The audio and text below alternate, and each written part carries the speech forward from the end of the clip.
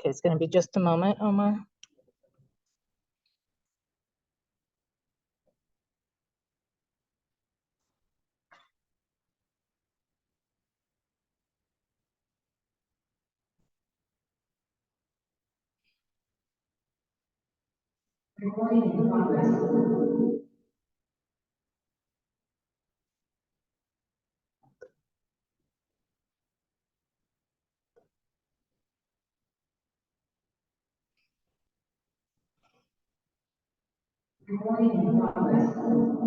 That's probably me.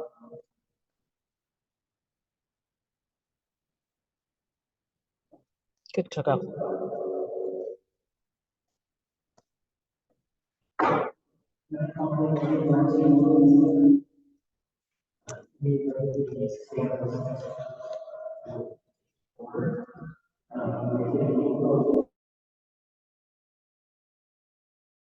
Those items are items B1, Public Employee Performance Evaluation, B2, Conference with Labor Negotiator, B3, Conference with Legal Counsel on Existing Litigation, and B4, Student Expulsions. Do we have any public comment blue cards? President Medina, there is no public comment or blue cards. Seeing no blue cards, we will now recess to closed session.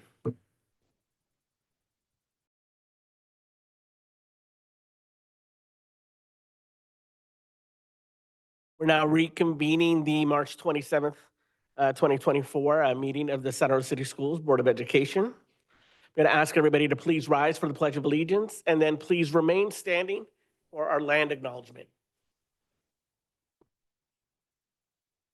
I pledge allegiance to the flag of the United States of America, to the republic for which it stands, one nation, under God, indivisible, with liberty and justice for all. And now please remain standing for our land acknowledgement by Vanessa Wedderburn.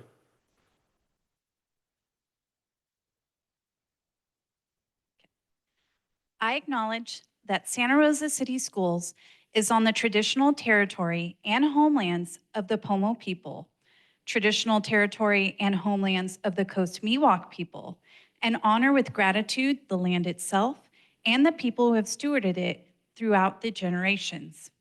This land acknowledgement calls us to commit to continuing to learn how to be better stewards of the land we inhabit. By offering this land acknowledgement, we affirm Indigenous sovereignty and will work to hold Santa Rosa City Schools more accountable to the needs of American Indian and Indigenous peoples. Thank you. You all may now be seated.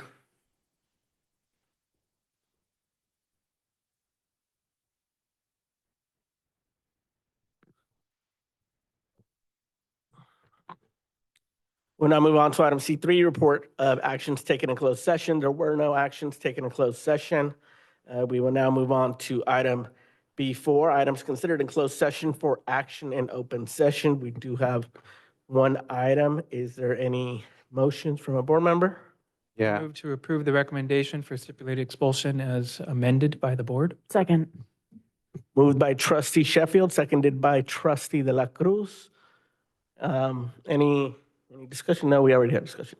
Vote. Trustee Sheffield. Aye. Trustee De La Cruz.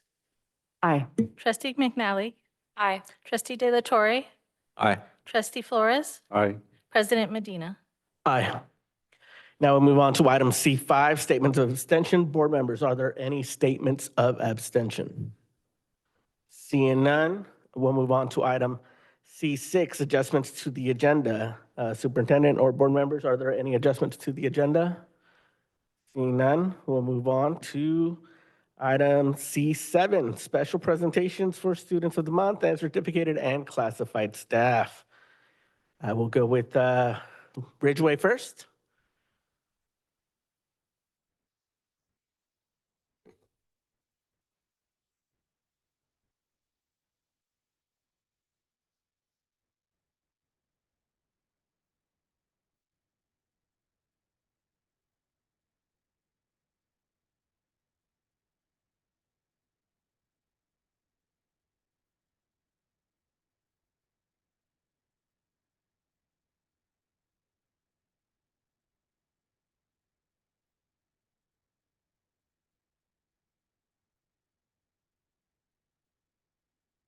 Hi, I'm Principal Donna Candelaria Garibaldi, and I am very proud to be side by side with my Assistant Principal Mark McLean as we honor our Student of the Month, David Trejo.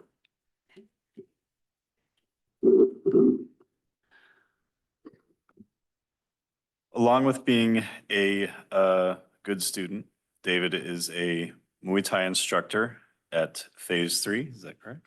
Yeah. David has taken on a leadership role in our culinary program, guiding other students through their cooking and even creating his own recipes. He has become an extremely skilled cook in such a short amount of time, and his passion for the class shows anytime you watch him in the kitchen. Below is a sampling of what some of David's teachers shared when asked to describe him. This is from his culinary teacher, Chef. David is a true team player in the classroom, always willing to help other students to be successful. He is willing to give up his time to make the school environment a better place.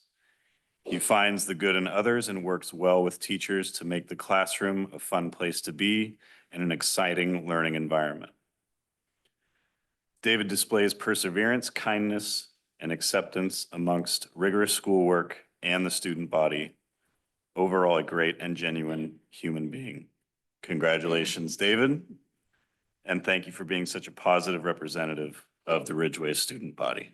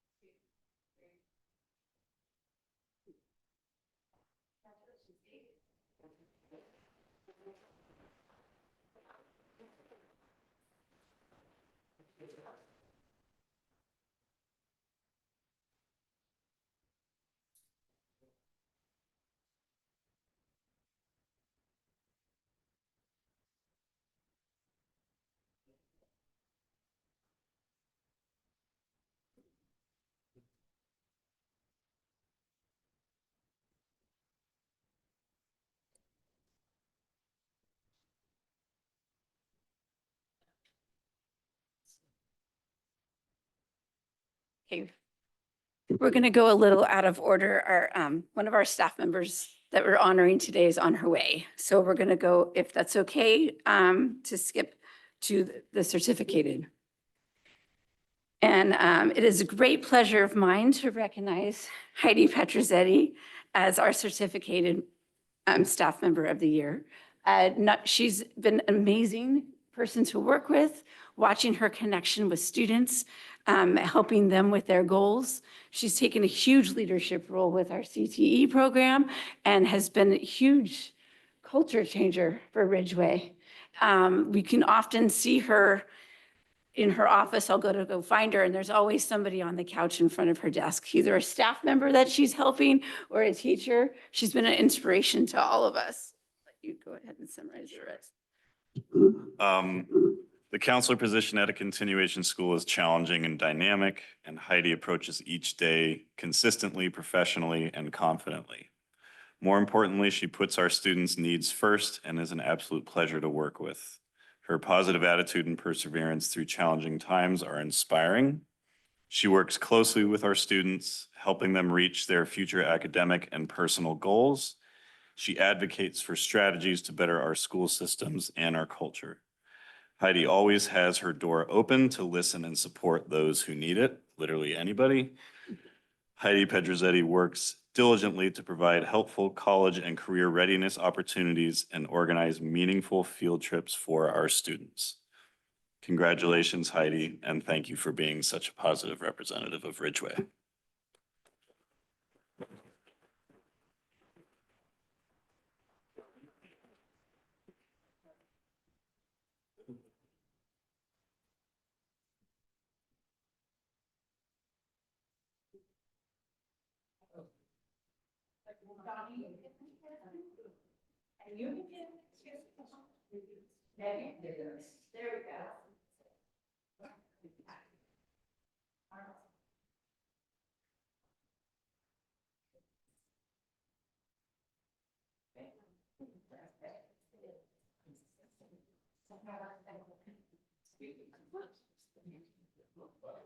Yeah. We can go to Maria and then come back. So now we'll move on to Maria Carrillo, and then we'll come back to Ridgeway. Principal Luke.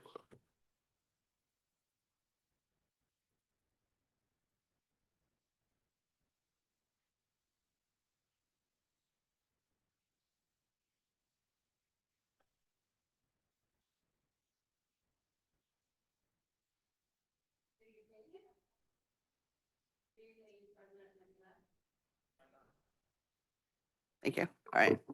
Thanks.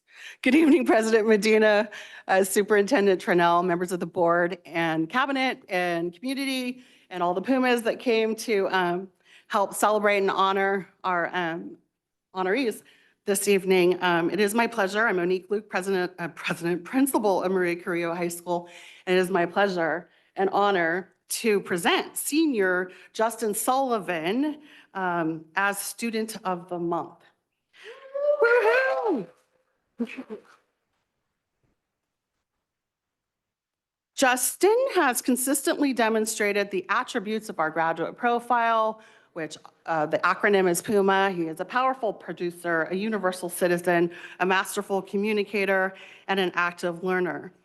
Unfortunately, like many of the students in our class of 2024, Justin spent his freshman year on distance learning. However, during this time, he worked hard on schoolwork and spent time with his family. And as mandates were lifted, Justin joined the golf team. Once we were back in full-time in-person learning, he hit the ground running. He immediately got involved and took advantage of the many opportunities for student engagement, leadership, and the variety of courses offered at Maria Carrillo High School. Justin has explored culinary arts. He's been a choir student for the past 3 years. In his sophomore year, he joined the school site council and has been a school site council member for the past 3 years. I started there in 21-22. Justin ran for sophomore class president and won. And he ran for junior class president and won. And then ran for student body president and won. Right? He is truly a masterful communicator in how he poses thoughtful, critical questions and provides an impactful student perspective. He's also an excellent peer coach for Study Spot, which is an opportunity where students go for extra help from peer coaches during our advocacy. Others see Justin as a leader, which is evidenced by a few examples, such as he is currently the captain of the golf team. He ran for, and I already mentioned that he was the president. He's the president of ASB. Any activity, team, or project that he participates in, he's sure to bring a positive attitude, a collaborative nature, and a desire to hear multiple perspectives, and a spirit of excellence. The MCHS student body voted Justin to be the most spirited Puma. Yes, and he is spirited. You should see some of the outfits on Spirit Day. According to several of his teachers, he's an amazingly awesome young man. He finds time in his very busy schedule, because he is truly busy, to send notes to his teachers and saying that their class brought him out of a stressful mood. He's appreciative, engaged, and loves to learn. Lastly, I think it's important to highlight who he is outside of campus. He is the youngest of 5 children. He has 4 sisters.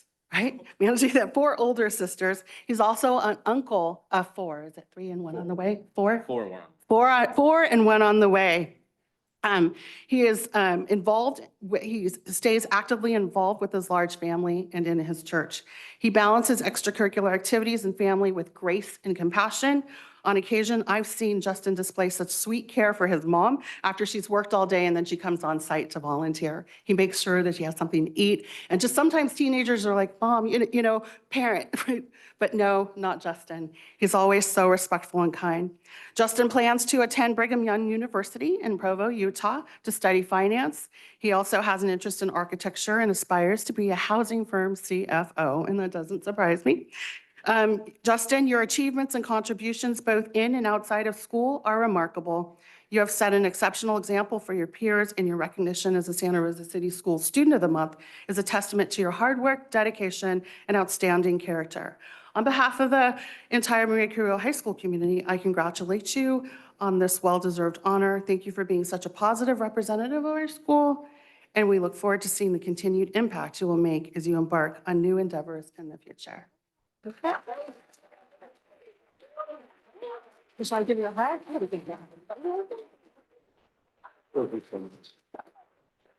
Pictures? Thank you.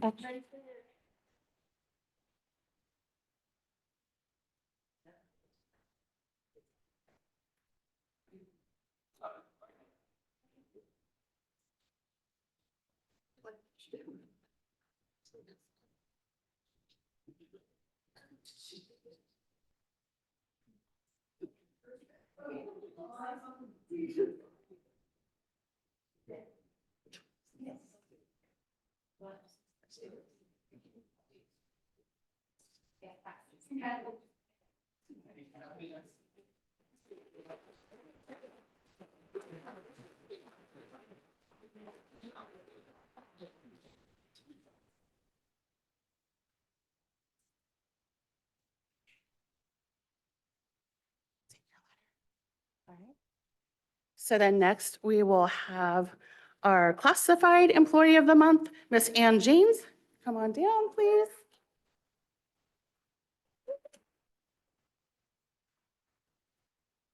Let's get here. Thank you. All right. So again, it is an honor to present Maria Carrillo High School Registrar, Miss Ann James, as the Santa Rosa City Schools Classified Employee of the Month.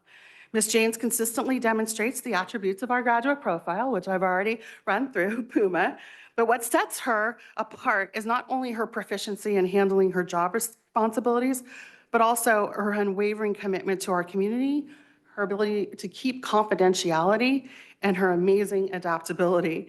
Throughout her time at Carrillo High School, Ms. James has had the opportunity to work with 5 different principals and 7 vice principals.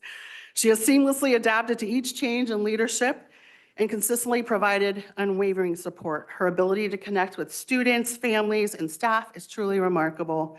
Ms. James always goes above and beyond to ensure that everyone's needs are met, whether it be assisting staff members at other schools, helping parents with records, or fulfilling alumni transcript requests.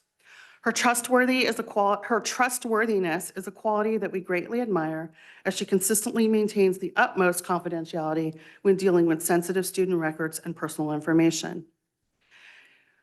We asked, our admin team asked all of our support staff to take the Gallup Strength Finders survey. And Miss James was like, yes. And afterwards she was telling me, I'm 1 in a million or whatever. And she was so proud of that. But her top 5 strengths were, not surprisingly, adaptability, includer, responsibility, belief, and arranger. And none of those are surprising in who she is as a person. Additionally, it is worth mentioning that in times of emergencies, Ms. James has consistently proven herself to be an invaluable asset to our team. No matter the situation, she can be relied upon to swiftly respond and take charge. Her quick thinking, coupled with her ability to remain calm under pressure, allows her to provide prompt assistance whenever and wherever it is needed. She is just pick up the radio and tell me where you want me to be. And that's Miss James. And as we all know, last year had some challenges, and she was just so calm in the moment, in those challenging moments. She also has exceptional adaptability. Last year, during a challenging period when a position needed immediate coverage, she willingly stepped up and successfully handled not only her own duties, but also that of another front office position for an entire year. Her ability to seamlessly juggle multiple roles demonstrates her remarkable organizational skills and commitment to ensuring that our operations run smoothly. She has the ability to connect well with our students. Students have provided feedback stating that Ms. James cares deeply about everyone, and really listens to people, and is always willing to help. Parent feedback is consistently positive regarding Ms. James and their interactions on the phone with her or even in person. And they're always talking about how they were so appreciative of her being able to assist them with student enrollment and current curriculum issues.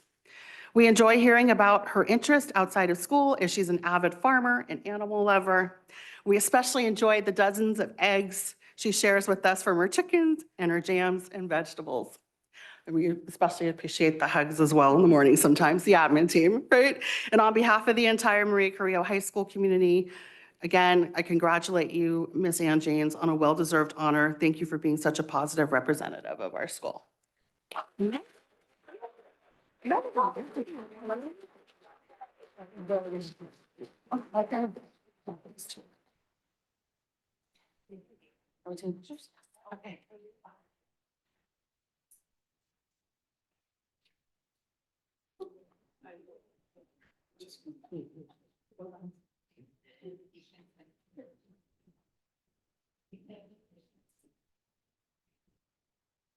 Okay.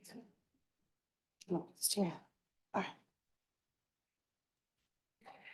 And last but not least, our certificated employee of the month, Ms. Jordan Henry, English teacher at Maria Carrillo High School.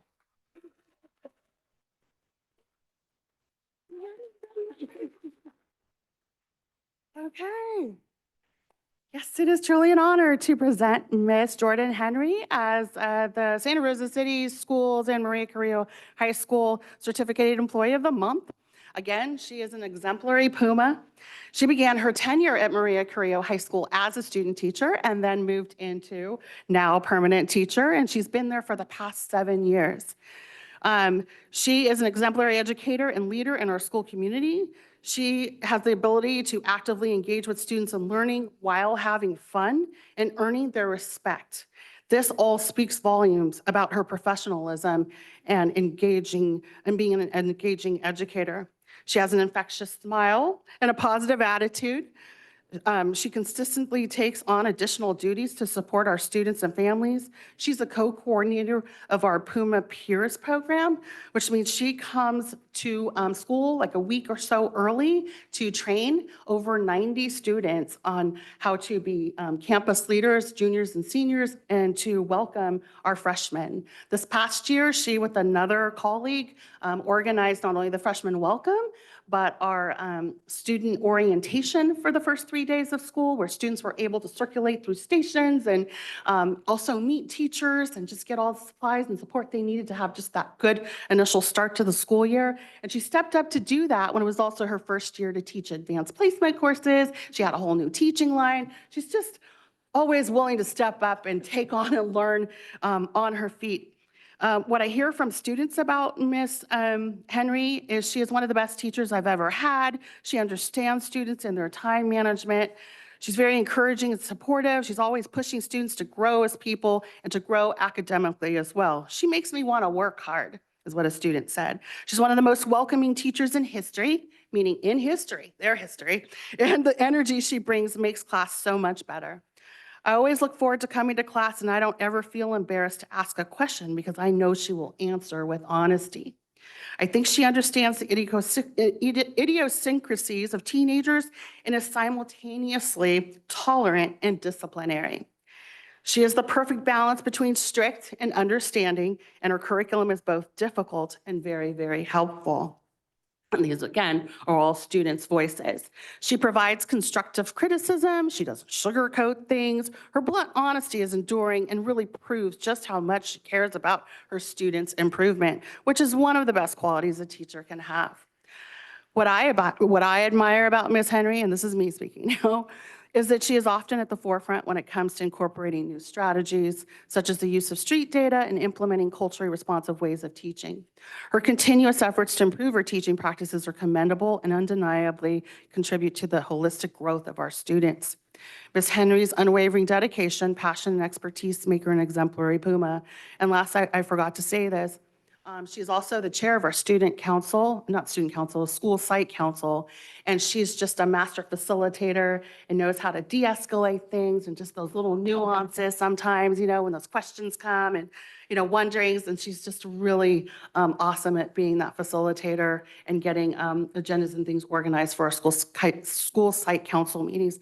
And then also, I know at like 7:45 in the morning, you can go to her classroom, nice dim lights, just an awesome, welcoming, warm classroom, and there are students in there. And those are one of the feedback or inputs that students said, is that she always comes to school early, that students have a warm place to be at the beginning of a school day. And they know that she really, truly cares about them. So again, the Puma community is incredibly fortunate to have you as an integral part of our team. On behalf of the entire Maria Carrillo High School community, I congratulate you on this well-deserved honor. Thank you for being such a positive representative of our school. Thank you. Thank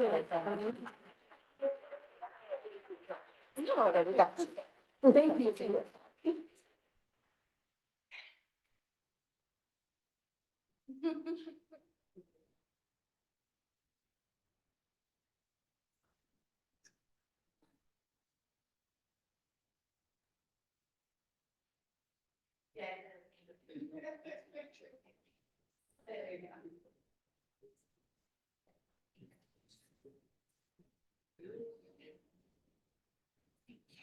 All right, so then we call the parents. Thank you, Principal Luke.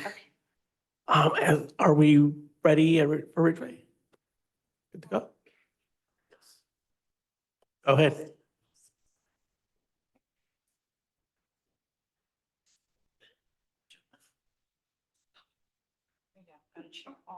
Thank you.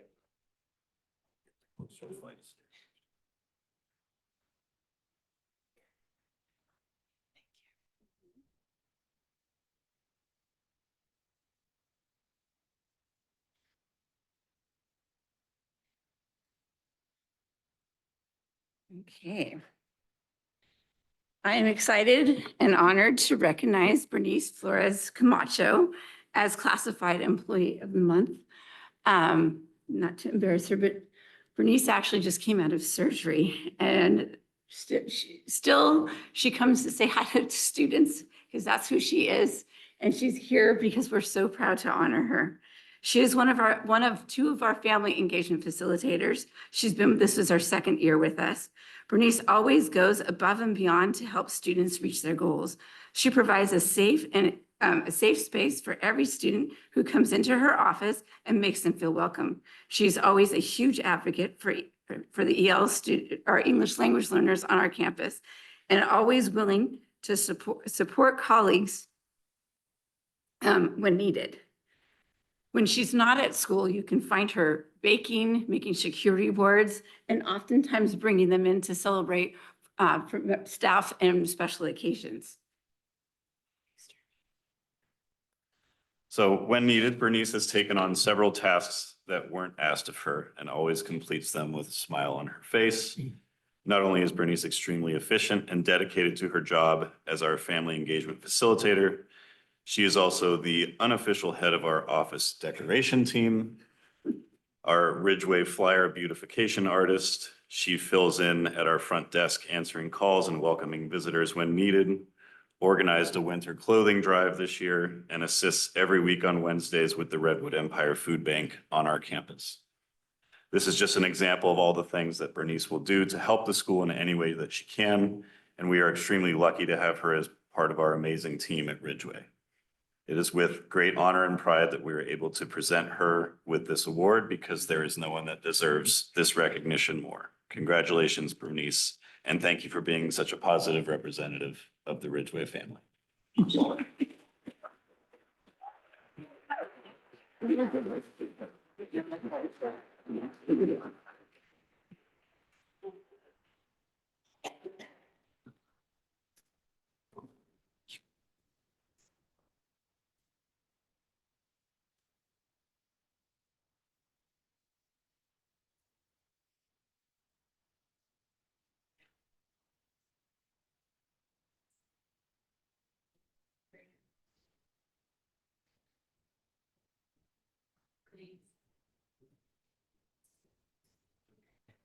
Next,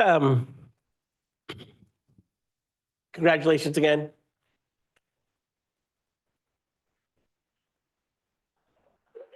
We're going to move on to our school site parent organization update. After that, we'll take a brief moment if people want to get, I believe, after that report. So we'll move on to Maria Carrillo High School.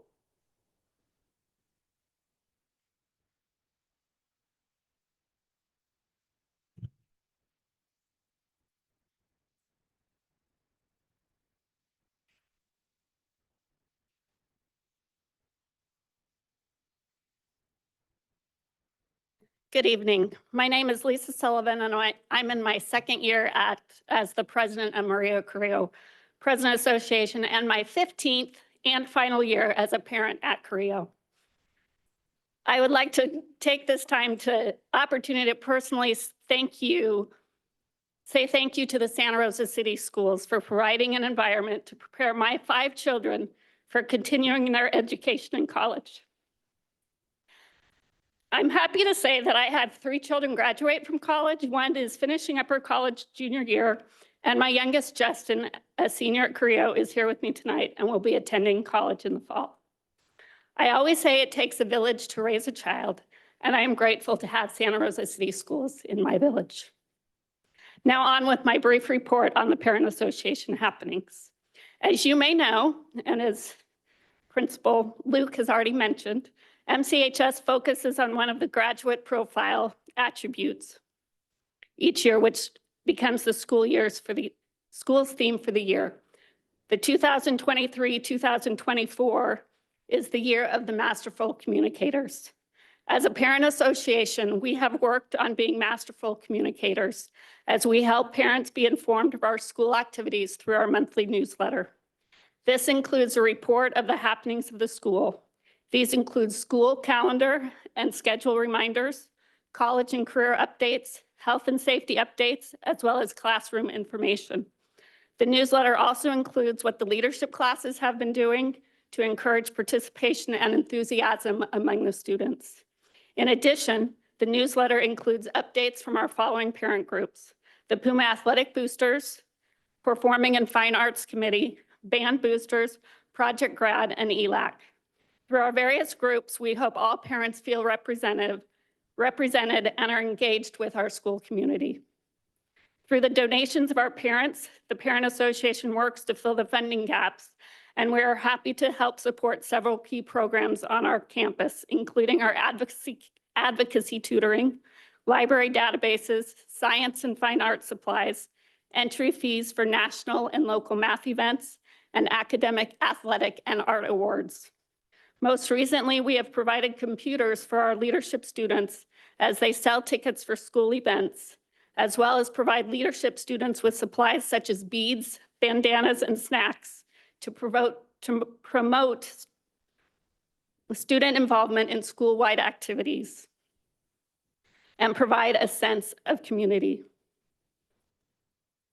We also have been able to provide items to our resource specialist to make the Restorative Center a welcoming place for student accessing support. In addition, we just currently were able to purchase additional supplies needed to install some turf we got donated in our common grass and currently weed areas around campus. Without the support of our Puma community, none of these items would be available. We continue to fundraise, and we hope we will be able to meet our goals so we can continue to fund these various programs. The parents at Carrillo have been active by participating in school orientation, back to school night, school dances, as well as attending other supporting and performing arts events. We appreciate your support of the completion of our stadium, which will help ensure safety of all our student athletes and provide Carrillo with equitable athletic facilities. We would also like to thank Eric Oden and his facilities crew for all they have done to make timely repairs on our campus, especially involving safety issues. We are grateful for the district continuing their commitment to capital improvements on its campuses, despite the pending budget shortfall, as these projects are paid for with the bond money, and it is my understanding it cannot be used for salaries. We would also appreciate the use of bond money for covered seating for our students. The student would enjoy places to sit during their lunches and break that provide protection from the rain and from the sun. Supporting all of our extracurricular programs and facilities is important to our families. Thank you for the opportunity to share with you what the Carrillo Parent Association is able to contribute to the enriching of our students' high school experience. Thank you for your support.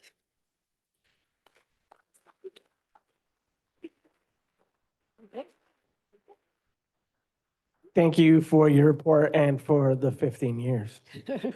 It's been my pleasure. Now we'll move on to Maria Arango for our ELAC report. Buenas noches, miembros de la Junta Directiva del Distrito Escolar de Santa Rosa, directores, personal de las escuelas, familias. Mi nombre es María Patricia Arango, soy madre de gemelos. Ellos actualmente están cursando 9º grado en María Carrillo, aunque actualmente ellos ya no están identificados como aprendices de inglés. Soy representante activa miembro de ELAC de María Carrillo porque esto me ayuda a aprender más sobre el sistema escolar y poder ayudar a mis hijos y a las familias con las cuales me identifico. Mi experiencia en María Carrillo actualmente ha sido excelente. Mis hijos se han adaptado bien a esta escuela y también la directora ha hecho gran en fomentar los programas de ELAC para las familias aprendices de inglés. La primera reunión que se hizo en la escuela fue el día 10 de agosto del 2023, antes de iniciar el año escolar, donde tuvimos la oportunidad de conocer todos los miembros claves del personal que sirven de apoyo a las familias multilingües.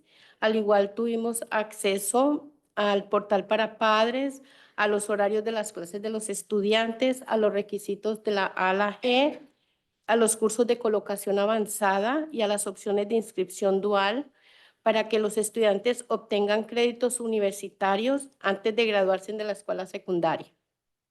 Algo que me parece importante recalcar es que en cada reunión la directora hace mención de la importancia que los padres den las sugerencias sobre los temas que quieren ser tratados en las reuniones de ELAC, ya que para ella es muy importante la voz de los padres.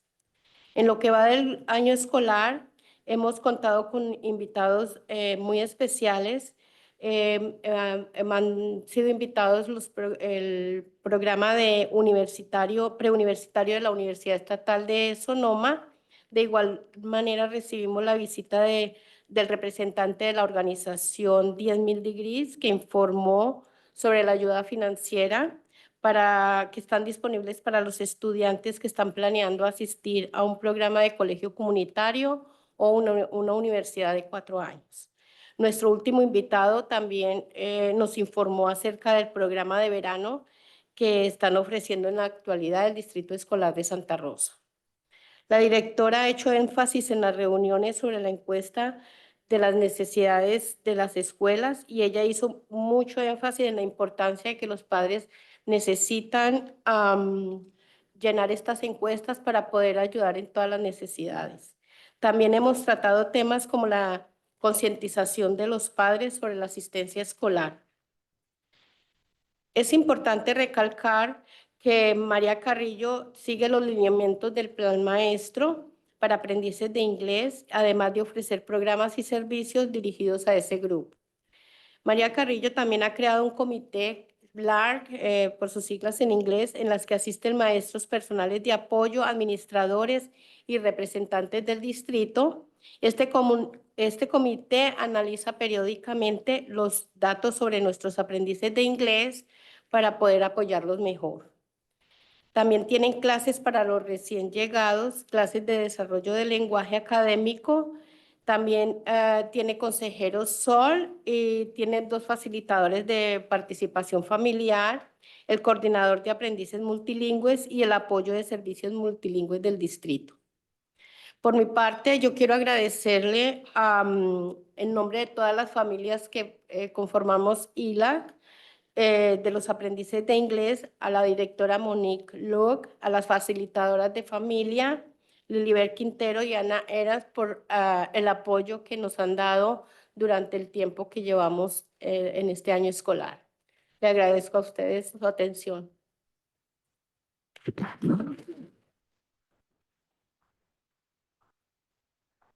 Gracias por su reporte, señora Arango. Intérprete. Good evening, members of the Santa Rosa City School District Board of Directors, principals, school staff, and families. My name is Patricia Arango. I am the mother of twins. They are in the 9th grade at Maria Carrillo.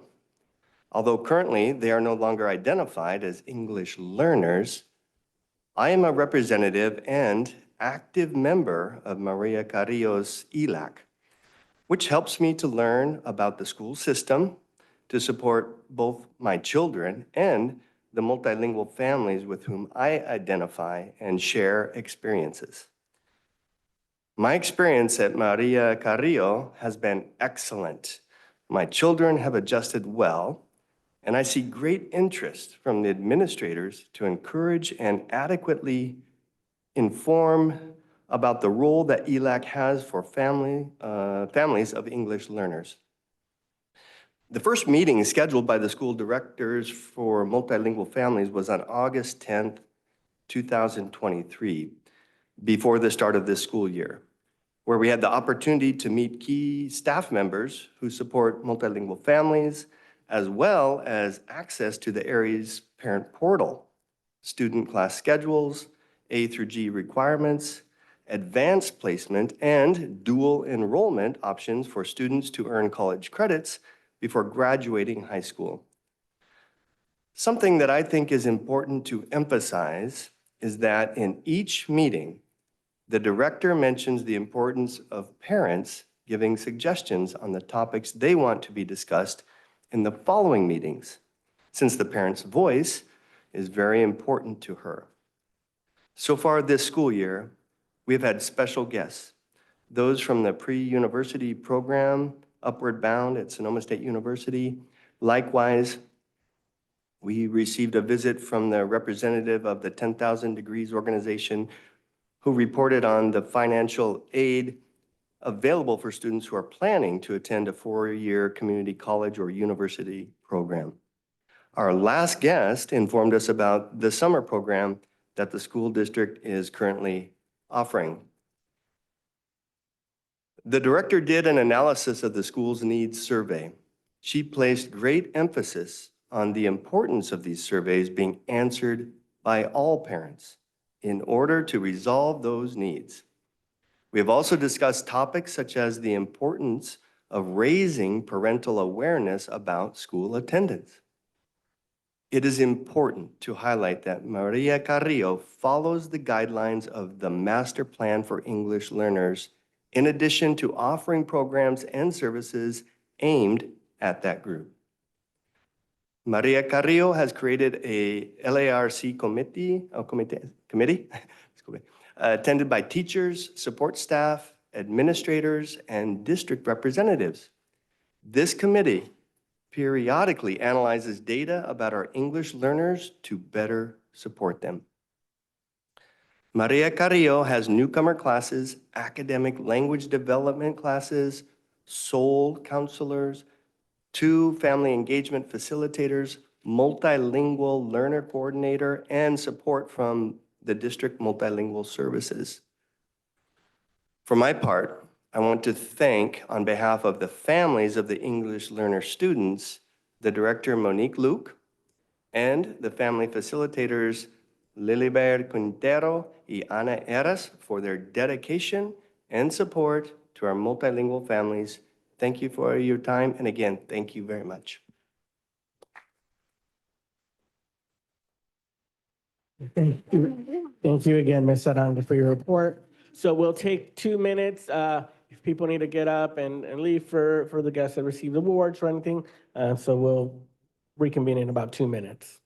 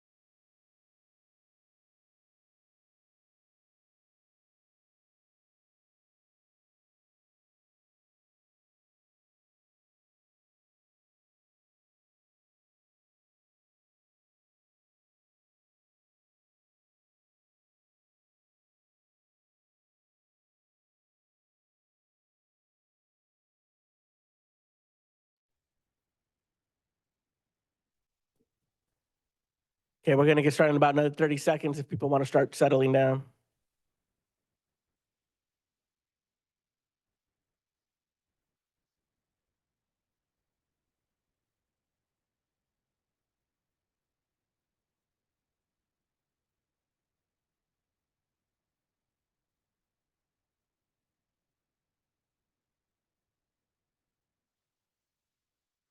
Okay, we're going to get going again.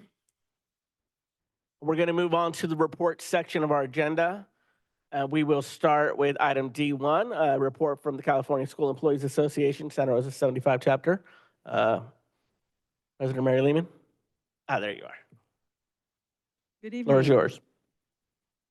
Good evening.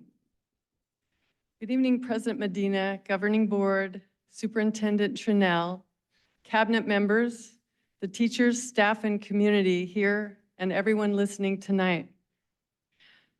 Congratulations to our students, teachers, and classified employees of the month, especially at Ridgeway High School, our classified employee Bernice Flores Camacho. And at Maria Carrillo High School, Ann Janes. Thank you for your service and contributions.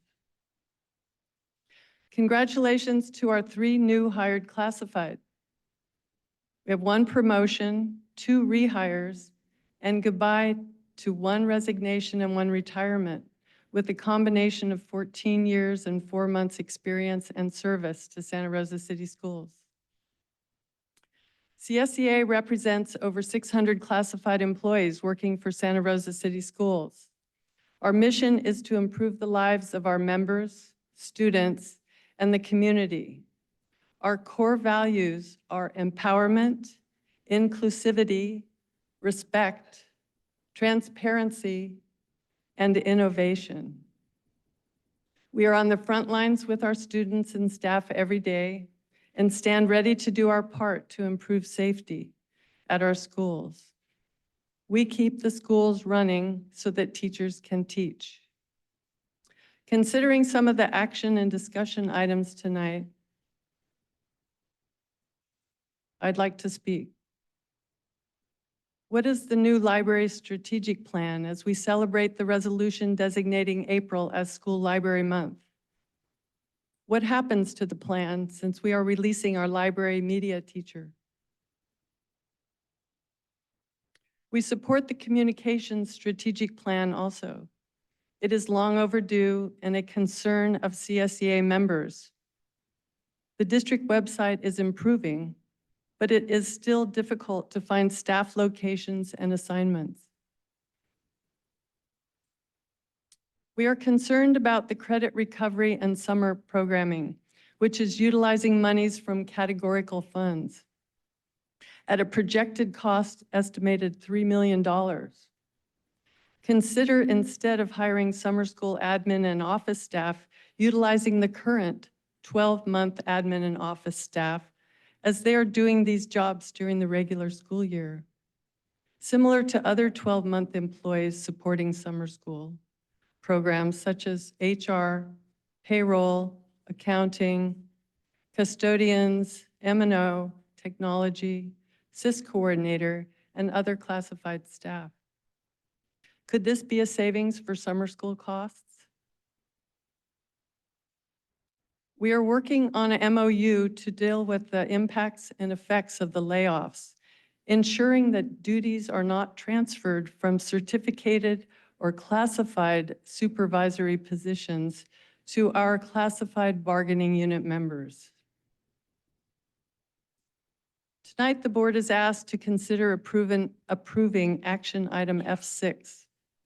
It's an MOU 2024-25, number 2, reached with SRCS and CSEA Chapter 75 regarding the Student Safety Advisory job description.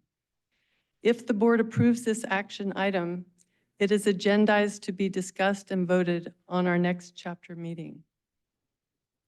Thank you, with courage and compassion.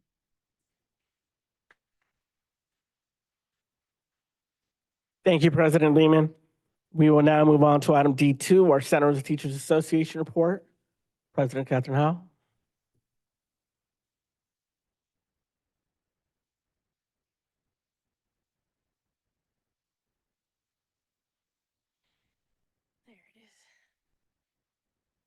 Good evening, President Medina, Superintendent Trinnell, members of the board, members of the community. My name is Catherine Howell. I am the president of the Santa Rosa Teachers Association, representing about 900 teachers.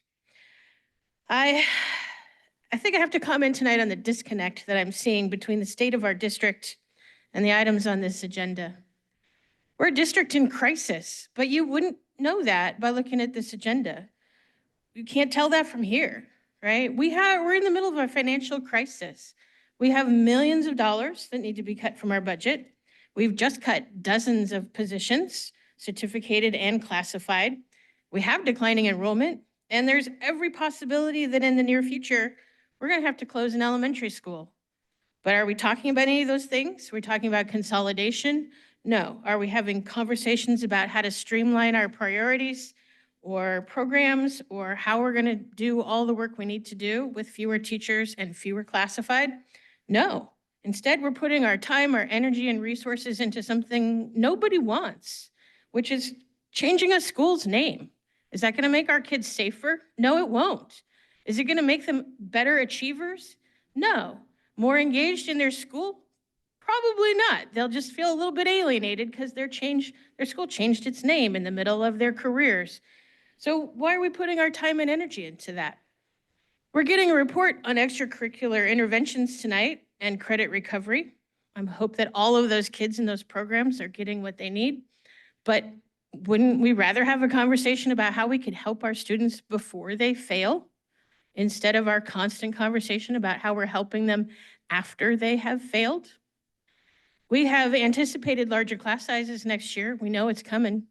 We know that there's going to be multiple elementary combo classes, and we've lost all of our TOSAs. So how are our students going to continue to achieve what they need to achieve? It's not going to be through credit recovery. The board is celebrating School Library Month this month, yay April, but at the same time eliminating our only library media teacher in the district and cutting classified staff, which is already like distributed amongst our elementary schools in 0.2s and 0.18s, which is pretty sad to begin with. But you know, let's honor the space and not the people that work there, I guess. And we're still in a safety crisis, right? The MOU tonight, thank you CSEA for figuring out a way to create the student safety advisor position. We hope it's a successful position. We hope more people are going to apply because of the resulted higher pay. We know that CSEA, this was a hard bargain for you, and we do absolutely appreciate it. But we really still have a long ways to go to build that culture of safety in the district. SRTA is continuing to advocate for a district safety committee that will be proactive in violence prevention, as well as site safety committees that will do real work rather than rubber stamp templates for plans that don't really work. We're still looking for more information about alternative ed for our students. How is that going to fit into our safety plan? Is there any alternative ed plan? We know there's a committee meeting. We also know that the alternative ed director won't be with us next year, right? There's so many important issues that this board could be talking about and should be working on. But instead, we're creating this unneeded drama with the agenda item that nobody supports about changing school names. Let's stop dealing with the trivialities and start making this district better for our students and for our families and for our staff. Thank you.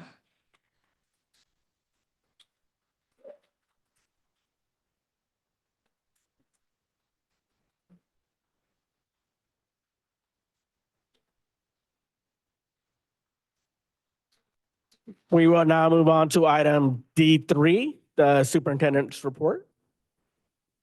Thank you, President Medina, members of the board, those who are with us in person and online. Thank you for being with us today. My comments are brief. Today marks day 134 for elementary schools and 133 for secondary schools. We only have 46 more days of opportunity to positively support our students this school year. We have started the launch of a new campaign thanks to our public information officer and the work of some outside partners and consultant called the SRCS Hearts and Minds. Over the next several weeks, we will be highlighting the voices of our students, staff, and parents via a video showcase. Our first one was sent out this week on the 25th. We hope that you were able to enjoy that, and please follow us on our district's Facebook and Instagram pages to watch the SRCS Hearts and Minds series. It's about a 7-minute video from this week, and we look forward to you seeing the future videos where we're really able to showcase the beautiful people in our district. I also want to give a shout out to our public information officer who received an award at a national, a California conference for people who are in her field on a project that she worked on for Elsie Allen High School and their graduates in the spring. So kudos to her for that accomplishment. And the last is, I want to remind our community that there is no school on April 1st, and I'm not fooling. Thank you, Superintendent Trinnell. Now it's item D4, Board President Report. That's me. First, I'd like to just point out that the setting of the agenda, that falls on me in collaboration with the Superintendent. There is a lot of things that this district's dealing with, a lot of important things, financial crisis.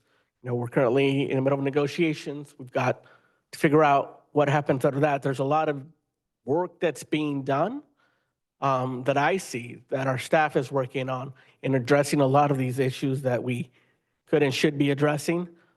Items that are not ready to come to this forum yet, but there is a lot of work being done. I feel confident in that. And it's true, there is many things that we need to get done. Alternative ed, safety, all of those things. So I just want to take responsibility for the setting of the agenda. And also add that I don't think everything that's on the agenda is trivial, and not everything's things that people don't want. But there are things that some people don't want, and we could agree to disagree on that. Aside from that, I want to say that I was very proud and honored to be present yesterday at Elsie Allen for the first day of the Next Gen Trades Academies, their first full in-person session that's happening on one of our campuses, which is for students that are interested into going into the trades. It was very powerful and engaging to be there, see the students engaging, and I hope that it's a collaboration that continues. It's a collaboration between the district, the Elsie Allen High School Foundation, and the Lime Foundation. So I'm looking forward to see students continue to participate in that. As I was there, I could hear the band in the background practicing, getting ready for the Los 100 event this Thursday, where they're performing as they're hosting their Youth Perspectives event at Windsor High School, hoping that there's a lot of our staff and students that are there to hear the perspectives of students. I'm also been asked to remind folks about the May 4th CCLA Gala to support that school. But I'll leave it at that, and I'll move on to open it up to D5, board member reports. Are there any board members that have reports? Trustee De La Torre.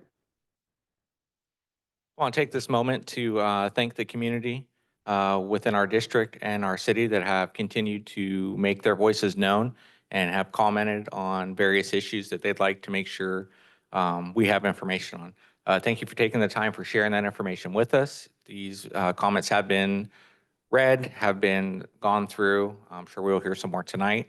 And I'm really looking forward to an opportunity to attend the Marie Creo Art Show next week and some musical and theatrical productions they have coming up. So just really proud of this community and everything they're doing as we continue to persevere, and look forward to continuing to be a part of that as needed. Trustee Sheffield. Just a few things. First of all, I hope everyone had an enjoyable spring break and that folks have returned back to campus. Students have returned back to campus, well rested and ready for this final push to the end of the school year. Let's see, to report, March 14th, we had a Partners in Education meeting.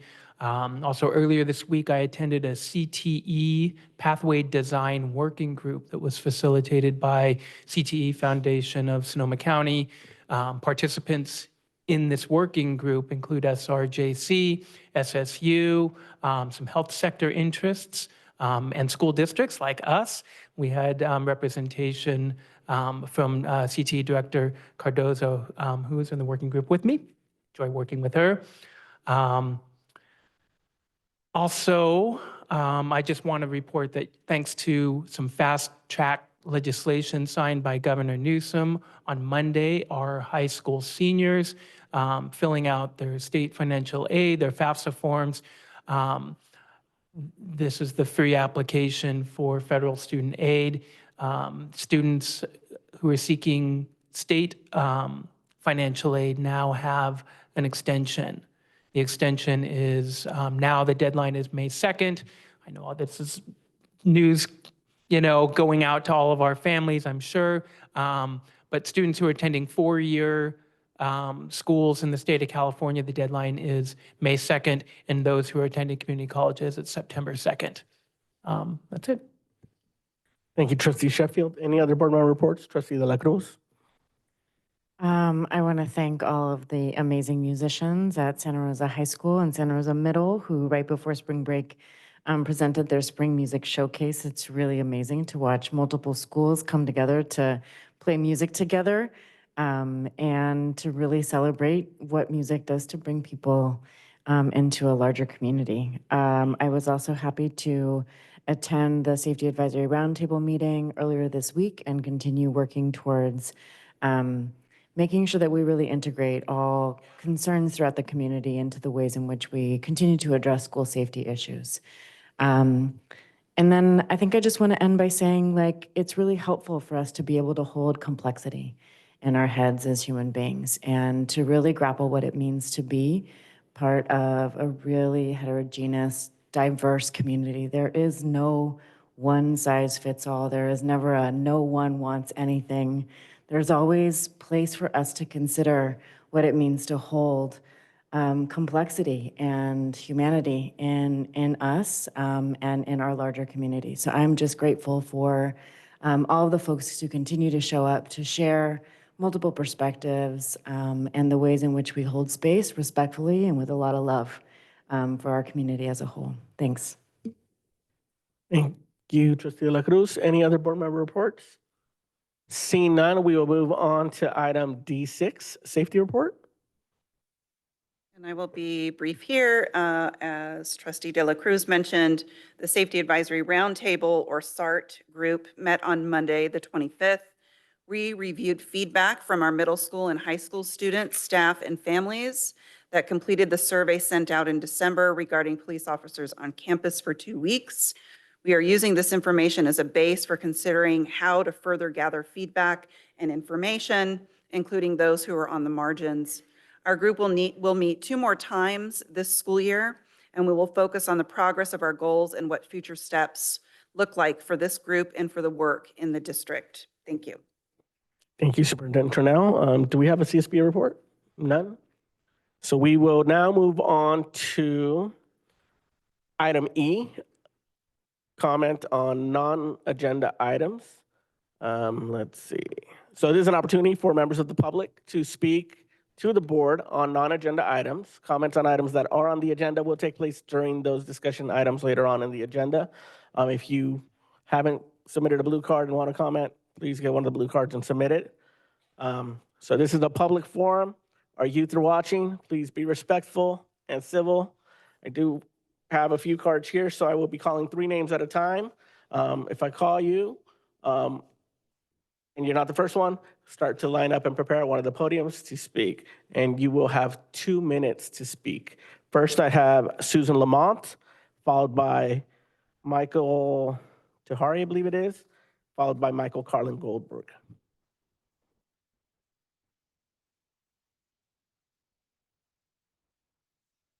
Yes, this is on non-agenda items. Okay, Susan Lamont, trustee Area 5. I'm here in support of the trustees Medina and De La Cruz and against SROs in our school.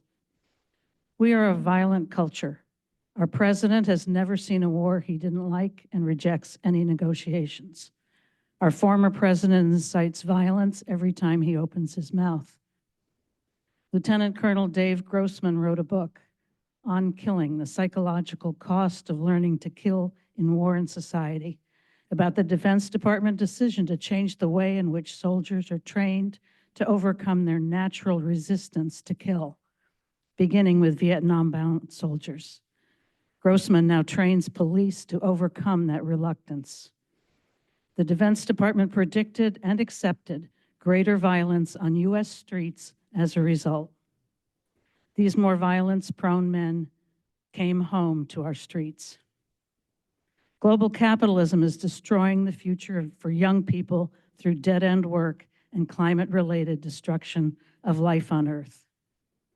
In Sonoma County, much of the population runs stop signs and weaves recklessly in and out of traffic well above the speed limit with wanton disregard for the lives of others, while their children watch from the back seat. I live one house down from a corner with a stop sign. Almost no one passing through my residential neighborhood, where children live and play, stops at that sign. And don't get me started on what passes for entertainment nowadays. Yet you all wonder why our students resort to violence. School resource officers can't solve this problem. If our huge number of law enforcement officers and prison cells could make us safe, we'd be the safest country on earth, but we aren't. Only a complete change in the culture can do that. Look to yourselves and what you model, even when you approach stop signs. Thank you, Susan. Your time is up. Next, I have Michael Titari, I believe it is, followed by Micah Carlin Goldberg, followed by Margaret Boone.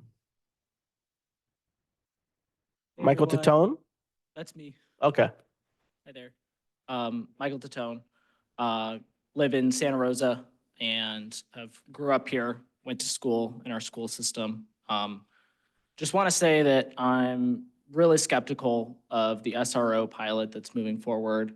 I know that we made a decision, it was, really a strong community outpouring to, not have SROs during the time where we were protesting the murder of George Floyd.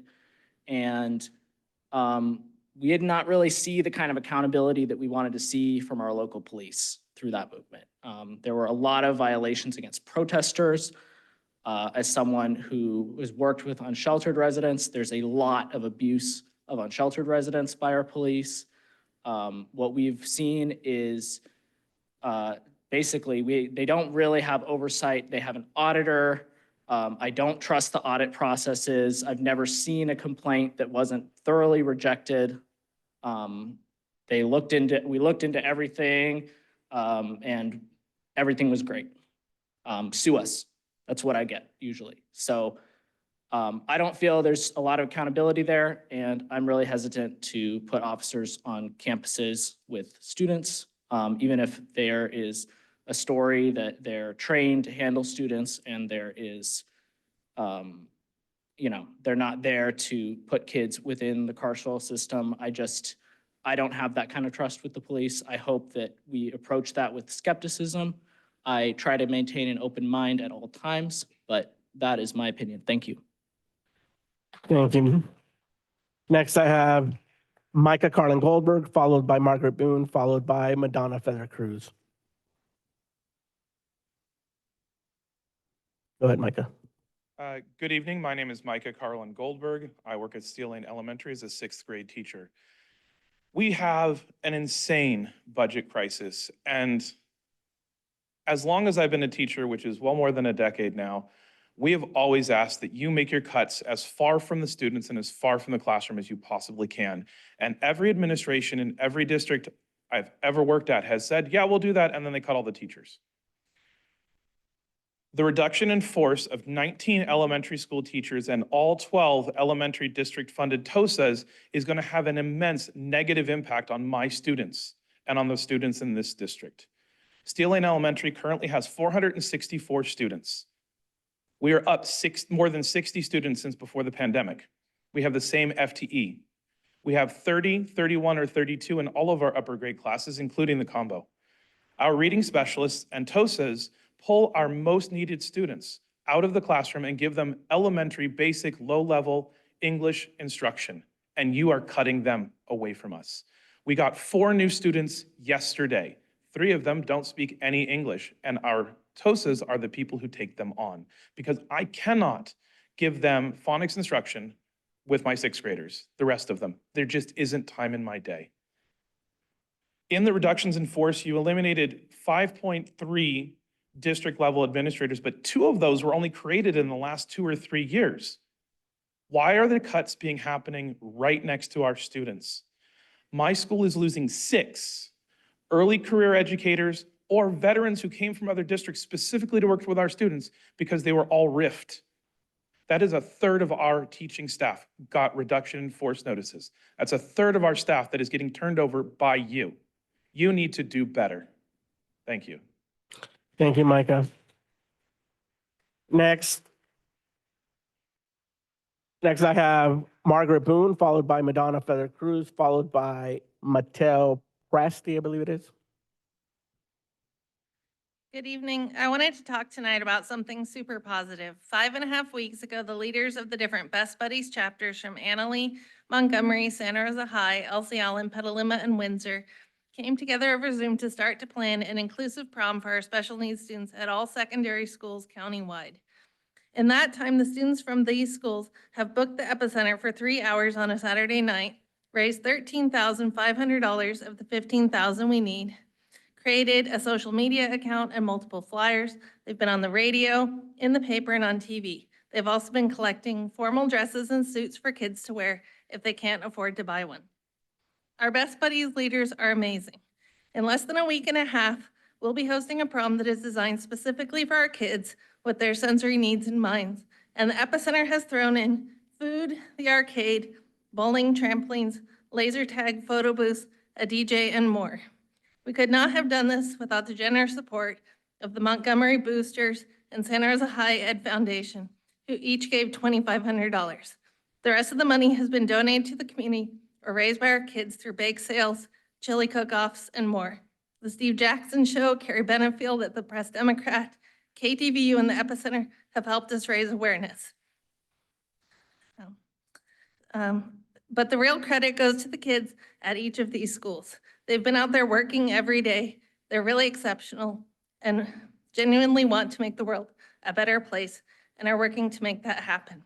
We'd love any members of the board or the district office to come see the amazing event they've pulled together April 6th from 5 to 8. Thank you. Thank you. And just need to correct the list. I accidentally had dropped one of the cards here. I have Madonna Feather Cruz, then I have Adina Flores, followed by Mattel Presti. Can you hear me? Yes. Thank you. Good evening, relatives. My name is Madonna Feather Cruz. I'm Pomo and Lakota.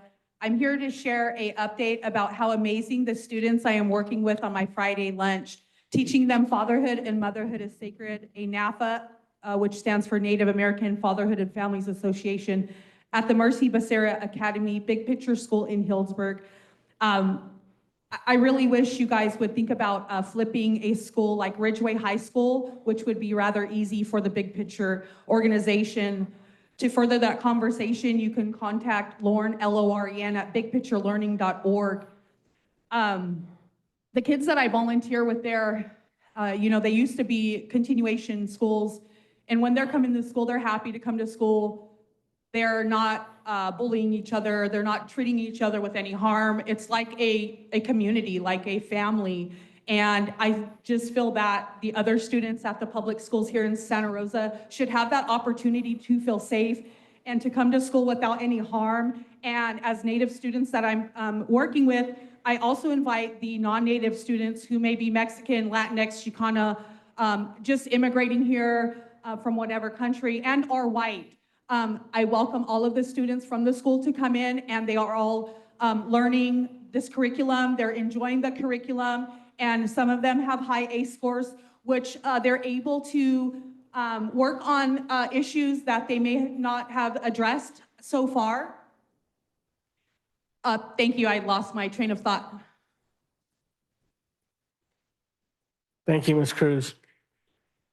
Next, I have Adina Flores, followed by Mateo Presti, followed by Maria Barakat. Good evening. Good evening, Board and Superintendent.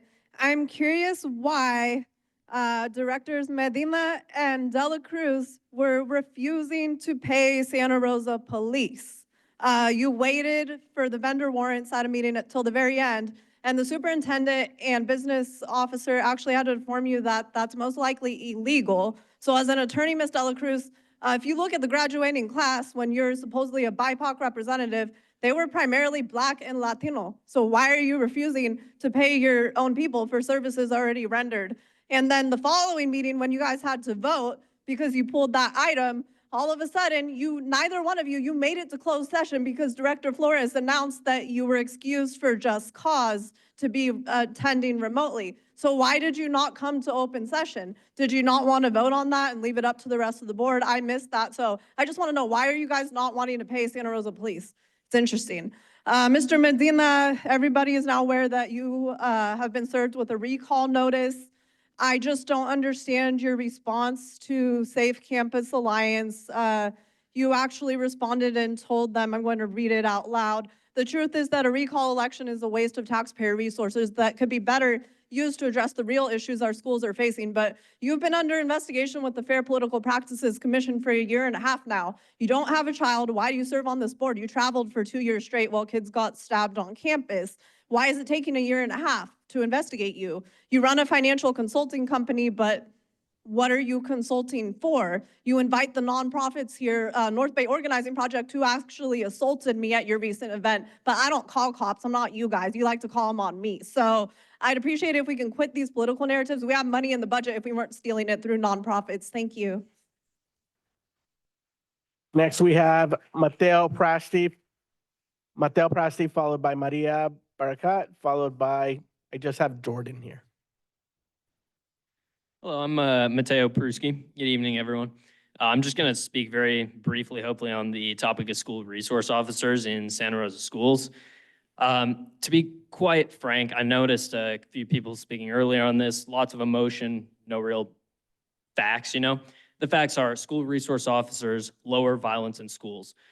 To be really quite frank, I don't care about your feelings. I don't care if you feel safe. I don't care if you feel unsafe with school resource officers. I care if the students are safe, if you are safe, and school resource officers increase safety in schools according to every single study that has been done on the subject.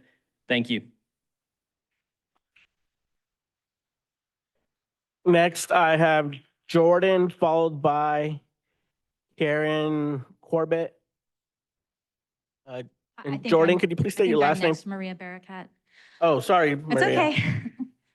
My name is Maria Barakat. I am a Sonoma County resident. I have a niece and nephew in the school systems here. I want to vocalize support for Mr. Medina and Mrs. De La Cruz for opposing investing in more police officers in school. I am a social scientist. I have a sociology degree in law and society. I have also been a racial equity practitioner, and I consult at the state level for racial equity in California specifically. I'd like to offer some reasons why I oppose law enforcement in schools generally, and especially in our community.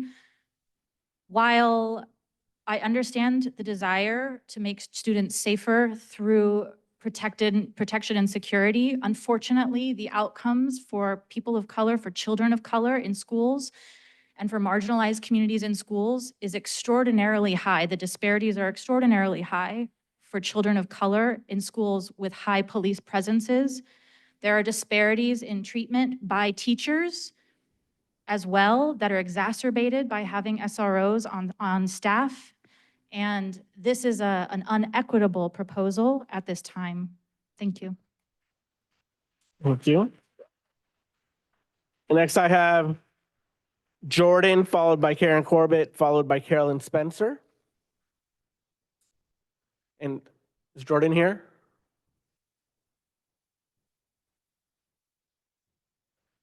And Jordan, if you could please state your last name for the record. Bird. So I have a nephew who is Black and on the spectrum, and I have several Black family members, male especially, and as I get more and more nephews and cousins that come into the world and go through these school systems and are alive in America, every time I see another news story like the most recent one of Ryan Gaynor in San Bernardino being shot by the police at 15 years old, and he was unarmed and he was having a mental health crisis. As we've seen over the years, the violence against especially children, unarmed Black children and brown children, not being targeted and attacked by police officers and having no justice, like Andy Lopez here in Santa Rosa. I think it's abhorrent that we're still having to argue, Black children, brown children are not born bad. Okay, so I think there's some like idea that's not really being called out here, but the disproportionate targeting of those children in the school systems is not because they're just inherently bad children. We have systemic inequalities that are not being dealt with, and they're only every day being further exacerbated in our society, and we need to deal with those, and our money needs to go towards filling the gaps of equity and racial systemic racism, and police officers are not going to help with that. So I support the opposition of the SROs, and I support in lieu of that restorative justice actions and restorative justice actions taking place in the community and in our schools. Thank you. Thank you. Next, we have Karen Corbett, followed by Carolyn Spencer, followed by Jason Farnham. Good evening, board members. My name is Karen. I work in the special education department. I'm here tonight because I have a few concerns about the loss of program managers. The number of students we serve within the Department of Special Services is increasing daily. The loss of program managers means training opportunities for our teachers, our psychologists, and our other staff members won't get to happen. The loss of program managers means the site admins will be attending more IEPs. On average, a program manager can attend anywhere between 200 to 500 IEPs a year. The loss of program managers could cost the district money with an increase of legal cases, settlements, and fees. Impact students, I'm sure like you, like me, feel that it's important to support our students, and the loss of program managers will not support our students. Impact site support, as I mentioned earlier. Impact families with timely responses in a timely manner. With the loss of program managers, the typist clerk's responsibility will increase. We have lost a clerical staff position. This position needs to be increased to a full-time position, not cut. With the loss, this means myself and the typist clerk's responsibility will increase. We work a 40-hour week. With these extra responsibilities added to our workload, it feels like we are now working an 80-hour week. The number of our students are increasing in the special education on a daily basis. More compliance issues than ever before. We need additional support because we have time-sensitive timelines. Again, without proper clerical support in the district, we could find themselves in a costly legal battle lawsuit in district money. Thank you. Thank you. Next, we have Carolyn Spencer, followed by Jason Farnham. I'm gonna make it go a little bit higher. Hi, my name is Carolyn Spencer. I am on the board for CAP Sonoma. I'm the vice chair. I'm also on the board for Redemption House of the Bay Area. Thank you.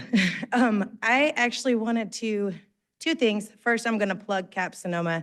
We have a human race walk that we're doing on May 4th. It would be great to have some community support given the closure of SAY. They are one of the only large organizations that are serving our served and exploited population. That is going to be on May 4th, and you can go to CAP Sonoma website to find out about that. Secondly, I'm here to talk about the SRO situation, and the gentleman was right. Like, there are a lot of feelings about having police officers on campus, and the reason for that is exactly as what this young lady was talking about. Both people are right. There is a high level of emotion because there is a high level of crime or incidents that happen against Black and brown children when they are in the presence of police. The problem is not with the individual police on campus, in my opinion. The problem is the perception So say you have a specially trained person who is that friendly guy on campus that your kids can go to and talk to and get advice. That's fabulous. But the one they run into out in the streets may not have had the same training, may not be that safe space. And that kid may end up dead or unalived. Okay, and that is a real reality for people of color. And I understand if you are not a person of color, you may not have experienced it, and that's okay. That doesn't mean it doesn't exist. So what I'd like to just really encourage everybody is to look past what you have seen and try to understand and empathize that every child is entitled to safety, and that doesn't always look like police. Thank you. Thank you. Next, I have Jason Farnham. Hello. There is a huge rise in gang violence in our community. We all know it. Every day we sit here and do nothing is another opportunity for someone to waltz into Slater, my son's school, with another knife or worse. And I'm not talking about the other students that go to the school. I'm talking about the kids that don't go to that school showing up and hurting students that do attend that school. And don't get me wrong, I am all for more counselors and restorative justice, but as I'm sure you're aware, that all takes time, lots of time. In the meantime, who's going to protect those kids right now from gang members who decide to bring weapons onto the campus again and assault students? Who's going to stop them? The teachers? Other school staff? That's not their job, and they're already not paid enough as it is. Their job is to teach. Their job is to educate. On the other hand, wouldn't it make sense to have a trained SRO on campus who knows the kids, quite literally the ins and outs of the school, so that he or she can act immediately in case of an emergency or safety threat? Someone who's trained in CPR. And I leave you with this to ponder. Let's talk about this school-to-prison pipeline. If there is some sort of altercation that requires police intervention, do you want a regular old police officer showing up, or would you rather have a trained SRO who already knows the kids, has a relationship with them, knows some of their families, and maybe has a better understanding of what's happening? Which one do you think is going to escalate the school-to-prison pipeline? Thank you. Thank you. Next, I have Tammy McNulty. Hello, my name is Tammy McNulty, and I am here just to say that I do not agree with the resource officers being put back into schools. I do want to say that the most common demographic of people who have historically come and shot up schools within the United States has been white boys.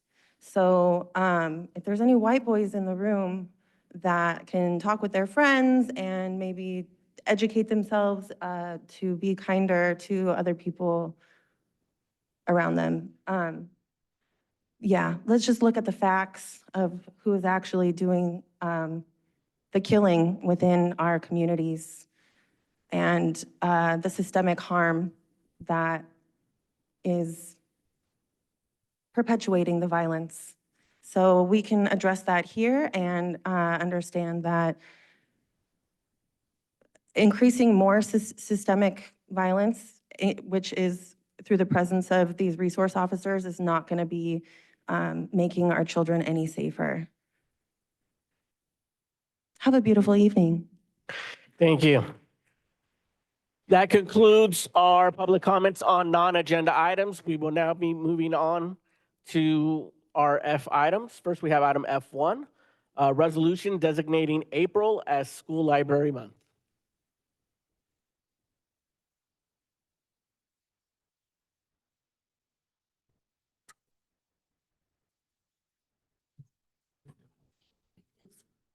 Thank you, President Medina, Superintendent Trinnell, members of the board, student, staff, and community of Santa Rosa City Schools. Tonight's requested action is that the Board of Education approve the resolution recognizing April 2024 as School Library Month. I'm here to share some comments on the importance of this month is Executive Director Elisa Haley. Good evening. I'm going to say not just this month, every month. It's really important to recognize our school libraries. Within Santa Rosa City School, we have 21 school libraries. that provide library services to our students, families, and staff. They provide materials for teachers and students that encourage growth and knowledge. They contribute to an interest to continue lifelong learning. They enhance the students' quality of life. They encourage students to read for pleasure.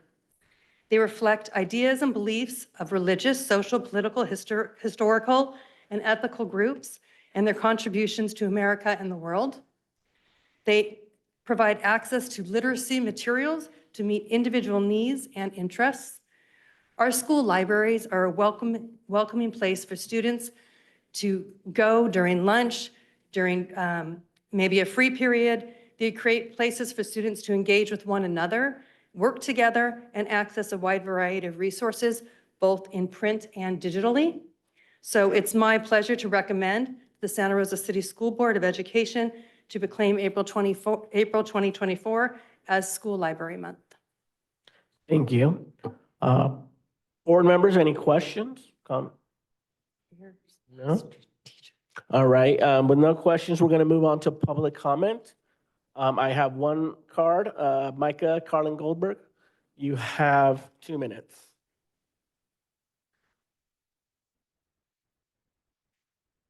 Good evening. My name is Micah Carlin Goldberg. I'm a 6th grade educator at Steel Lane Elementary. While I fully support this resolution, it feels incredibly disingenuous to me.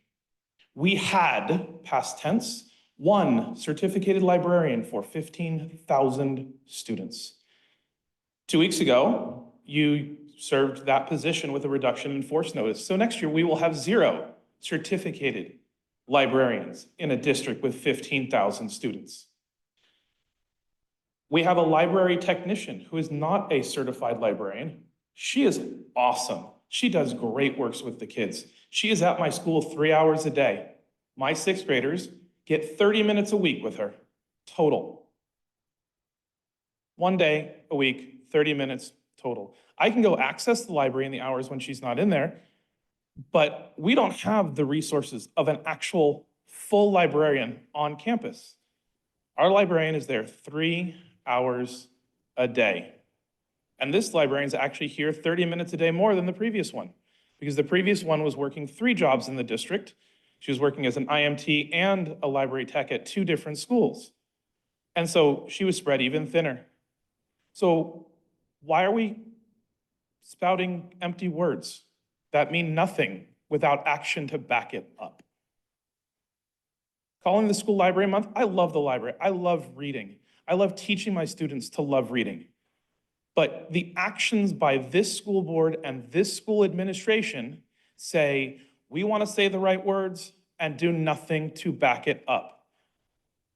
And this is not the only topic where this is happening.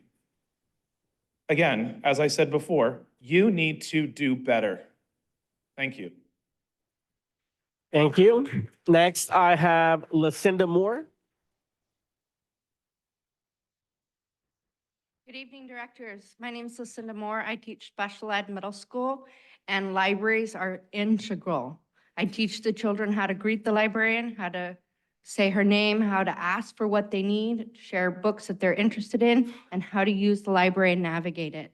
When the summer is in session and the ESY library is the office and the library for the school campus is closed, the public library is an integral part of my curriculum. I also teach them how to navigate the public libraries with their SRCS 1 cards. I feel disheartened that the resolution thanks the librarian staff, and I know for a fact that some of them are the ones that have been riffed. So the actions don't match the words. Literacy is so important. We stress A through G and wanting students to be college ready. We need them to know how to read, to be able to read the textbooks that they will have when they get to college. Please, as Micah said, do better. Thank you. Comes back to the board. Are there any questions or comments from the board? Trustee Flores? Sorry, go ahead. I just want to validate the frustration that's been expressed. You know, ideally, we would have a full-time librarian at every site. That would be my ideal for this district. But we're in an impossible situation with the budget, and we haven't found a way to maintain that. But our libraries, the spaces are still important, and we want to honor the spaces and the work that's been put into them. And I hope that, well, I know this is about honoring school libraries. I also hope that we can maybe strengthen our relationship with the Sonoma County Library, just to educate our students about the worth of libraries and keep that in their education, in their lives. Thank you. Now, Trustee Flores. Yeah, I just want to acknowledge that, yes, having something like this on our agenda seems, actually not, it doesn't seem, it is hypocritical, right? I mean, where are our priorities in terms of budgets, right? We have asked, our staff to make sure that we prioritize our students, right? We've asked our superintendent to come back with a list of administrators that we can let go away from our students, right? This is an ongoing process that we are discussing, right? And I just want to say thank you to the library techs, the few library techs that are still out there, and everyone who's given, themselves for, to ensure that our students have the literacy and access to the books that we all deserve. Thank you, Trustee Flores. Any other board member comments, questions? I just want to add from my perspective, I love libraries. In 7th grade, my favorite class was Mr. Pritt's Silent Sustained Reading. I needed the library to get those books at Cook to just keep me in a whole nother world inside of books. Books, to me, as I would tell my niece, are the gym for your brain. They, you work out your mind, and it's critically important. And I agree, we could do better. We need to do better, but it's difficult given all the responsibilities that we have. I could only say that we'll try, but we need a lot of help from a lot of different perspectives. We can't do it all, but yeah, keep holding us accountable, keep calling us on it. But libraries are still important, and I think this is about recognizing that, recognizing their importance and the importance for our students. So with that said, would anybody like to make a motion on this resolution? I move to approve the resolution. Second. Moved by Trustee McNally, seconded by Trustee Flores. Any discussion? Seeing none, vote. Trustee McNally. Aye. Trustee Flores. Aye. Trustee Sheffield. Aye. Trustee De La Cruz. Aye. Trustee De La Torre. Aye. President Medina. Aye. Now we are moving on to item F2, resolution supporting the ceasefire in Gaza and promoting inclusive education. So, board, as you are aware, as president, it falls on me to set the agenda for our meetings. Bringing forth this resolution is something that I have been wanting to do for a while now. In reading many of the messages we received, many people have asked, why do we as a school board bring this resolution forward? As the third point of this resolution points out, it is essential for educational institutions to address global events that impact the lives of our students and community members, promoting understanding, empathy, and critical thinking. Given the number of emails we've received from both sides on this resolution, I think it's clear this is a global event that's impacting our community and people feel very strongly about. As the second point in this resolution points out, the current conflict in Gaza has resulted in a humanitarian crisis, causing significant distress and hardship for the people affected. This resolution calls for an immediate ceasefire, urging all parties involved in the conflict to immediately cease hostilities, prioritize the safety and well-being of civilians, and to work towards a peaceful resolution. Peace. Call me crazy, but peace and the safety and well-being of civilians shouldn't be controversial. But this resolution is also about promoting inclusive education, committing us to ongoing efforts to create an inclusive educational environment that encourages dialogue, understanding, and empathy on global issues. As the first point in this resolution points out, we are committed to fostering a safe, inclusive, and respectful learning environment for all students, educators, and staff. This resolution recognizes the importance of protecting the rights of all students to express their views on international issues without fear of discrimination, harassment, or accusations of hate speech.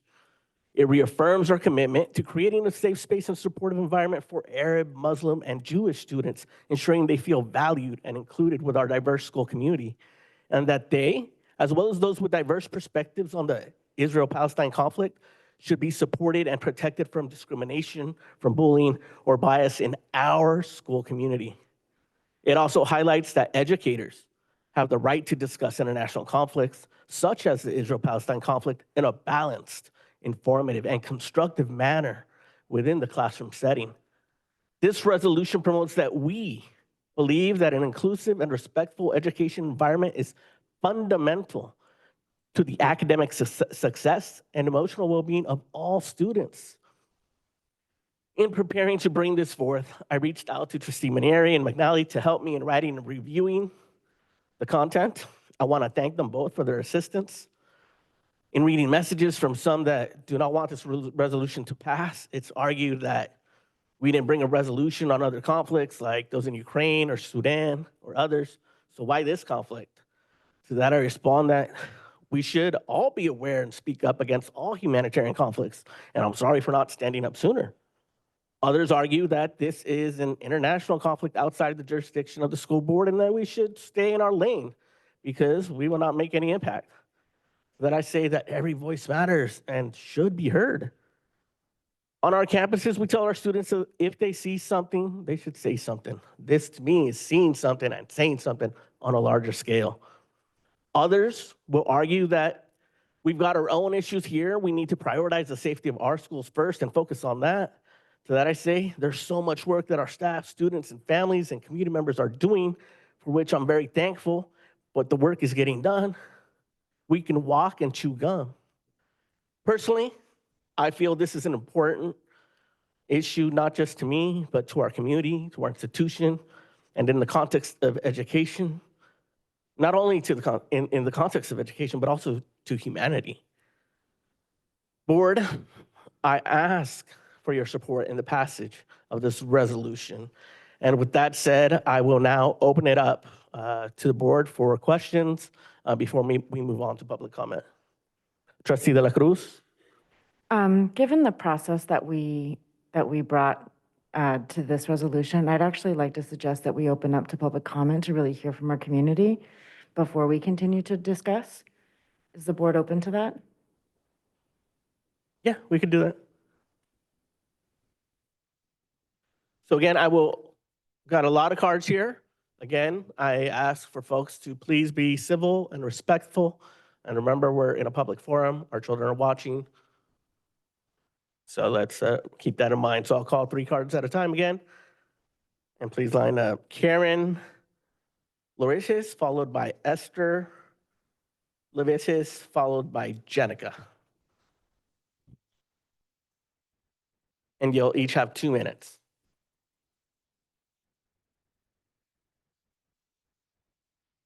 Hello, my name is Karen, and I go to Santa Rosa Accelerated Charter School. Since October 7th, I haven't felt safe. Every Sunday morning, my family and I participate in a program called Run for Their Lives, which involves a peaceful 20-minute walk in downtown Santa Rosa. The reason we walk is to release the hostages held in Gaza. Unfortunately, during these walks, people often scream at us. On one occasion, I even recorded a video of that. Their yelling makes me feel like I've done something wrong, like I'm a criminal. Thankfully, many cars honk in support as we walk. I don't understand the hate directed toward us. They shout things like Zionist and genocide supporter while showing their middle fingers. As an 11-year-old, this is extremely frightening. I wear my Star of David to school, but some days I think to myself if it is safe. I urge the city education board to address this Jewish hatred. All I'm asking for is to be allowed to live without fear. Thank you, Karen. Next I have Esther Levitius, followed by Jenica, followed by Michael Converse. Hi, my name is Esther, and I'm a junior at Maria Carrillo High School. Sitting there, you have no idea who I am, besides the first impressions you already gathered. The Hamza necklace, the proud Zionist shirt, and if you have really good eyesight, the ring with Hebrew written on it. These little details come together to give a full picture of a teenager who's very passionate about sharing the Jewish perspective. My shirt doesn't lie. I truly am a proud Zionist. I was proud walking through the rows of barracks in Auschwitz this summer, thinking about how far we as Jews have come. I was proud visiting the border with Gaza 2 summers ago, seeing the bomb shelters and preschools, knowing that people still live in their homeland, even at personal cost.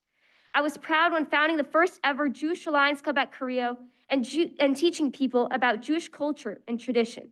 And I'm proud here, standing in front of you, asking you to reject a resolution that doesn't do any good, but instead divides people.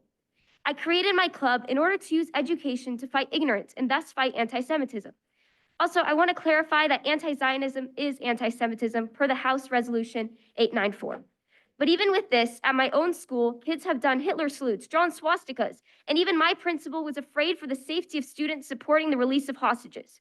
Why aren't you talking about that?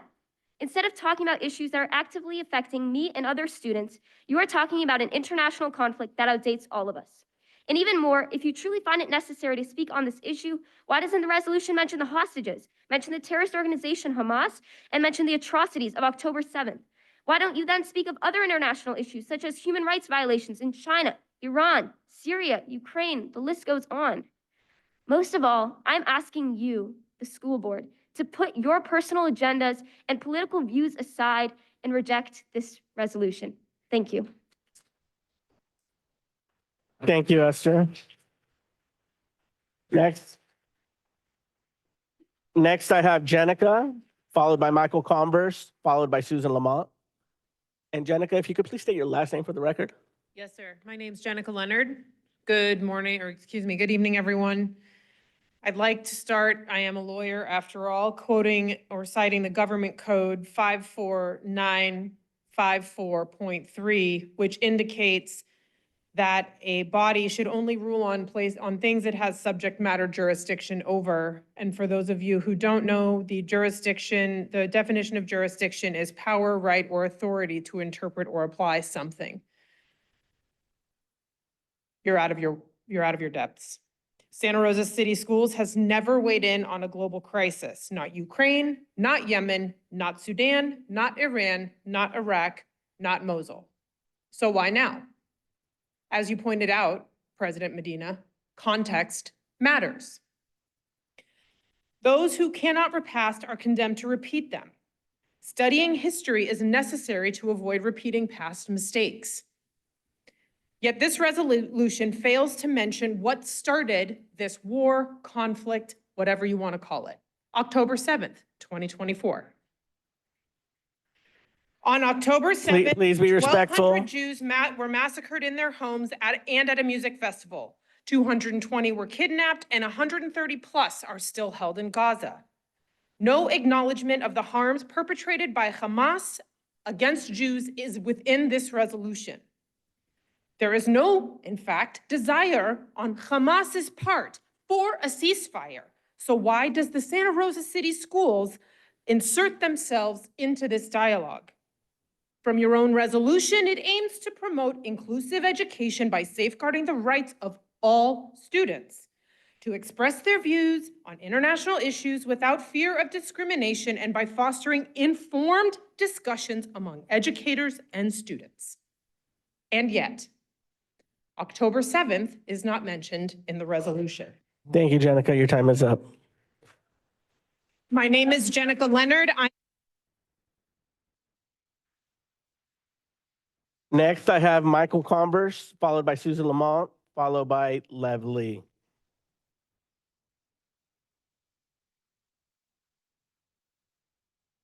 Michael Converse.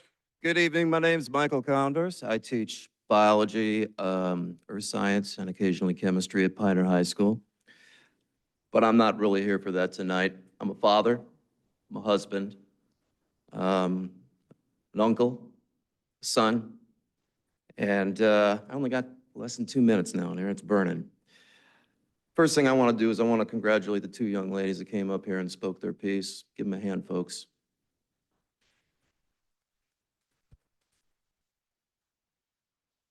See, this is a topic that's going to have a lot of emotion in it, and I can feel it in the room, and I'm just going to shoot from the hip on this one. I count about at least 4 of you that were present on the board when ethnic studies was first brought up and then eventually approved, probably more of you since then.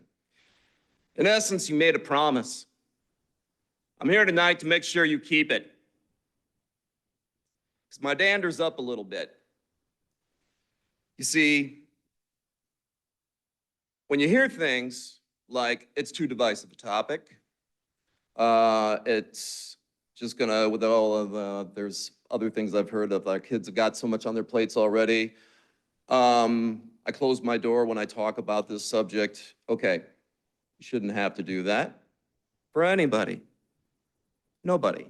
Everybody should be willing to be able to speak in a civilized manner. Thank you, President Medina, for that. That said, we do have a lot of differences. But I urge you to pass this resolution because students need to be heard and students need to be seen, and not every student feels this way. Thank you very much. Thank you. Next, we have Susan Lamont, followed by Lev Lee, followed by Hila Cohen. I'm Susan Lamont, trustee District 5, and my name was inscribed on the Sebastopol Living Peace Wall in 2017. 33 people have been honored to have their names inscribed on that wall. Of those, 21 are still alive. Most live in Sonoma County. Of those, the following, as advocates of peace and social justice, support a Gaza ceasefire resolution. In order of their induction, they are Alicia Sanchez, Linda Sartor, Holly Neer, Susan Lamont, Therese McGonim, Dr. Earl Herr, Adrian Lauby, Mary Moore, Fred Patucha, Brother Toby McCarroll, Barton Stone, Susan Chunko, Norman Solomon. Also, honoree Congressperson Barbara Lee has sponsored House Resolution 786, calling for a ceasefire. We did not obviously contact former President Jimmy Carter, another honoree, but the Carter Center has called for a ceasefire. With these two, that is 15 of the surviving 21 inductees. So far, we've been unable to reach the remaining 6. No one has said no. We hope you will listen to these voices and join us in supporting a ceasefire and peace. On a personal note, I will say this began in 1948. Anybody is deceiving you if they say it started on October 7th. That's a rejection of history. In 2023, before October 7th, in the West Bank alone, almost 350 Palestinians were killed by IDF and settlers. And what makes this relevant to you is it is amazing how many of our tax dollars have gone. And you're struggling, well, there's where your tax dollars are. Thank you. Thank you. Next, we have Lev Lee, followed by Hila Cohen, followed by Mark Ruddo. Just this Monday, I received a Parent Square message stating, and I quote, "Central to our mission is ensuring that every student feels safe, valued, and welcome in our schools. The Hearts and Minds series reaffirms this commitment by amplifying voices that reflect the inclusive environment we strive to foster each day. The proposed resolution on ceasefire in Gaza goes completely against the initiative's stated goals. All synagogues in Santa Rosa asked the board to dismiss the resolution. Let me repeat this. All synagogues, this is unprecedented, they asked you to dismiss this resolution. I believe the majority of Jewish parents and kids in the district feel isolated and outraged when there is a resolution that demands an immediate ceasefire in Gaza without unequivocally linking the action to a demand for an immediate and unconditional release of all hostages, and unforgivably failing to condemn Hamas' brutal terrorism. We feel isolated because there was no resolution after the biggest massacre of Jews since Holocaust. We didn't see board members attend a vigil in Santa Rosa. I strongly believe that board members' precious time and taxpayer precious money should be spent on solving local problems in a timely fashion, as they tend to become bigger if they're not addressed. Looking around right now, I feel I am at UN meeting, not Board of Education meeting. Can I have a show of hands for people who have kids in Santa Rosa City School District? Thank you. I also feel I am at the City Council meeting, and you know why? Because every Tuesday there are people who are right here on my right side commenting on non-agenda items. They're famous for defending the terrorist organization Hamas and promoting anti-Zionist and anti-Semitic agenda. Do Thank we you. want Your to time adopt is a up. resolution to endorse? Thank you. Your time is up.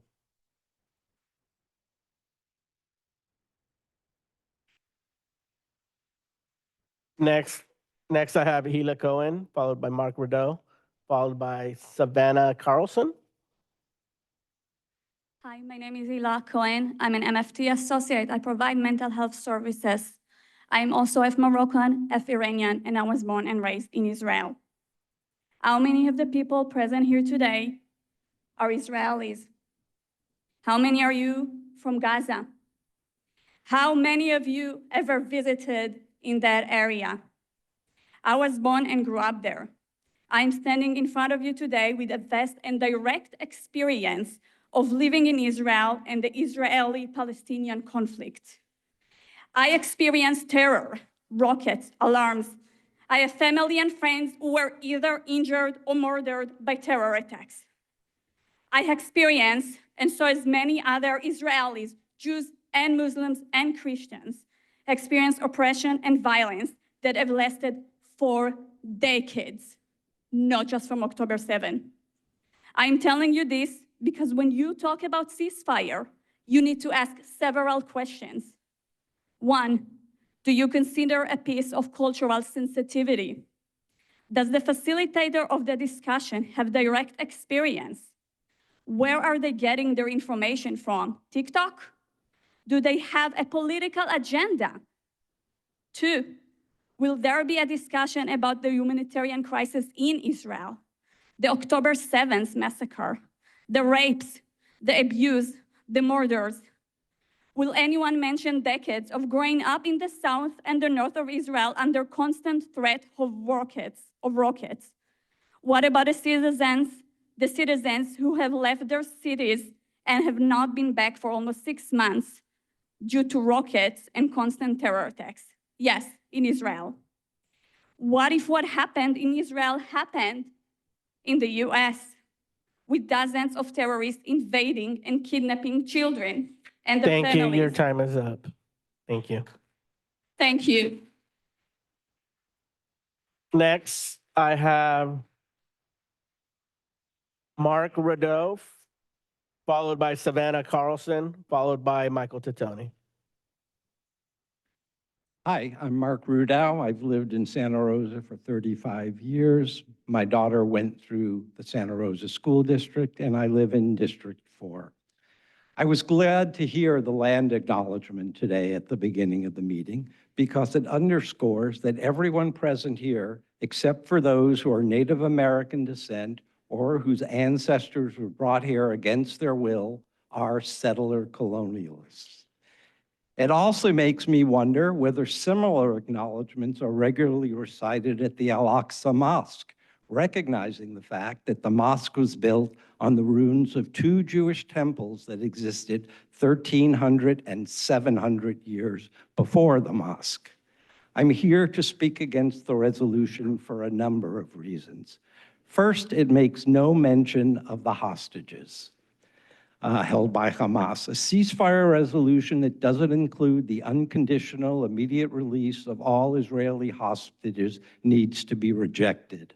Hamas should not be allowed to benefit in any way from the massacre that it perpetrated when they broke an existing ceasefire on October 7th. Second, for Hamas, ceasefires are not steps on the road to peace. They are a chance to rearm, reorganize, and plan their next atrocity. Hamas leaders have already boasted of countless October 7ths in the future. It is clear in their charter, their documents, their speeches, and their actions that treaties or international agreements have no role for them in solving the conflict. Their goal is not a Palestinian state alongside a Jewish state. Their goal is to destroy Israel and massacre or drive the Jews out of Israel. Can anyone doubt their intentions after October 7th? They joyfully hunted Israel. Thank you. Your time is up. Next I have Savannah Carlson, followed by Michael Titoni, followed by Tatiana Orozco. Hello, my name is Savannah Carlson. This is my 5th year working with the Santa Rosa City School District. I'm currently an MSW student intern with the school-based therapy team, and I previously worked as an aide with our special education elementary and preschool programs. I also graduated from Santa Rosa City Schools. On March 17th, UNICEF released a statement that over 13,000 children have been killed in Gaza since October 7th. There are around 15,000 students in Santa Rosa City School District, according to the district's website. Imagine if more than 85% of our students were dead in less than 6 months. When I think of the children in Gaza, it makes me think of the children that I see through my internship here who have experienced trauma and the way that it impacts every area of their life. It doesn't end with their death. The children of Gaza deserve your care too, and our struggles are interlinked. It is our job as people who work for the schools to care for children and to build a world where children can be safe and grow and learn. And I urge you to pass the resolution in support of a ceasefire. Thank you. Next, I have Michael Titoni, followed by Tatiana Orozco, followed by Corinne Freed, I believe it is. Hi, this is Michael Titone. I'm disappointed. I thought we were going to talk about U.S. settler colonialism and how we shouldn't be promoting settler colonialist regimes around the globe for our own interests, like we have been doing in the way that we colonize this land. It's bad. It's all bad. We should stop doing that. But I'm happy you're putting this resolution before us today. I think it's important to teach kids to be questioning of authority. I said I think. I just added a think there, but no. It is important to teach kids to be questioning of authority. Our authority figures on the left and the right are being complicit with tens of thousands of murders using our weapons and tax dollars in the name of fighting terrorism and regime change. And as someone who went to high school and middle school during the Iraq War, it's really sad that we're still here, but we've always been here. And I am glad the school district is speaking up about it. This is different from what happened during my time. I think we need to set an example for kids, so thank you. We live in an environment where people call you terrorists just for supporting peace and supporting Palestinians. And that's not the kind of environment that kids should grow up in school. And this isn't a religious conflict. This is a conflict about land. Not all Jews support Israel, and not everyone in Palestine is a Muslim. There's a lot of diversity, but it's about land. And I do want to say that anti-Semitism is real. I was at the Board of Supervisors when they voted on, condemning racism as a public health crisis, and there were a lot of explicitly neo-Nazi people in the audience. That's bad. I hate anti-Semites. But this isn't anti-Semitism. This is about stopping settler colonialism.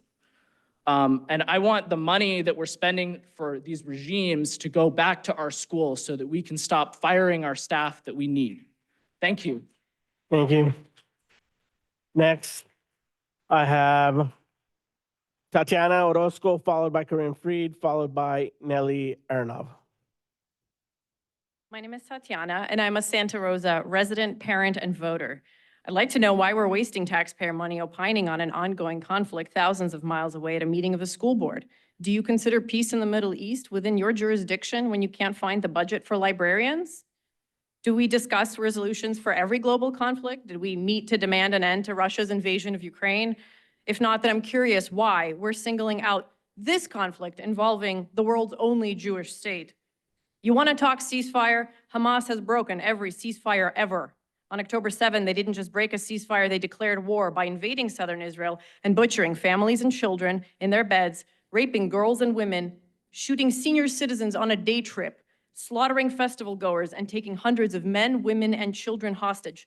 Hamas has also rejected every ceasefire since October 7. So if you talk for a ceasefire, you're clearly not talking to Hamas, which is a terrorist organization whose stated goal is to kill all Jews in the world. Please. Unless you Okay. think this school district resolution will be the one to get through to them. No, you're talking to Israel, our country's ally, a democratic beacon in the Middle East, whose stated goal is the rescue of their hostages and the complete elimination of Hamas. If you insist on dragging politics into a school board meeting, why don't you call for Hamas to release all the hostages and surrender unconditionally so the war can end? Better yet, I ask you to focus on the tasks for which we elected you, such as protecting our children from violence at schools, keeping gangs out of our schools, and improving the quality of our children's education. Vote no on this resolution. Focus on education, not indoctrination. Thank you. Thank you.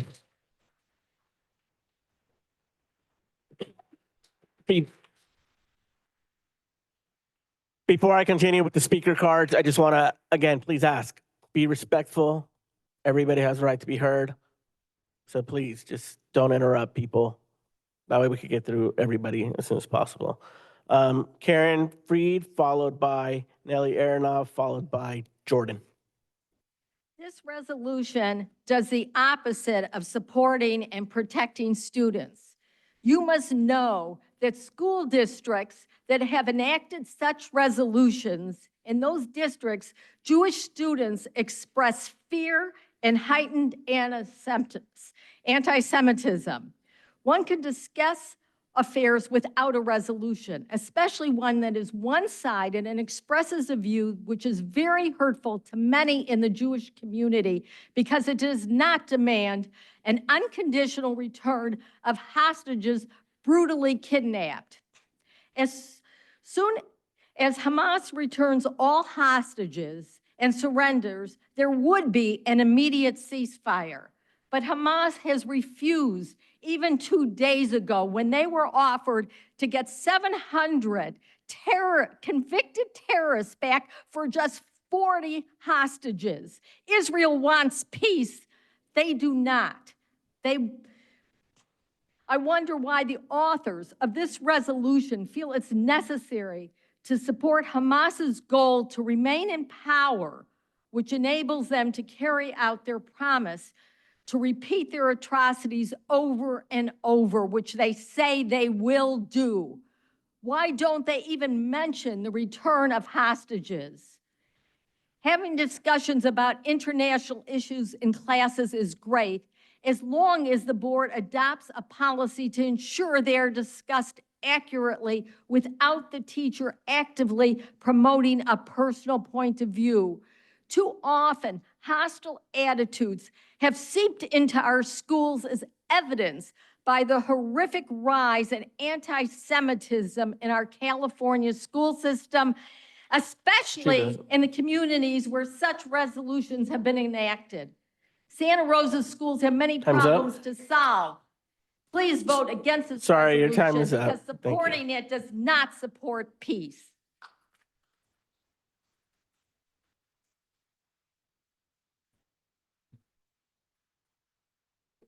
My apologies. I think there was a timer issue there.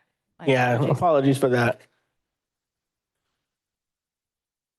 Next, we have Nellie Aronoff, followed by Jordan, followed by Robin Prusky, I believe it is. I think they need just 1 minute to get the timer working again. 1 second. Oh, looks like it's ready. Go ahead. You got Nellie? Where's Nellie?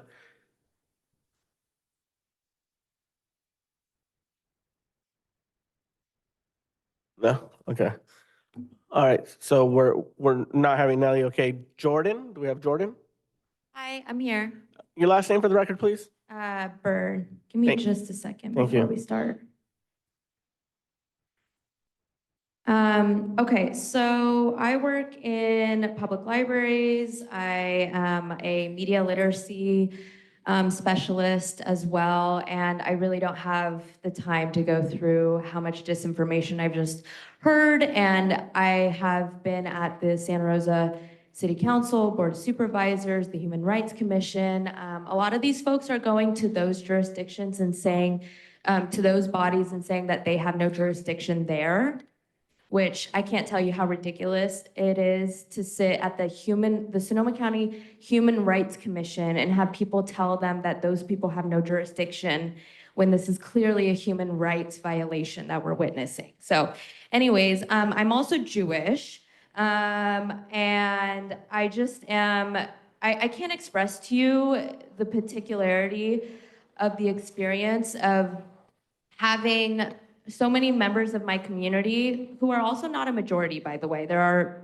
plenty of anti-Zionist Jews, and they've been mobilizing all over the country. But to have our Judaism weaponized in this wildly narcissistic self-victimization is one of the most horrifying things I've ever witnessed in my life. And I do want to say that since I've been alive, the US has been at war. Schools have been underfunded. If not now, when are we going to stop the war machine? It's not starting with Israel because everybody hates Jews. It's starting with Israel because we fund Israel directly. You know, Israel has free education and free healthcare on our dime. We pay more to Israel than we have historically to any other country. And if that money were going here, we could have in Santa Rosa alone 294 households with public housing for a year, 861 children receiving free or low-cost health care. Thank you, your time is up.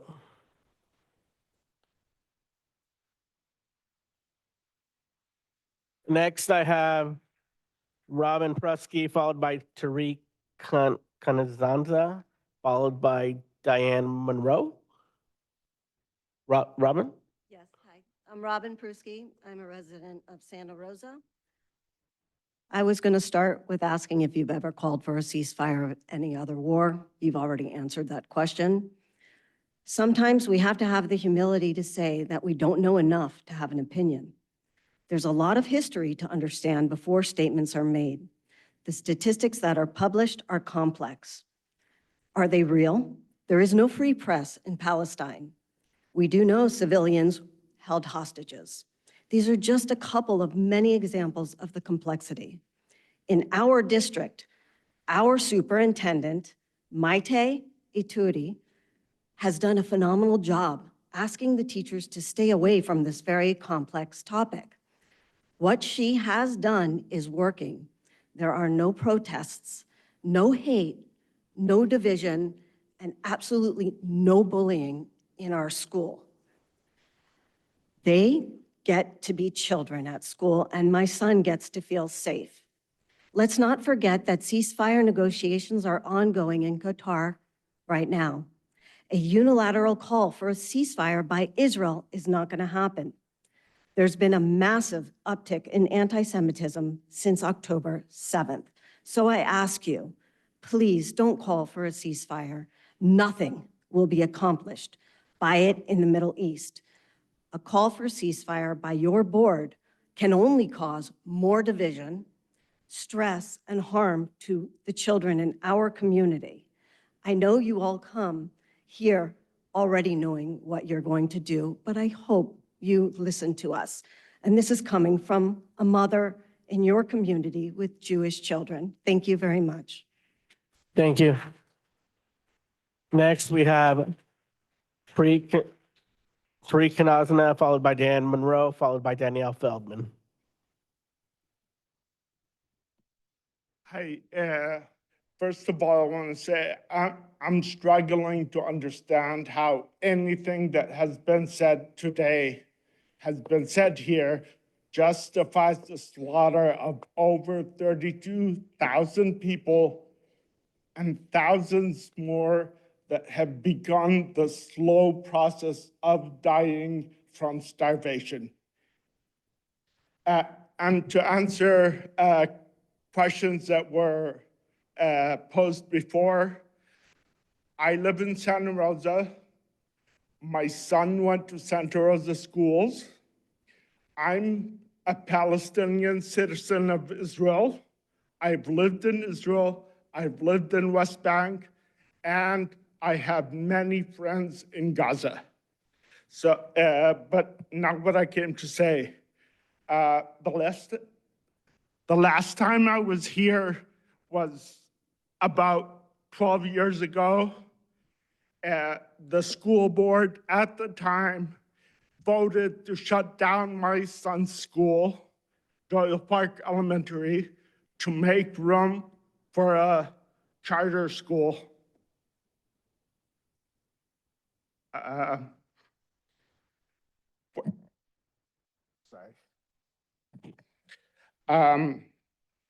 that time, the school board failed our students, failed our children in a school whose students were at over 90% free lunches. And I just wanted to quote Khalil Gibran, the Lebanese poet. He said, Thank you, are Tariq. the Your time bow- is up. You are the bows from which your children. Thank you, Tariq. Your time is up.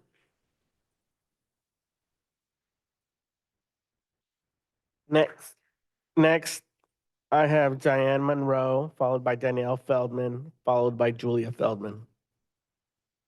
Hello, my name is Diane Monroe, and I would like to say that I am a proud anti-Zionist Jew.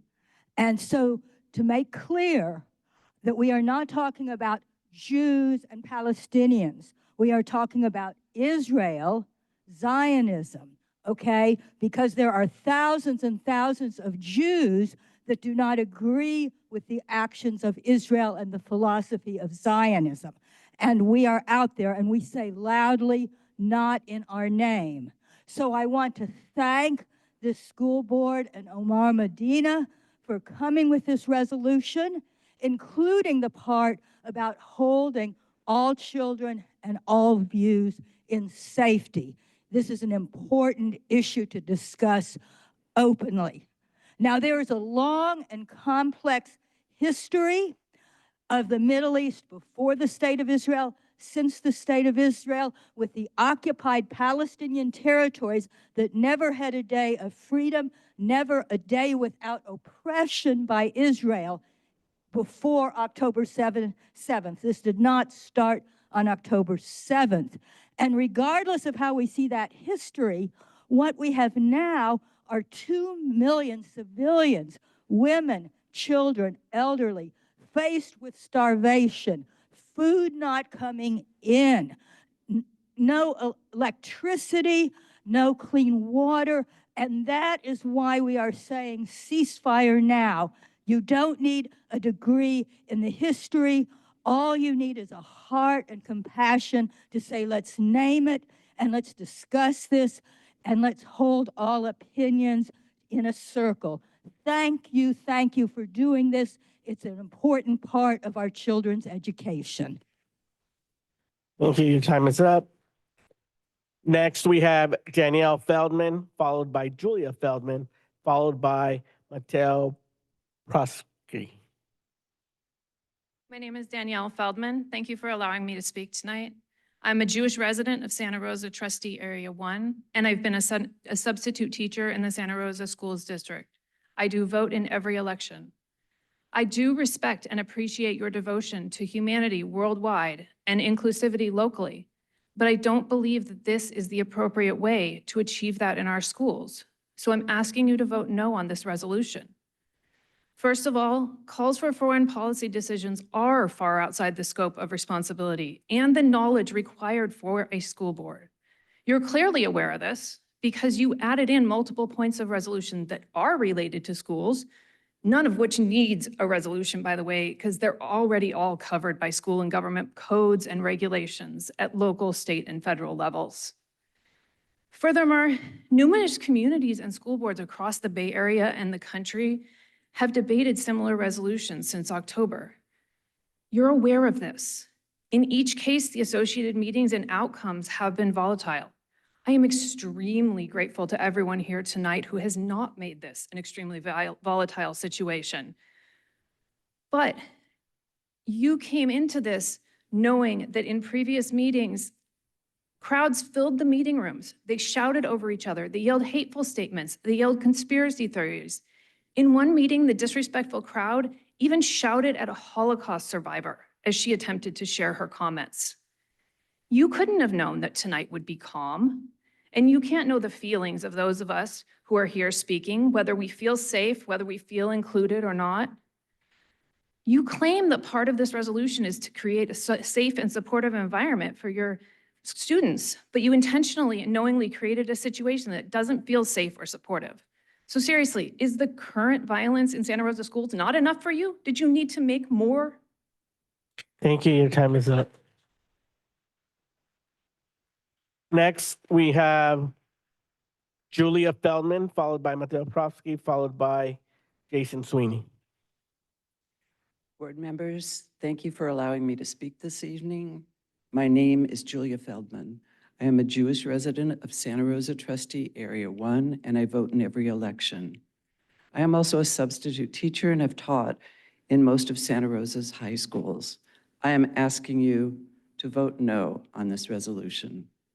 The only thing this resolution will do, in fact, it is already doing, is deepen the divisions in our schools and communities that are already traumatized by violence, natural disasters, and federal elections. We have already seen, this isn't hypothetical. We have already seen it happen in communities and school districts across the Bay Area and the country. These meetings are always filled with hours of public comment that include anti-Semitic jeering, perpetration of conspiracy theories, and general disruption. It is very welcoming that this community is behaving. The aftermath has been an increased anti-Semitism in every community, including graffiti and targeting of Jewish businesses, and Jewish students leaving public schools out of fear.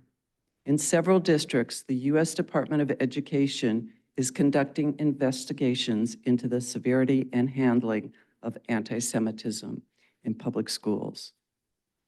So why would board members who claim to be so concerned about safety and inclusivity knowingly create such an unsafe and divisive environment for their students? If you really care about your students, please focus your time and your resources on safety issues you can actually Thank you. Your time is up. Next, I have Mateo Profsky, followed by Jason Sweeney, followed by Maria Barakat. Good evening, everyone. My name is Mateo Persky, and I'm here to oppose this resolution for a few reasons. First thing, I'm gonna go with a quote here. Quote, "Our struggle against the Jews is very great and very serious. It needs all sincere efforts. It is a step that inevitably should be followed by other steps," unquote. That's a quote from Hitler's Mein Kampf. That's a quote from Hamas's founding charter. So yes, they do call for the destruction of Jews. Just wanted to establish that as fact from Hamas's own mouth. Second of all is why I'm opposing the resolution itself. If I read the resolution without having ever known about this conflict, I would not know who Israel is fighting. And that's because the word Hamas does not appear in the resolution. You cannot know who Hamas is or who Israel is fighting by reading this resolution. Second of all, why the resolution as a whole is not something that should be on agenda. It's a partisan issue. The purpose of this council is not to take part in partisan issues. And you can ask yourself why it's a partisan issue. You can disagree with why it's a partisan issue. But if you want proof it's a partisan issue, every single person that has urged the council to vote yes absolutely despises Israel, wants the destruction of Israel, or at the very least thinks that Israel is absolutely wrong in this conflict. Every single person that has wanted this council to vote no on the resolution has thought the opposite, that Israel is in the right in this conflict, that Hamas started this war, they're not gonna get to have a ceasefire on their terms. And you need look no further than that to prove it's a partisan issue, but I think everyone knows that it's a partisan issue. I don't think that's really a secret. What's also not a secret is that it's useless. If you want to know the jurisdiction of the Santa Rosa City Council, it's in the name Santa Rosa. The Santa Rosa City Council has no effect or jurisdiction over what's happening in Israel or Gaza. Thank you. Good Your night. time is up. Next, I have Jason Sweeney, followed by Maria Barakat, followed by Ari Binion. Good evening. Thank you for taking my comment. And Mr. Medina, I wanted to thank you for your opening comments as well. Thank you. So the correct response to 100 plus years conflict in Palestine and Israel is honesty, education, tolerance, diplomacy, and peace, not militarism. We need all hands on deck, all the voices we can get to come out and call for a ceasefire. We cannot stay silent. What a better place to advocate for peace than in our school system? A permanent ceasefire is the first step to resolving this conflict, and we need to force the people in power to face this. I'm also concerned that the seeming indifference at the Santa Rosa City Council and what that represents in our community and beyond is further normalizing the dehumanization of one group of people, in this particular moment, the Palestinians. We cannot allow this one-sided response and the normalization of violence that comes with it, and then feign surprise when people in our own community and our schools carry out harassment and violent acts. We must stop being hypocrites. Please hold the line and set the example for all of our youth in our community. A vote for a ceasefire in Santa Rosa is a vote for nonviolent solutions to conflict in Santa Rosa. People coming out to speak in opposition to a ceasefire resolution in Santa Rosa are conflating every person in Gaza as a terrorist and supporting mind-blowing atrocities happening right now. They say nothing about the atrocities committed by Israel. They cannot afford to be honest, as we've seen here again tonight. They say nothing about the Palestinian hostages. Those in opposition want to pretend that there's only one side, denying the relationship between actions and reactions dating back to the 1930s. Zionism is rooted in racism, and we need to stand up and make it not okay. Thank you. Your time is up. Thank you. Your time is up. Thank you. Next I have,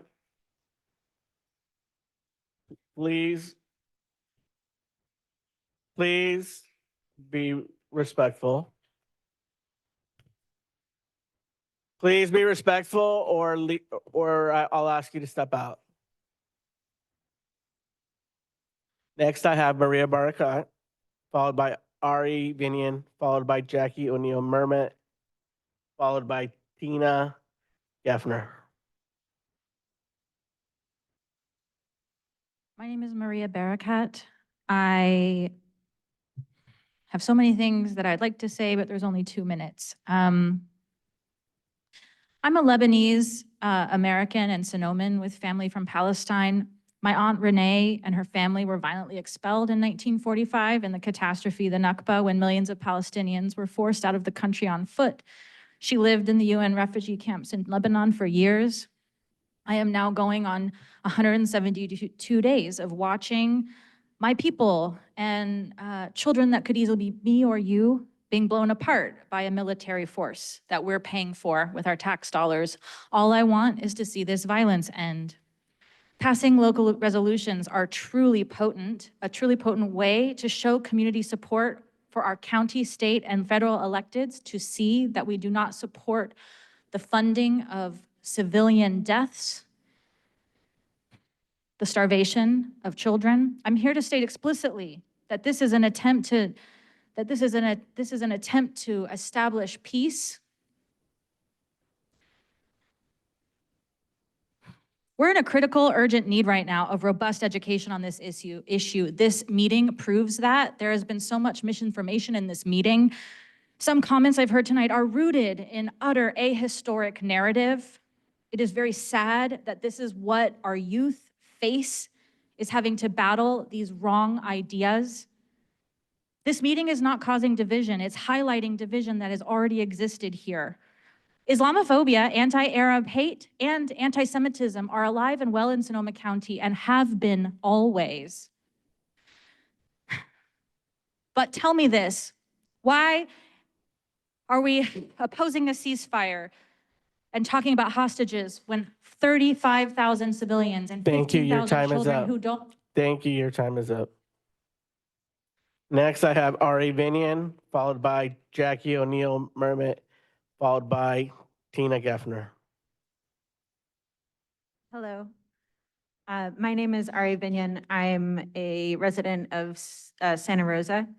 While I haven't had the pleasure of working within the District of Santa Rosa, I'm a mental health worker. I'm a psychotherapist. I've worked with children from preschool through high school in several districts throughout the Bay Area, not only in schools, but also in crisis stabilization.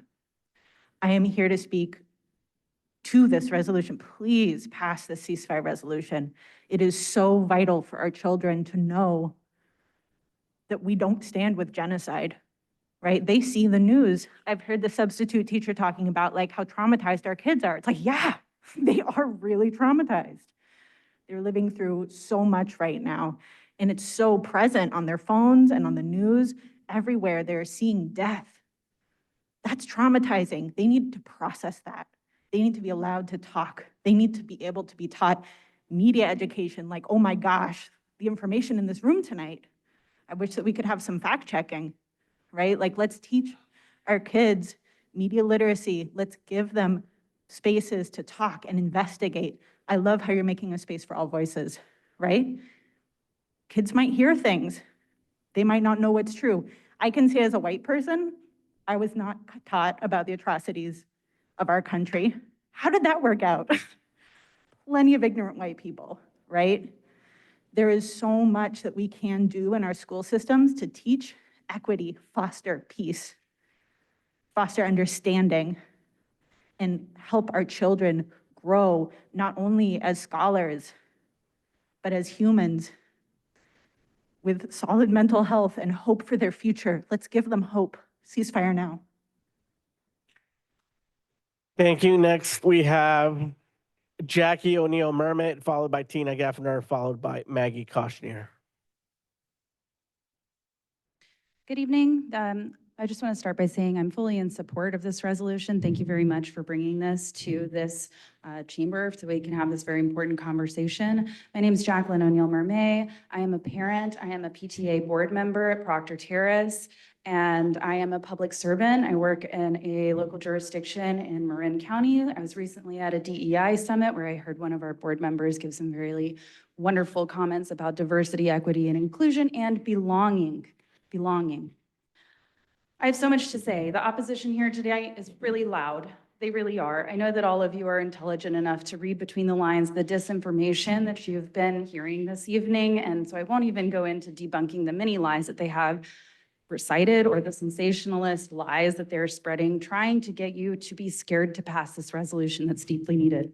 I want to say that the text in this resolution aligns with several California PTA position statements, including equity for all children and youth, inclusiveness and diversity, interpersonal relations, media literacy for students and families, public involvement in school governance, student participation in public demonstrations, education, specifically diverse instructional programs that allow students to make connections, and freedom to learn. Recently, a nationwide study of almost 1,500 K-12 teachers found that 2/3 of teachers report that they are self-limiting socio-political issues in the classroom. Support from administration is a key working condition that affects teachers' decisions on whether they continue to stay in this profession.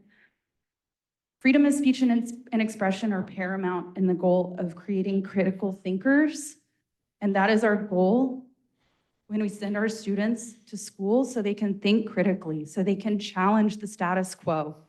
I want that for my daughter.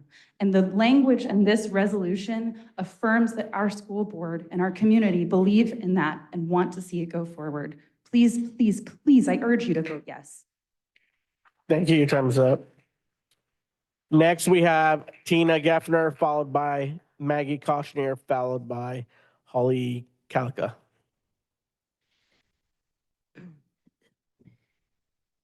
Good evening, distinguished board members. My name is Tina Geffner. I have been a Santa Rosa City Schools special education teacher for 25 years, but I'm here tonight as a concerned parent of a high school student at one of our schools. I'm asking you to vote no on the Santa Rosa City Schools ceasefire resolution. A yes vote on a resolution with the term ceasefire may further embolden those who wish to commit more vandalism or other acts which could make Jewish students uncomfortable. There has already been a graffiti incident at my daughter's school, and I do not want her exposed to more. Anti-Semitism has increased in the Bay Area recently with incidents such as Nazi symbols and other more frightening incidents, frankly, too disturbing to share aloud with this audience. Dozens of Oakland Unified families are pulling their kids out of their district over these types of concerns. A complaint has been filed with the U.S. Department of Education against Berkeley Unified for violations of the Civil Rights Act for verbal and nonverbal harassment based on Jewish ethnicity. A resolution with the term ceasefire during these times may contribute to a potential climate that fosters this type of behavior. Please vote no on this resolution. Thank you. Thank you. So I've been told Maggie Koshner has left. So next I have Holly Kalka, followed by Tammy Joe, followed by Erica Foster. Holly? Good evening. My name is Holly Kalika. I am a retired teacher from San Francisco Unified School District, having taught there for 26 years and also taught preschool prior to that. I wanted to actually first of all, I want to really thank you for putting this resolution forward. As an educator myself, and I don't know how many, I know there's the teacher below me, but there are several other educators here. And I think a lot of you are quoting a lot of different historical facts and non-facts tonight, but I think what you also need to think about is what the California History and Social Sciences Foundations are content standards that go from kindergarten to K-12. So one of the things we need to teach the children is chronological and spatial thinking.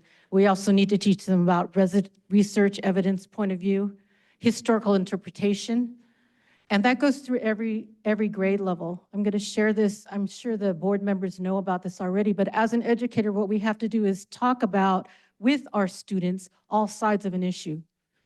And I appreciate the resolution today because it gives the educator the opportunity to have a conversation in a classroom that honors points of views and that teaches the children how to analyze things. And it teaches the children how to think. In this room, there are many people that are not, your minds are closed. Your minds are completely closed. As adults, it seems like in this room, the division is big because maybe as adults, we've only looked at one point of view. We should be able to sit here and talk. And I've noticed in different meetings that I've gone to that we haven't been able to. When I began teaching at high school level, I was teaching about South Africa to my students. And I had a Palestinian student that was there that taught me about what happened, why her family was in the United States. Yes, I want to talk about land back. Thank you. Your time is up. Next, I have Tammy Joe, followed by Erica Foster, followed by Kelsey Vettel. Hello, my name is Tammy Joe. I want to just complete what Tarek had said. The quote, "You are the bows from which your children as living arrows are set forth." Back to me. Okay. So somebody made a comment about graffiti. If you don't like graffiti, just look away like you do human suffering. To the children and parents who spoke earlier about feeling scared and living in fear, there's a gentleman here wearing an IDF shirt who stated that they don't care about your feelings, they care about facts. The facts are that Palestinian children are being constantly terrorized, drones buzzing, bombs dropping, getting sniped while playing, clawing their family from under the rubble. They do not even get to go to school or the hospital safely because they are bombed there. While in close proximity, Zionists, or excuse me, human beings who have been poorly educated are raving right outside a concentration camp. It is incredibly concerning seeing what an exclusive education can lead to, such deep ignorance and where a whole population is dehumanized, perpetuating the story that you are a forever victim. If I were educated so poorly, I would also fall to the idea that I should be living in fear and that others are out to get me, especially when that education is based on dehumanizing other people. The children protesting the indiscriminate slaughter of other children is not violence, and certainly not anti-Semitic violence.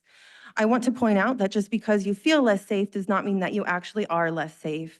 I want to bring the light that it may be your ego getting bruised, that is your violence, the violence that you are experiencing. Ego death is very painful, but when you align your identity with such a dishonest state, that pain is expected. Let's see. While the 1988 Hamas Charter has been widely criticized for its anti-Semitism, the 2017— Thank you, your time is up. Next, we have Erica Foster, followed by Kelsey Vettel, followed by Bailey Russell. Thank you for putting this on the agenda. I am a Santa Rosa voter, and though I do not work in the Santa Rosa School District, I've worked as an educator for over a decade. And I don't have students in the school district now, but I love the community I found in Santa Rosa, and I hope to have students in the district one day. It's interesting that here tonight, it seems that there are two sides to this story when really we all want to be pro-humanity. Stopping ongoing violence paid by our tax dollars that could be funding the school districts is within the jurisdiction of this body. And I think that this resolution really is pro-learning in an open way, which is also within the jurisdiction. And something it seems that our parent and adult and educator community clearly could benefit from now is open learning. How many of us in this room currently are listening to the quote opposite side, even though, again, we're all pro-humanity in this room? I first need to offer a rebuttal to a few comments presented by the opposition to this resolution tonight. First of all, why haven't we spoken up about other countries? Again, I'll just echo that we need to speak up at some point when there's a genocide going on, and so if not now, when? We need to protect all human lives, students, teachers, Jews, Muslims, Christians, Israelis, and Palestinians, all of which are in this community in Santa Rosa. And the latter of which, Palestinians are under unprecedented attack with US tax dollars, which again, we'd love to see funding school education instead. Kindness, curiosity, fairness, and justice are traits that we want to cultivate with young citizens to teach and to model for students. Open conversation, dialogue, and listening to understand are key aspects to educate Santa Rosa students. And this involves engaging with history, with current issues, and how we can imagine our future.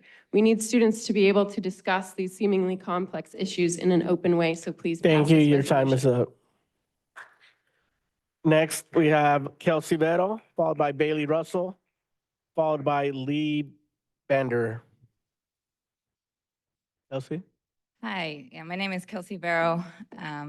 Here just as a community member in support of the ceasefire resolution.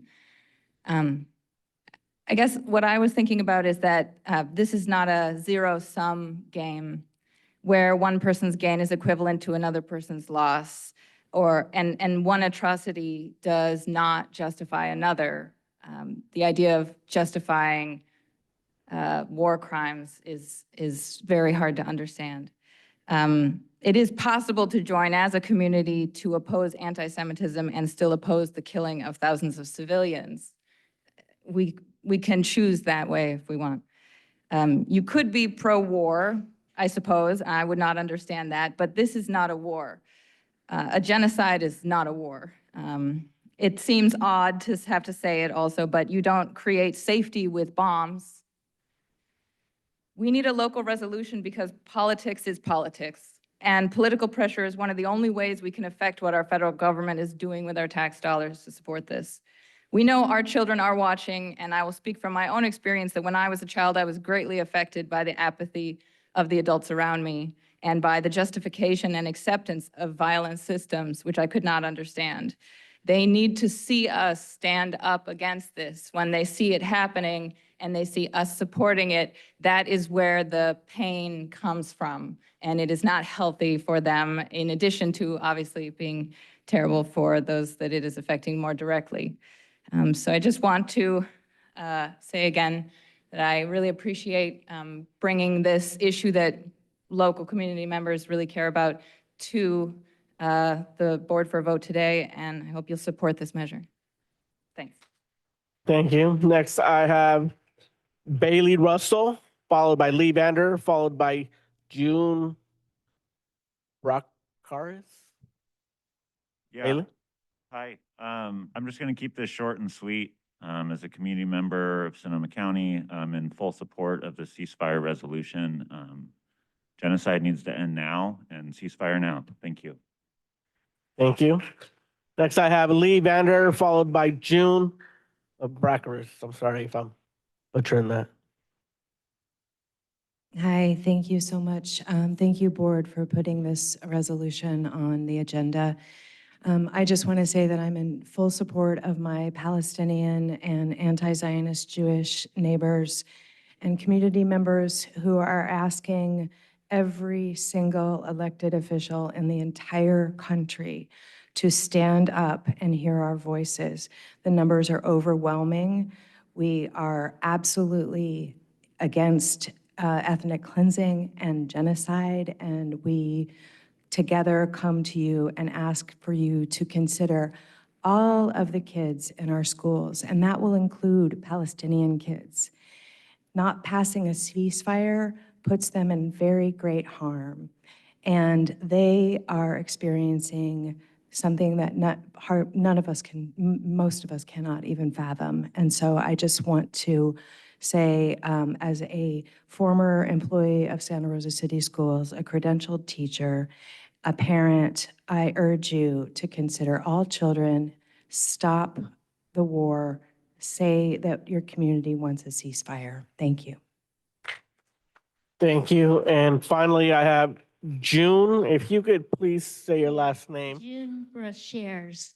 Thank But you. you're close. Sorry, it's kind of difficult. Hi, I'm June Brashears, and thank you for taking this up and listening to the community tonight. You know, this resolution didn't bring division or trauma. We have the trauma in our community, and our students feel it because of what's happening in the world. And there isn't a way to escape it. So no matter what happens with this, you know, nobody wants it, but it's here and it's before us and it's before each of you to make a decision tonight. And it's really, how do you respond when there's a crisis in the world where you see 2 million people starving? And what are the students are really looking to you to say? Do you just ignore that, or do you say something? And what do you say? Do you encourage de-escalation in the schools when there's conflict? So that you would be, are you going to now encourage de-escalation and ceasefire, no matter how difficult people feel given past traumas, past wrongs? What are we teaching by what we do here? This resolution isn't about who did what when and condemnation and violence and vengeance. It's not about that. It's about what are we calling for? What direction do we want to go in?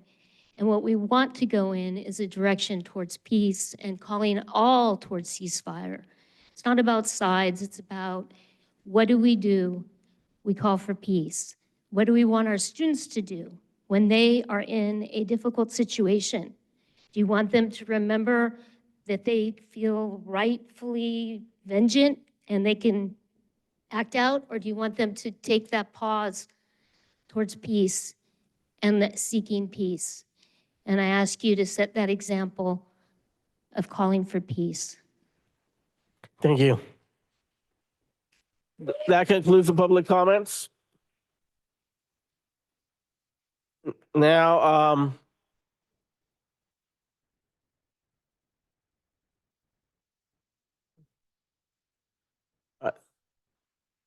Okay. Uh, Again, I'll ask folks to please be respectful or please leave. Take the comments outside, please. Please, thank you. Overall, fairly civil. We could have done better. I appreciate y'all being here and speaking out, and hopefully we could all learn from each other from this. Now I bring it back to the board for discussion, comments. Trustee De La Torre.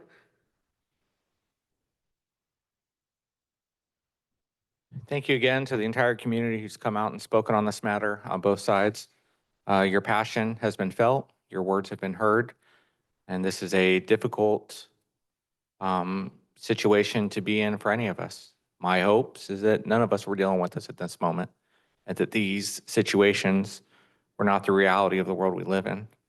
I would really like better clarity, please, and understanding of what the intent and expected benefit is of this resolution. What are we hoping to achieve? Because unfortunately, as presented, we really are hearing a lot of voices that this is an either or. And to vote on this situation is to pick a side, and that should not be the intent.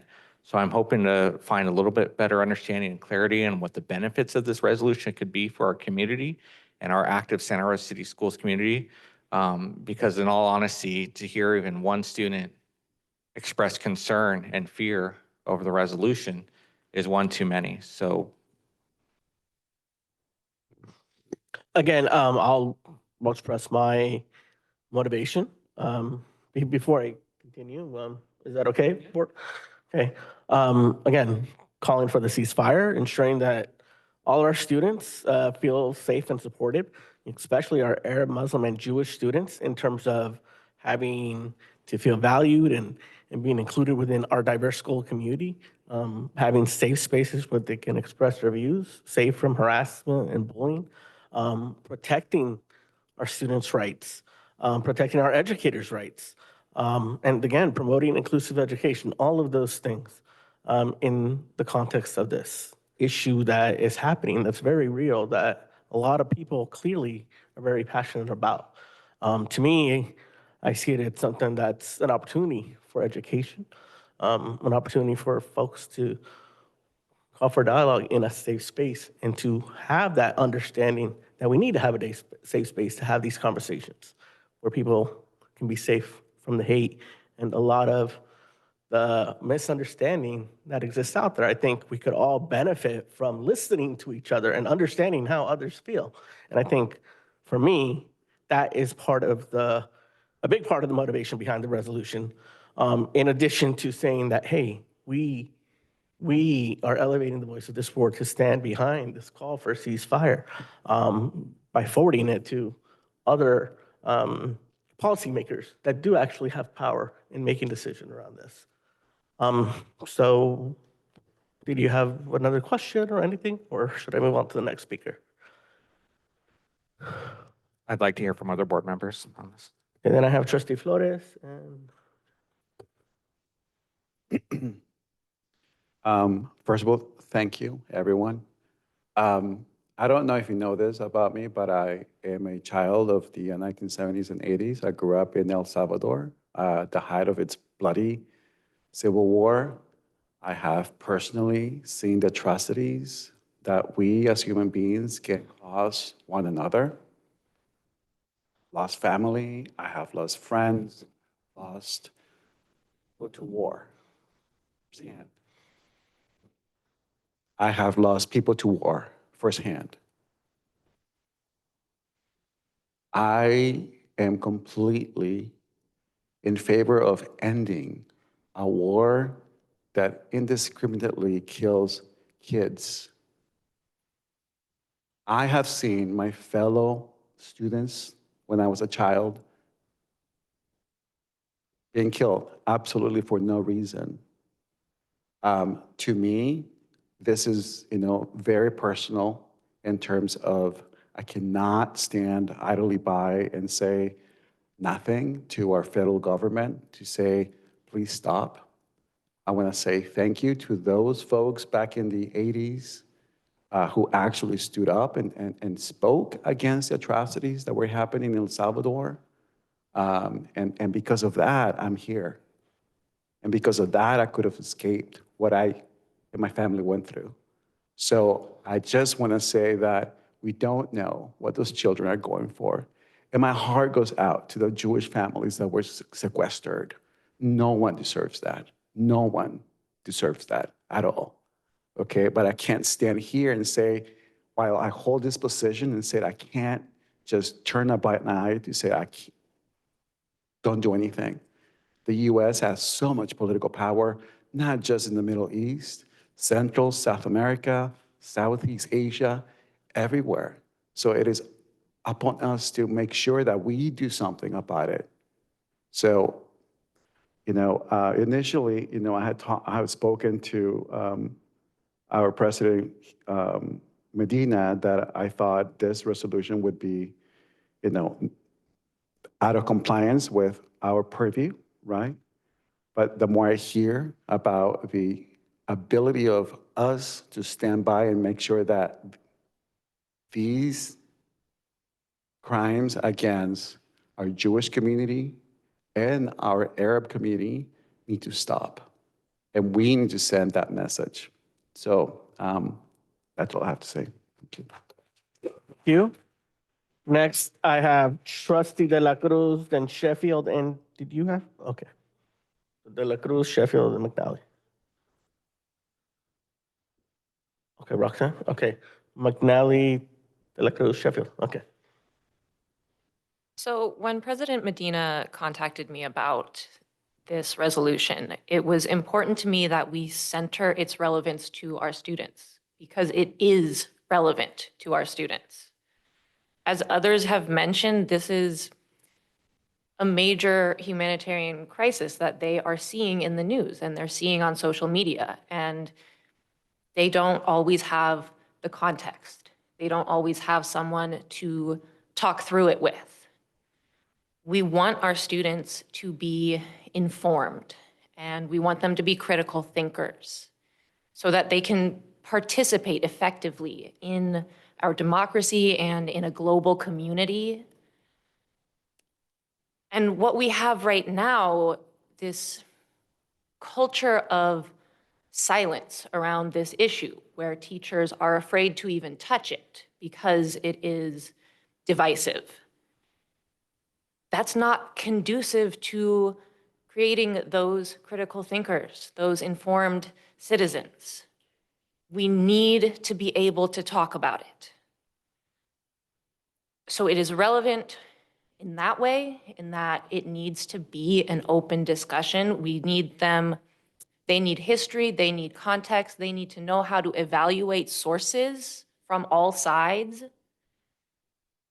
And it's relevant because of the anti-Semitism, the anti-Arab racism, the Islamophobia.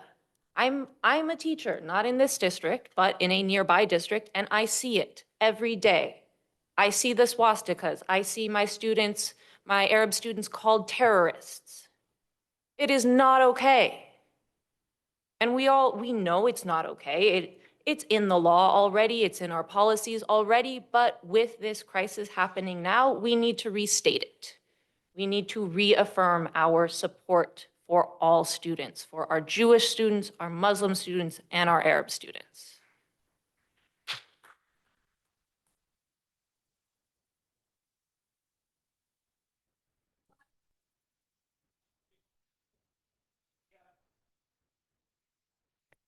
So that is why I contributed to this resolution, and I hope that helps answer Director De La Torre's question as well about the purpose.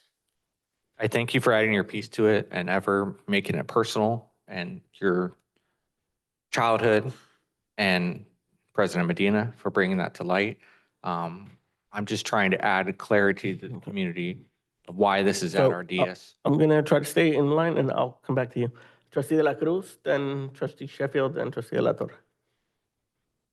Thank you to everybody who came out tonight to share your perspectives and to show us how critical it is for us to continue talking to each other and listening to each other and learning from each other and being open to hearing and learning different perspectives. And as educators and as leaders of our community's education it's really critical for us to lead and to step up when something unjust is happening in the world and to create spaces that are safe for our kids to develop critical thinking skills, to be challenged with things that they are seeing and they are dealing with every single day in their lives. I am so sorry that kids are having to see, graffiti that makes them feel like they're unsafe, and to be faced with the kinds of horrible things that children who are finding their ways to critical thinking say to each other, until the institutions and the leaders and the adults around them, right? That's our job, is to make sure that they see the ways that we are going to engage in nonviolent resolution of conflict, and of making sure that we help them to develop those skills to hear each other and to learn from each other. So I think it's perfectly in line with our responsibility as the Santa Rosa School Board trustees to lean into this opportunity to stand against injustice, to condemn war, to condemn terrorism, to condemn genocide, and to stand as leaders for peace, for civil resolution, for continued conversations that are respectful, that are informed, that are educated, and that are really grounded in being able to hold the complexity of history, right? Of multiple histories, of understanding that different people have had different experiences in the world. And when you are able to kind of pick up those pieces and put them together, that is part of becoming an informed adult. That, somebody who's able to roll in the world where nothing is black and white. And it's really critical for us to be able to hold those skill sets together in order to live in a diverse world and to be successful, to be loving, and to continue to build a peaceful community that can hear each other and hold space. I love the connection back to, guidance to our educators in our district about how to not shut down conversations or close doors, but to make sure that we are doing everything we can to provide those safe spaces for ongoing conversation.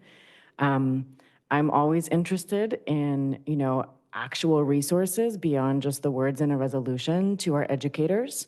So if it's, a series of texts that we can help people to be able to access, that provide, some different perspectives, some facts, some realities. But the reality is that 13,000 children are dead. And we do know that. It's really important for us to be able to hold space for recognizing that information in a time of war is always going to be contested. And if we are working towards peace, we're going to hold space to make sure that we continue to collect information from multiple perspectives with love and with peace in our hearts. And so I'm not trying to challenge anybody's facts tonight. I'm trying to make sure that we continue to create those spaces in our community to share multiple perspectives and to recognize that they exist. Different people are going to have different experiences in the world, and it's our responsibility as humans to be able to still hold that humanity of our fellow human beings and understand those experiences with love and to work towards peace. Some of the things that I am curious about, I watched with a lot of respect for the way that the Sonoma County Human Rights Commission held this conversation over a couple of meetings, and spent some time really hearing how to include both, ideas and words that were important to multiple people in our community. So instead of just a ceasefire, also condemning terrorism, holding the recognition of saying that we are standing in support of peace and that we support the release of hostages. And so, again, being able to hold ourselves the complexity of this conflict, and recognize that we do have the responsibility of being responsive to multiple members of our community, but that ultimately and most importantly, that we stand against violence and that we stand for the creation of peace and the creation of spaces for our children that will help them develop those skills to be peaceful in this world as they grow up and as they take their own spaces into leadership. It is really, really scary to hear people hold such black and white ideas, to be able to say no one and everyone, that is not true, right? That monolithic understanding of human beings will make sure that we are not able to see and hold space for each other with love.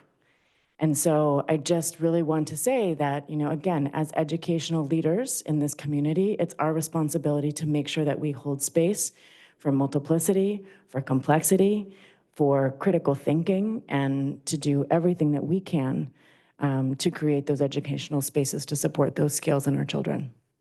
So I stand in support of this resolution. I am interested in hearing if there are any additional kind of pieces of language or ideas that need to be included in this for this to feel like a truly inclusive statement that stands in support of nonviolence, of resolution, of peace, of stopping war, of saying no to terrorism, but ultimately saying also ceasefire now.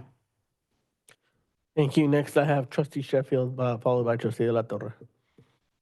First of all, I just want to say respect for my colleagues' opinions and respect for President Medina for bringing this very thoughtful resolution to the board for consideration.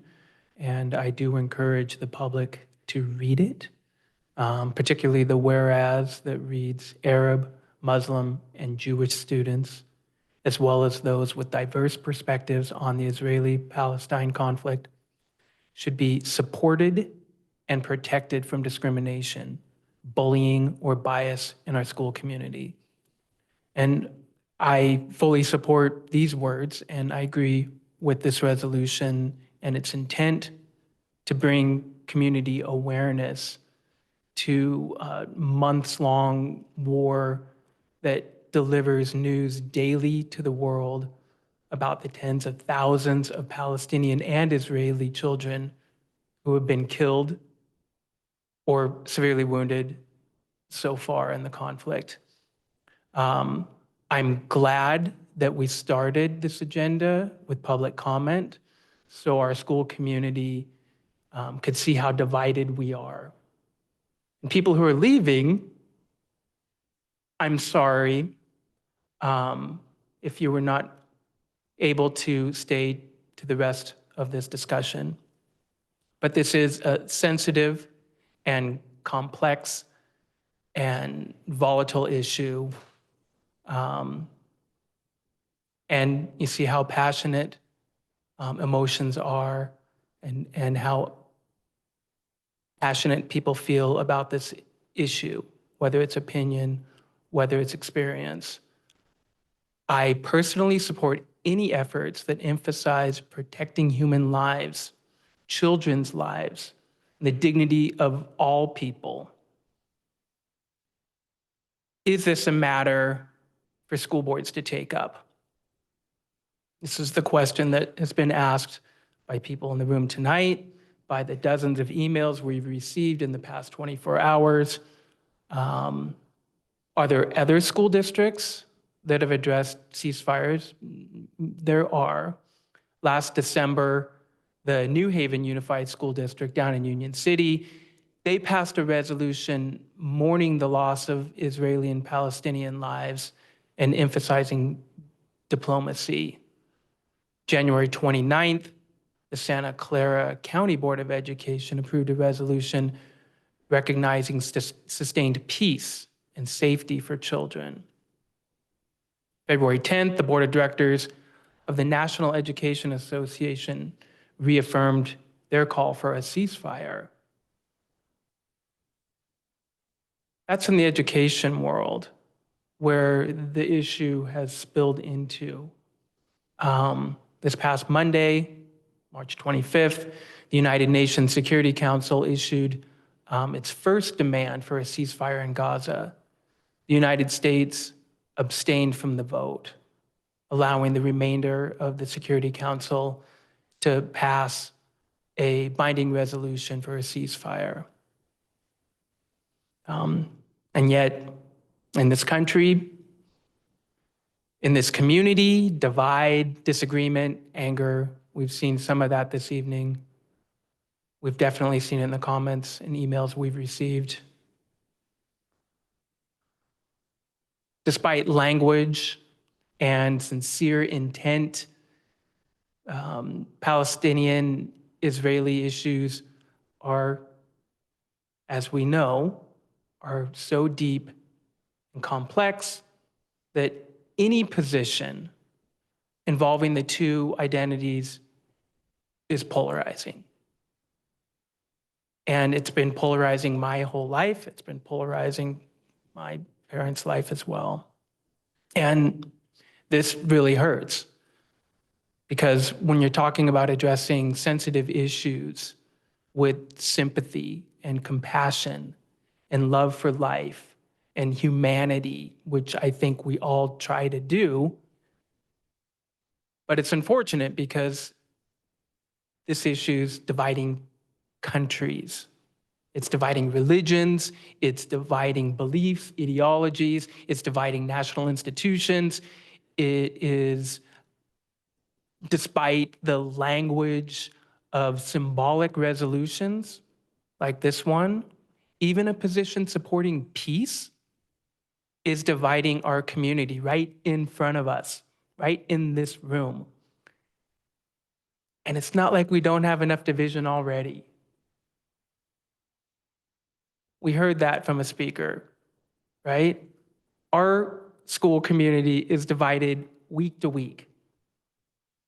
I feel like I can't even keep my head above water and do my role as a trustee to help the district address important things like what's on the rest of this agenda, right? Focusing on curriculum and supports for all of our students and staffing and budget cuts.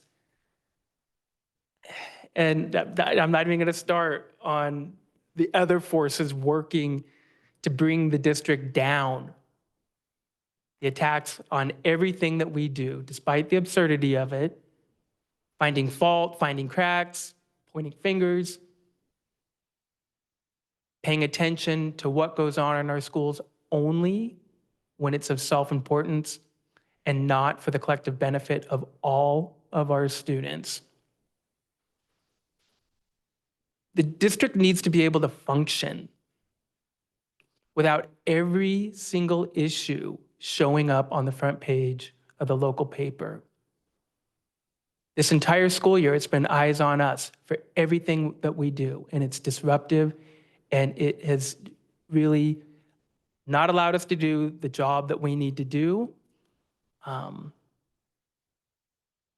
to the point, I want to say to the letter, I love the message of this resolution, and I support it.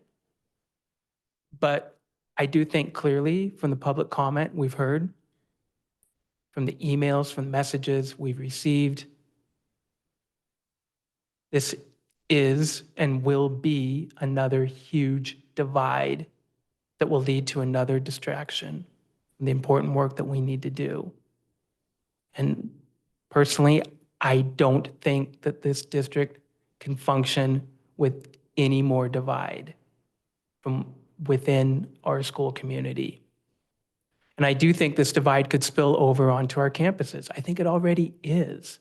And I say to the people in this room, please, to the people who spoke, please, the people listening at home, please don't let this divide or harm our students. We can't insulate them, and we should make them aware, and we should have these complicated discussions. But we shouldn't harm them. Atrocities overseas are, without a doubt, causing atrocities here at home. Talked a lot. I'll say with respect to my colleagues and to the board chair, and for the love of humanity towards the helpless victims in a conflict that has gone on far too long. And I'll say with deep apologies. But for the sake of the school district's ability to function, just for the rest of the school year, without any more disruptions, I intend to abstain on this vote. Thank you, Trustee Sheffield. Trustee De La Torre. I'm struggling to put the motions into words of what needs to be said in this time of division. The amount of pain that is read through the emails, the amount of pain that has been spoken through the voices that has been heard tonight.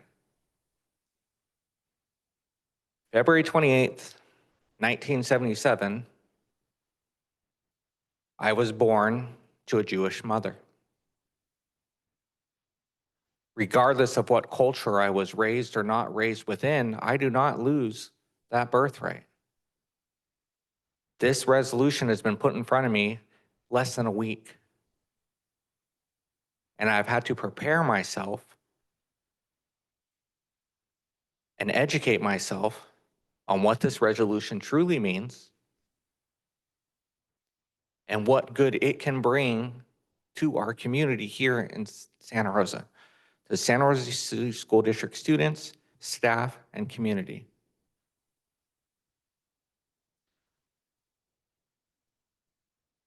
To me, this resolution only offers division with a yes or a no. We are being asked to pick a side. Regardless of how it's voted, one side's going to be heartbroken and the other side's going to lift up that vote. My vote is not only my vote, it's the vote of my constituents that have put me into this seat. So I must listen to my community and what their hearts are telling me.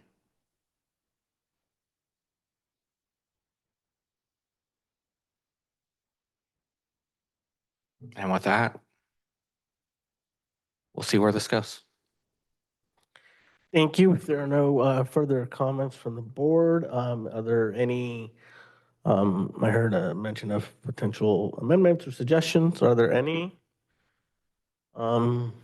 If not, I'll just add in terms of me.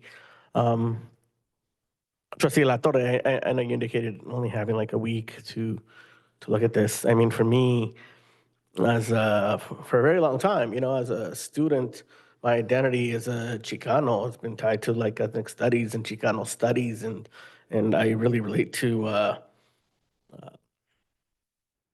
the idea of irredentism. From the context of the Treaty of Guadalupe Hidalgo, and that in that context, I've learned about this conflict for many years, and so maybe that's why it has a lot of meaning for me. And as I said in the beginning, I've been wanting to bring this forth for a long time, but I've struggled, I've held back. It's like, do we need it? But I couldn't not do it anymore. I felt like the need to do it. How could I just, as Trustee Flores said, stand idly by and do nothing when I have this as an opportunity to bring it forth? And I recognize the distraction, as Trustee Sheffield says, and it won't be perfect. Nothing is, and I'm constantly feeling as the anti-hero in the context of Taylor Swift. But it's here, and so with that, if nobody has any more comments, I'd like to entertain a motion to pass this resolution as presented.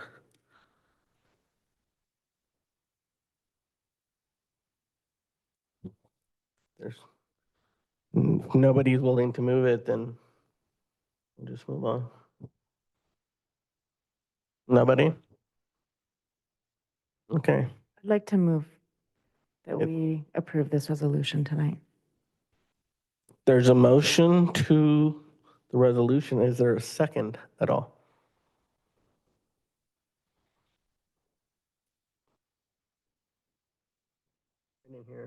Second. Moved by Trustee De La Cruz and seconded by Trustee McNally. So now it goes back to discussion. Is there any discussion on the motion? If not, well, then let's go to the vote. Trustee De La Cruz. Aye. Trustee McNally. Aye. Trustee Sheffield. Abstain? Trustee De La Torre. Abstain. Trustee Flores.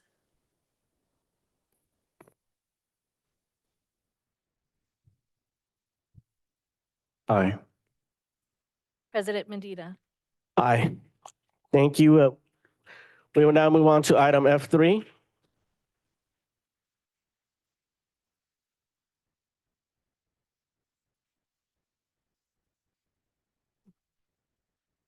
Item F3 is a discussion item on communications for a strategic plan. Please allow us to continue our business respectfully. Thank you.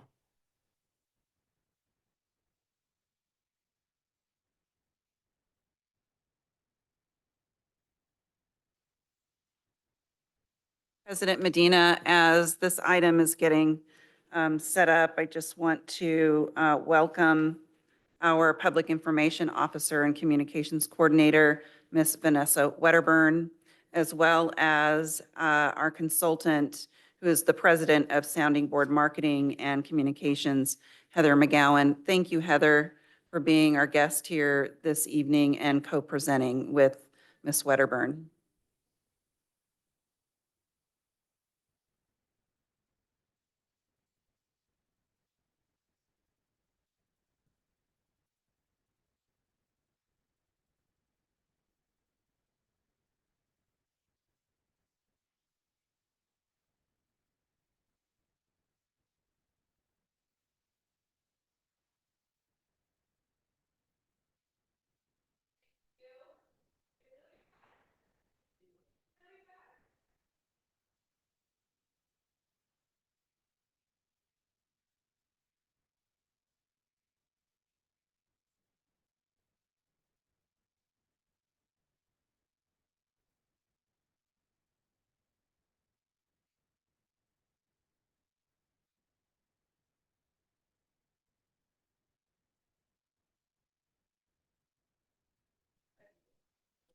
Can you hear me now? Okay, great. Okay. First, I would like to say that it is really difficult to follow the previous item. Everyone who participated is an advocate for our students and our wonderful community, and I really appreciated hearing everyone's voices today. So before we just jump into this, I think it would be great for us all to take a deep breath.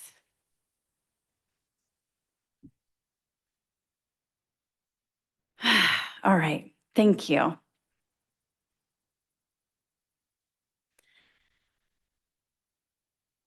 Good evening, everyone, and thank you for having us. I would like to introduce you to Heather McGowan of Sounding Board Marketing and Communications. She has worked with us in preparing the Santa Rosa City Schools communication strategy for the years 2024 to 2027. Today, we are excited to present to you an overview of this communication strategy as the largest school district in Sonoma County. We are dedicated to overcoming challenges and leveraging our strengths to enhance our reputation and foster positive relationships within our community. Here is a snapshot of the information we will be presenting you this evening. We will provide an overview of the process used to develop this plan, and then an overview of the insights gained from the research within our audiences. From there, we will provide a summary of the communications plan. So the communication strategic plan that you have in front of you is very detailed. And so I just wanted to take a quick moment to let you know how that was organized. So it's organized into the executive summary, a situation analysis, which includes a SWOT analysis, key findings, audience insights, and the strategic plan itself. We utilize the 4-step public relations process in developing this plan. So that process includes research, planning, implementation, and evaluation. For the research, during the fall, we conducted surveys with parents and staff, focus groups with students, parents, and the district's various employee groups, and interviews with the board members.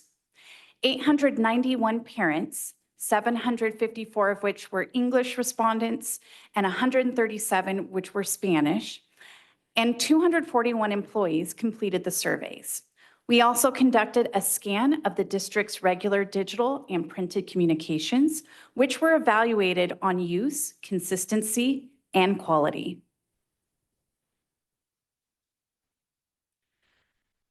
First, let's address some of the challenges we've faced.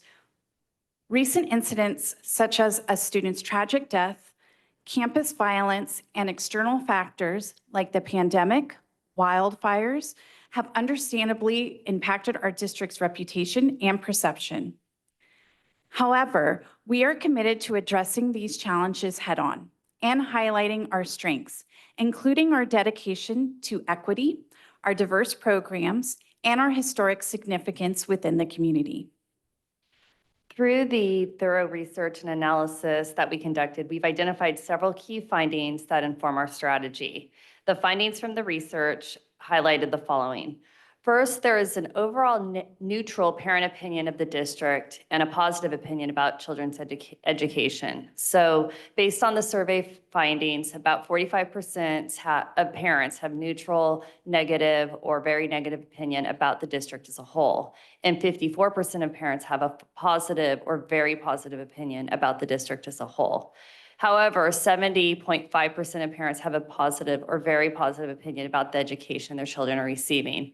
And I must state that the survey is a snapshot in time. And so as Vanessa previously outlined, because of different challenges, it was not surprising that these were the results, but it's important to also highlight that the positive opinions that parents have of their children's education.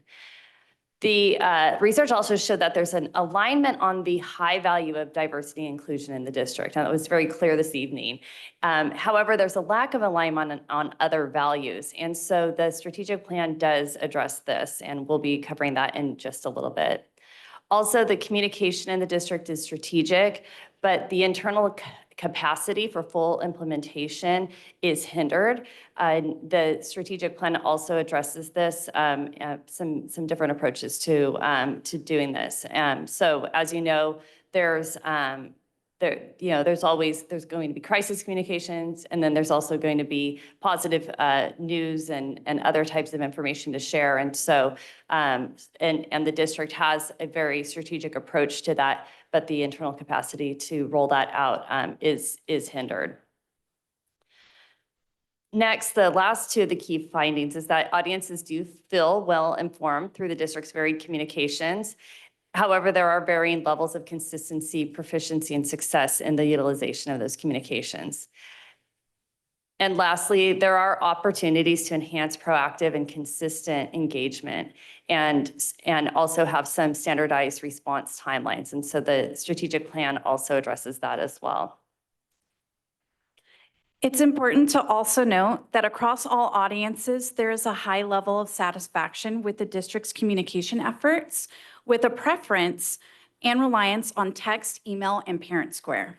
Students feel that their schools offer a positive environment, that their teachers contribute greatly to this environment, and that there is a diverse support and student engagement. Students noted safety concerns, some information gaps, and misconceptions about schools. Next, we're going to look over our guiding principles. Our guiding principles underscore the importance of tying all communication to district goals. They include alignment with district goals, communication's impact on academic achievement, education quality and effective communication, research and evaluation and strategic communication, everyone as communicators and ambassadors, engaging stakeholders for students. Understanding the correlation between positive communication and family and community involvement, recognizing that quality education and effective communication go hand in hand. And acknowledging the strategic communication requires ongoing research, evaluation, and engagement from all members of our district. So let's get to the good stuff. We're going to talk about the strategic plan itself. So the goals of this plan, there's 5 of them, and I'll go over them briefly, and then we'll go into a little bit more depth about the objectives to support those goals. So the first is to strengthen transparency and communication, or to continue to strengthen transparency and communication. The next is to promote the district as a district of choice for families and employees. The third is to emphasize the district's diversity and inclusivity. The fourth is about championing and enhancing the district as a unifying force in the community. And then lastly, enhancing participation and engagement in district meetings. So this is really a very quick snapshot of what is much more detailed in the communication strategy document that you have in front of you.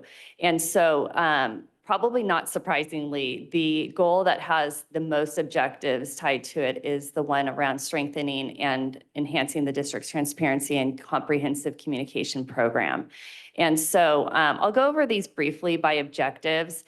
You'll see the strategies and tactics up on the screen. And again, this is a very brief snapshot, and we will have a more detailed work plan that also outlines the evaluation, the responsibilities, timelines, et cetera. And again, this is a 3-year plan. So the objectives for supporting this include increasing representation of student and staff voices, which has already started to be done through the implementation of the Hearts and Minds campaign, and also utilizing these stories across your communication platforms.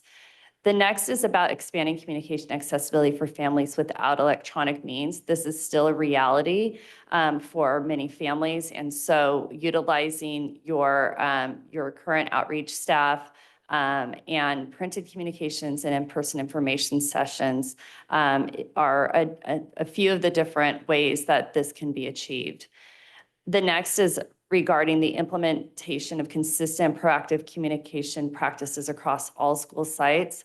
This would be done through developing best practices, processes, and protocols, capacity building, as well as full implementation of Parent Square, and also developing consistent website and newsletter topics across school campuses. The other objectives to support this goal around strengthening crisis communication protocols, and we've already started this process through capacity building with the site staff, or excuse me, the site administrators, and also providing some consistency in terms of the adherence to these protocols. Improving communication channels and customer service for all audiences is also another objective to support this goal. And this would come through developing some consistent customer service approaches through implementing feedback that was received through the survey results, as well as practices and capacity building.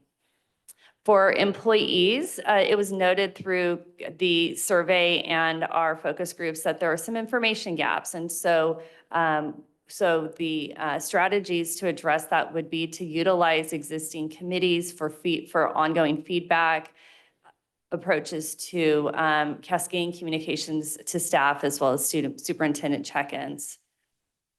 And then the last two objectives that support this goal are around improving the transparency of the communications of the community, the committees and student group activities. And so, such as the information that was shared this evening by your different groups, utilizing the district's communications to get more information out to your district community about the progress that these committees are making, their calls to action, the timelines that they're working with, so that your publics understand what the activities of these committees and what they're doing. And then lastly, as I mentioned before, developing some tactics and strategies around increasing the communication office's capacity to provide proactive district communications.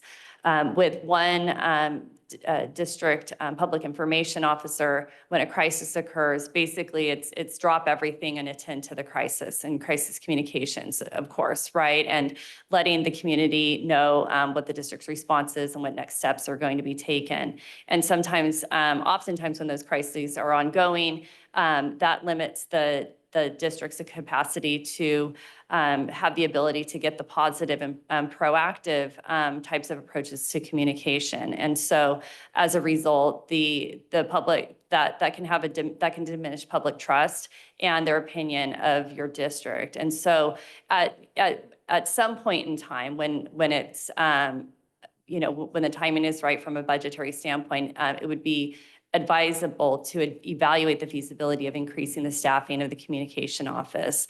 And also the cabinet members and principals' capacity as key spokespeople of the district, and their ability to help to also get out the proactive, positive stories about what's happening in your district. The next few goals I'll go over quickly in terms of the objectives, because I'm able to summarize these a little bit more easily than I did with the previous ones. But for promoting the district as a district of choice for families and employees, the objectives are really about developing stories, resources, and positioning of the district to really put its best face forward in a number of different ways. And so that would be through stories for local media coverage of your students and your academic programs, and showcasing those success stories, developing fact sheets that could be utilized, or brag sheets, whatever you guys want to end up calling it in the end, that could be utilized on your websites and provided to your local realtors and at community activities, just so people have the basic information about your schools and what's great about them. And then for positioning the district as the best place for employment is developing an employment brand campaign that incorporates website content, video testimonials from your employees of why it's great to work here, and utilizing your employees as district ambassadors.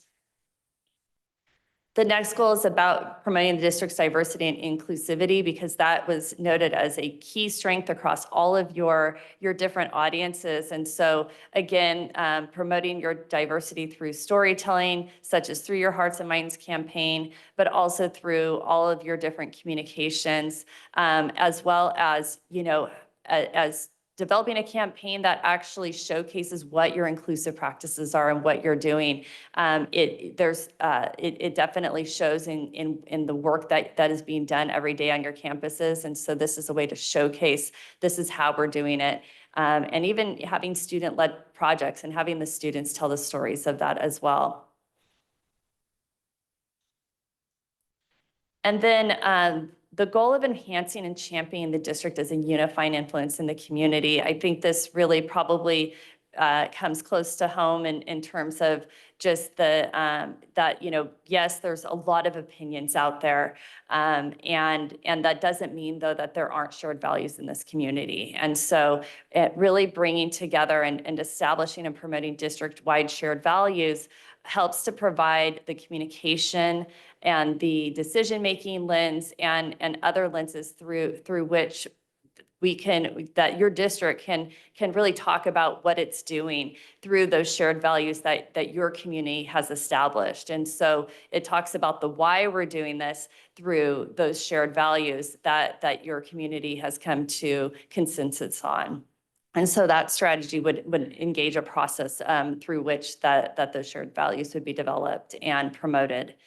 And then the opportunities for community collaboration and engagement with community partners, really as a district of this size, is being very intentional about the ways in which the district engages with the community leaders, with the city leaders, and also utilizing district ambassadors to develop forums, around different topics of interest of the community, as well as partnering on projects and volunteer opportunities in your district.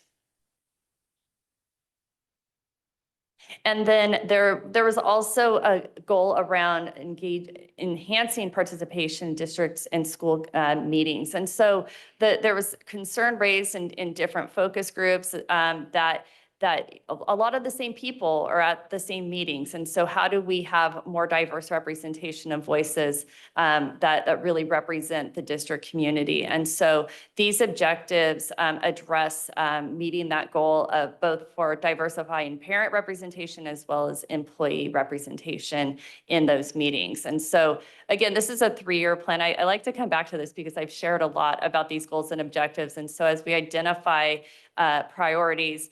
Some of these, it might be starting with something this year and then expanding, in year 2 and year 3. So, in terms of kind of seeing what the results are and the outcomes from this plan, you may see some small things happen and then some progress made from there.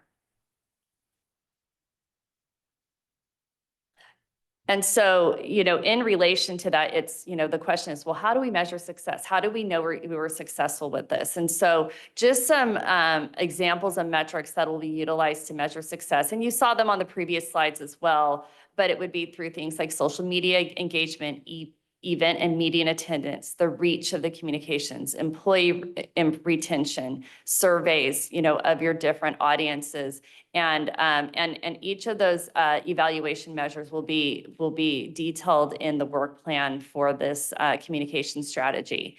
And that evaluation process will involve some baseline data collection, regular reviews, as well as adjustments based on feedback. This is a living and breathing strategy that will be tweaked along the way to meet the needs and to be responsive to the feedback that we receive. In conclusion, while stakeholders believe that the district communicates well, we recognize that there's always room for improvement. By focusing on our key goals and leveraging our strengths, we aim to position Santa Rosa City Schools as the district of choice, fostering a positive reputation, effective storytelling, and strong stakeholder relationships. Together, we can build capacity and enhance our communication systems for a more effective, consistent, and timely interactions.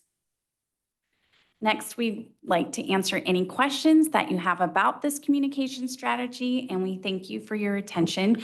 And I look forward to working together to implement our communication strategy effectively. Thank you. And before we move on, I'd like to entertain a motion to extend the meeting to 11:45 at the latest. Anybody? Moved. Moved by Second. Flores, seconded. Any objections? All in favor, please say aye. All right. Now, board questions. Trustee La Torre? Thank you both very much for your presentation.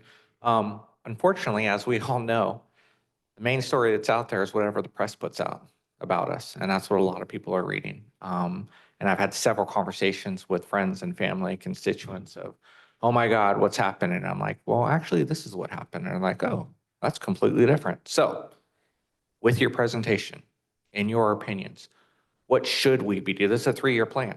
So right now, what should we be doing? Or perhaps, Superintendent, what can we do as board members to help get the good message? That is an excellent question. And so one of the things that I wanted to make sure I highlight about this plan, it is about diversifying the approaches that are taken to get the word out. And so as you saw in a few different areas, there's the idea of leveraging your leadership, your district's leadership's capabilities to be able to, get the messages out, but also utilizing employees as ambassadors to also get these messages out in a number of different ways. So out in the community, that would involve providing things like talking points to both those employees, to you as a board about some of the different things you could be talking about in the community. Of course, yes, there's going to always be something that somebody can say, this is the something that's going wrong in the district. And, you can say, I understand this is something that we're tackling, but let me also share with you some of these other things that are happening. And so it would be really providing that information so that as ambassadors, as board members, as ambassadors for employees, that they have the information they need in order to be effective ambassadors. That was something that the survey results also highlighted, is that there was about, almost 75% of the employees who said that they feel like they could be good ambassadors of the district. We want more of them to be able to say that by providing them what they need in order to be good ambassadors of the district. Thank you, guys. Thank you for the presentation. And first of all, I just want to say thank you so much to Vanessa for all the work that you've done already since you came on in helping us promote positive stories so that the school community knows there are exciting things that happen every day on our campuses and things that we should celebrate because, you know, some folks in the community that they don't get that message. And you're doing an excellent job promoting it. And I'm hearing, you know, some good feedback. I wanted to a question around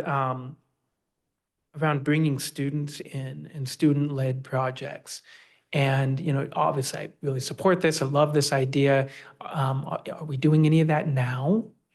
So at this time, when I'm working with students, it's oftentimes through a staff member, whether it's a classified or a certificated staff member at a school site, will say, hey, Vanessa, our students are doing this really cool thing. Can I put you in touch with them? And then I like to learn a little bit from them and decide if this is something that should be filmed by me, or if this is something bigger. For example, just today we had the Best Buddies prom featured on KTVU in the morning. That was something that I circled back with them on to make sure that they would be involved in that. But I do have ideas for bigger and better, and really getting in touch with our high school and possibly middle school students that are interested in whether it's, you know, digital media, journalism, things of that nature, that communications realm, to see if we can come up with an internal kind of club or internship program for our students so that they can be ambassadors within their schools and on behalf of the district. And has there been any conversation with KRCB, which, you know, I know that they like to explore other areas of delivering information, media?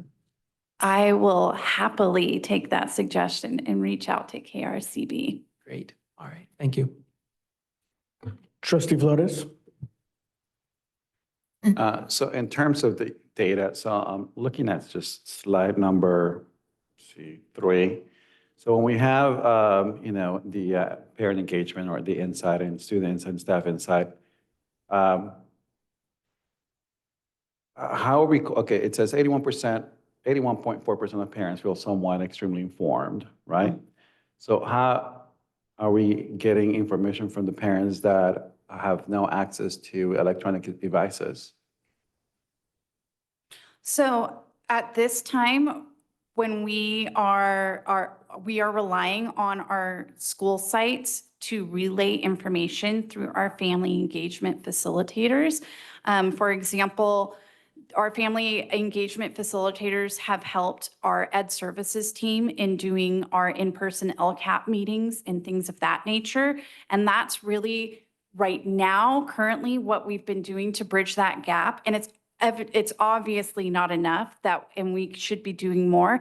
And that's kind of part of our strategic plan here, is leveraging more of the school site to help us reach those families that may not have the technology or may have language barriers or may prefer just to have a phone call. Okay, and so how is that data being collected? So from the evaluation perspective, that's part of the evaluation process, is to collect the data from the family, directly from the families that don't have the electronic communication means, to follow up with them to find out how well do they feel informed based on the new approaches that will be taking place. So some of that would either be through survey, but also just through meetings and collecting their feedback through meetings with the parents. Okay, so we still have to do more of that, that's what I'm hearing, right? Exactly. We need to get more of that baseline information Because we so don't that have we can that baseline. evaluation. Okay, Yeah. okay. Thank you. A lot of that feedback also came through the parent focus groups. That was something that was noted by the parents, that some of the parents that attended the focus group meetings, is that there are casual means by which parents are sharing information via text with each other. And so they asked, well, how can we better improve this with the district? So it's like text is still like electronic, but it's also finding, but they also noted ways of like, how can we get that information in front of the parents who don't have text, who aren't, utilizing Parent Square or, through those methods. So there is still we need to get more in depth with talking with these parents more about, okay, how can we better get that information to you? And so we can be effective in that approach. So, and then the other thing I'd like to see is, a little bit of stratification in terms of different population groups, like, special education, low socioeconomic, English language learners, right? Not just for Spanish, but I just want to make sure that it's also included in the data collection part of it, from the get-go, to make sure, to see if there are any discrepancies within those subgroups. Mm-hmm. Thank you for that feedback. Other board comments, Trustee De La Cruz? I really appreciate the focus on communication as distinct from engagement. And I'm just wondering where do you see engagement supporting or underpinning some of the communication strategies here? That's an excellent question, and maybe Vanessa can also speak more to this. And this is where folding in different approaches to, for instance, having, so are you speaking more specifically about parent engagement or employee, student, or all of them? All of it. I mean, I feel like, communication is the one-sided, right? Like, here's information, here's, stuff for you, and ideally that kind of generates engagement, right? And so I'm just wondering, how does this plan create a pathway to, I really appreciated the kind of description of rolling out implementation of this in a much more, thoughtful and frankly resourced way, right? This is going to cost money, and that's right. It should, right? This is somebody's job. This is multiple people's jobs, not just one Vanessa. And so just thinking about how are we layering what it is that we're doing with that ultimate goal of really creating community and really creating conversations. So some of the strategies that were outlined to support some of the objectives include forums, events, and other opportunities, or even doing outreach to different communities through these through the different strategies that were outlined. And so definitely incorporating two-way communication is intentional in the different strategies and tactics that are outlined. I probably didn't go over that as thoroughly as I could have because I was wanting to make sure to hit upon each goal. But that is definitely part of the strategies, is to incorporate those opportunities for engagement. The other question I had was just around kind of the data. So 81.4%, that's of people who participated in the survey. Did I miss that number of how many folks participated? So the numbers that participated in the survey, there were 891 parents, 754 were English-speaking parents, and 137 were Spanish speaking parents, and then 241 employees completed the surveys. Can I ask, out of how many employees do we have? 14? 1,600? So that's what, 14%?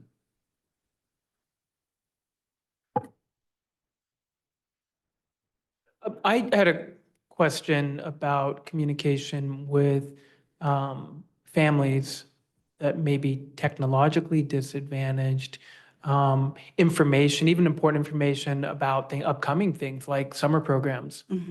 What are you doing now, and how do we intend to address this? Absolutely. So one of the avenues that we have leveraged in the past is through radio ads.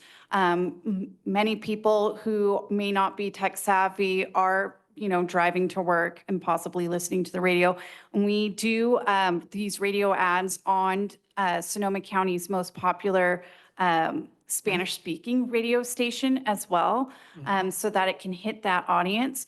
But more importantly, I know that for our summer programs team, they have gone out to school site councils and have presented to ELAC teams as well. So it's kind of really that if you're not getting it through the tech side, you're getting it through the word of mouth right Well, and if now. we could have representatives Yeah. from those sites actually do help out on, say, radio, Yeah. you know? Yeah. In fact, last year we had a radio, didn't just have the radio advertisement. We also had a live radio interview with Dr. Castro featured on that radio station.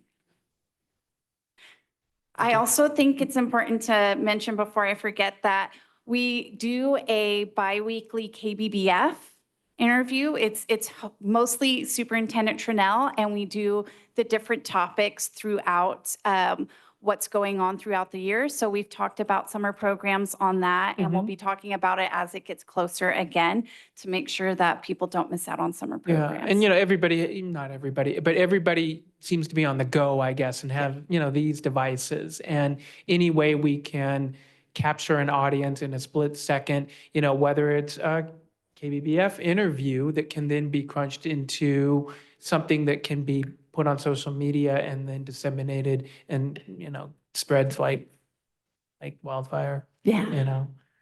Yeah, definitely. As we are building capacity, we can produce more content like that to get out there to our families and our community members. Yeah. I mean, definitely there's something to be said about word of mouth, especially when it's coming from the source, but then we also have to be available to provide that information when it comes back to us. And so again, I love that we have a 3-year plan to do this, that we're looking at all avenues, that we're exploring all options. I want to hear, updates and see how we're doing. I intend to be following, and, I again praise the work that you've done so far. Thank you.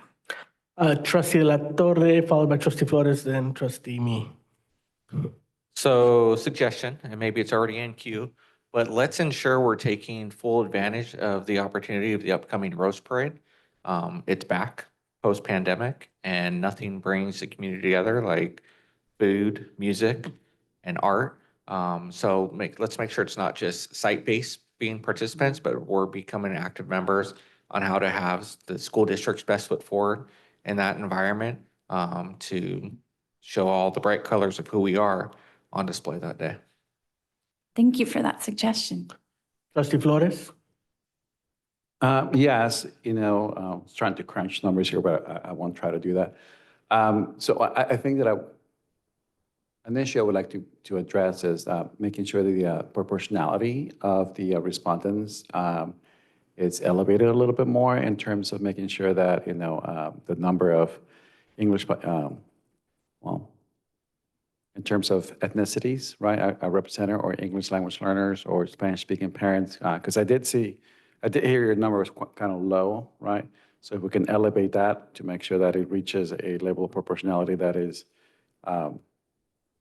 valid. All right, thank you.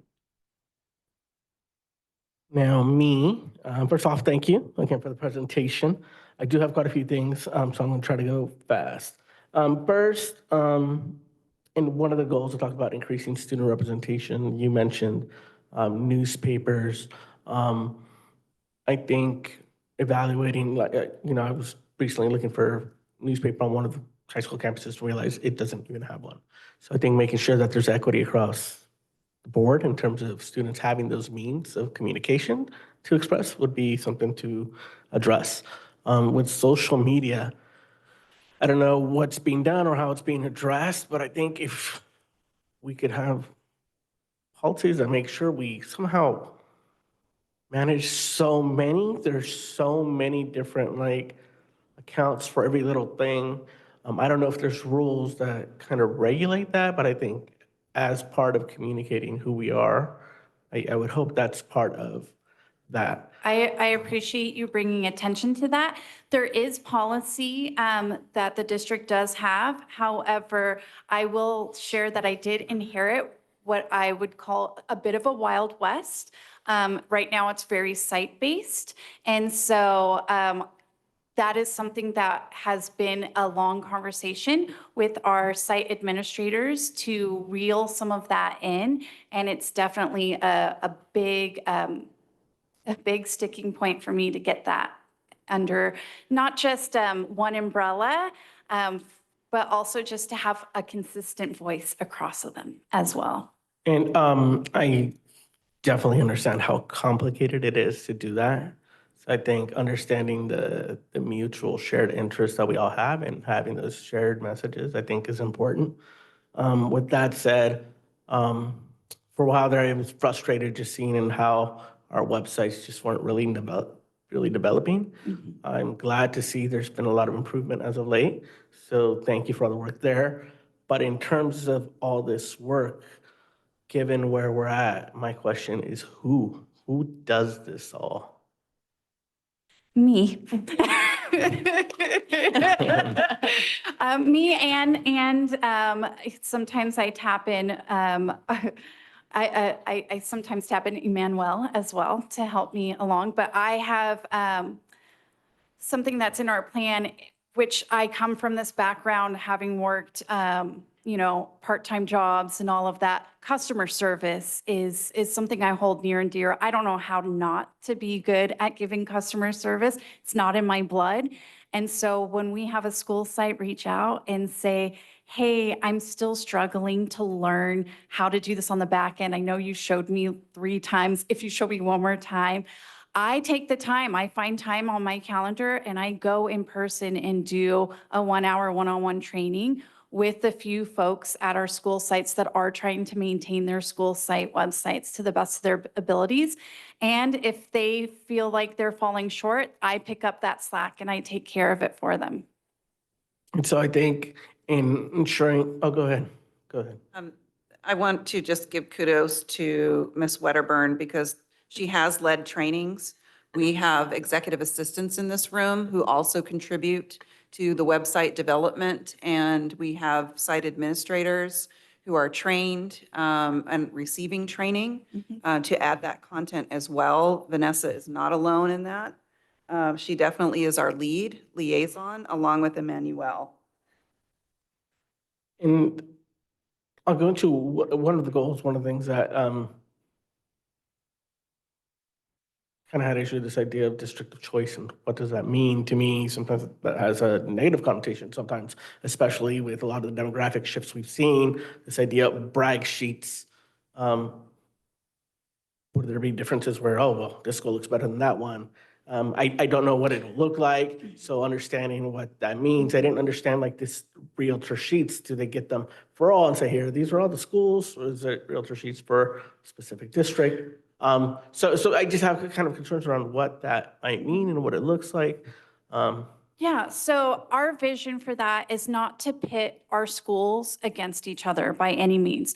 What we really want to solve is this issue of, well, I heard this about that school and this about that school and this about that school. And this is an opportunity to say, well, actually, I have all of this information about that school. Here's the offer. Here's what they've been doing. Here are some of the awards that their choir has won, those kinds of things to combat that negativity. I like the sound of that. Are there any other board questions before I go to public comment?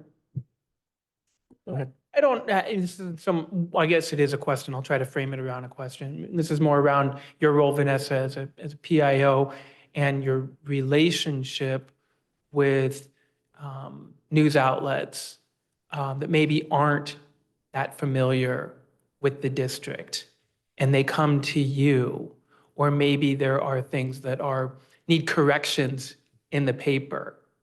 Can you talk a little bit about your role there? Yeah, certainly. So I do have a regular relationship with the 2 main education reporters for the Press Democrat.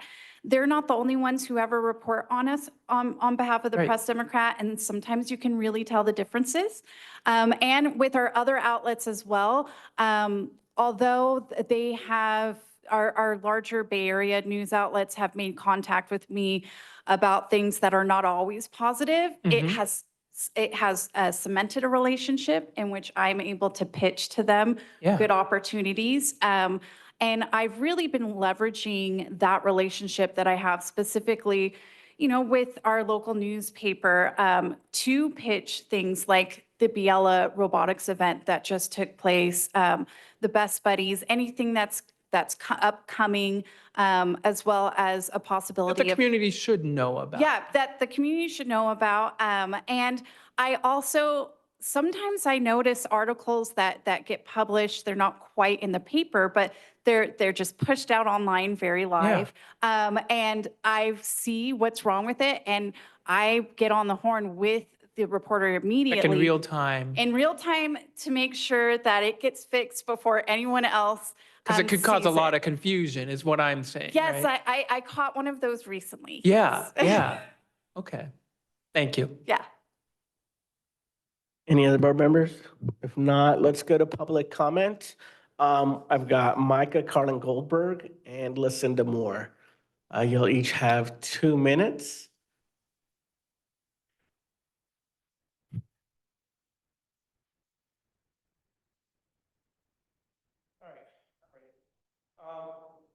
So I'm half of the Santa Rosa Teachers Association communications team and have been for half a decade now. And I have to say that this sounds like a really good propaganda plan and not a really good communication plan. Most of what I heard is about what to say and not how to make sure people can hear it. I have been telling you for years, we need to send paper home. We were told Parent Square would fix all of that because we have a 99% contactability rate.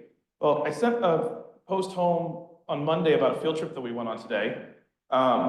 Email users, 29 delivered, 13 viewed it. Text users, 39 delivered, we don't know who saw it. App users, 12 were sent out, 6 got confirmed on delivery. So yes, they set up an account at one point. Are they seeing it? No. When we stopped sending home paper copies of the reduced lunch forms, our participation in that plummeted immensely. Now, our family engagement person did a great job calling people and badgering people to come in and do it, and it made a huge difference this year, but just send home paper. Seriously, it's not that hard, right? You've got 241 of 1,500 staff members who applied. 1 email was sent to us about the communication survey. I took it because I see every email I have. I don't know how many of my colleagues have 10,000 emails in their inbox and never saw that one or didn't bother looking at it, and it wasn't communicated any other way, right? We want to send it 5 different times, 3 different ways, and we're going, hey, let's send it to their phone and be done with it. Or let's send it to their email and be done with it. That's not a communication plan. How are we actually going to reach our people? We've got a super summer school, $10,000, $100,000 we're spending with land paths. I have seen 0 information go to Steel Lane kids about how to do that. My kids went to science camp 2 weeks ago. They loved it. They want to do more. How do they know about this opportunity? Thank you, They don't. Micah. Next, we have Lucinda. Hi, good evening, board members. I just wanted to let you know that there's between a rock and a hard place where we have digitized the summer school applications this year, and that really helps with streamlining it because it does make it harder when it's paper and losing track of them. However, the problem now becomes, how are we going to get all of those parents who don't have computers to fill out the applications? Who's going to sit with them if they aren't tech savvy to learn how to apply for summer school? It would,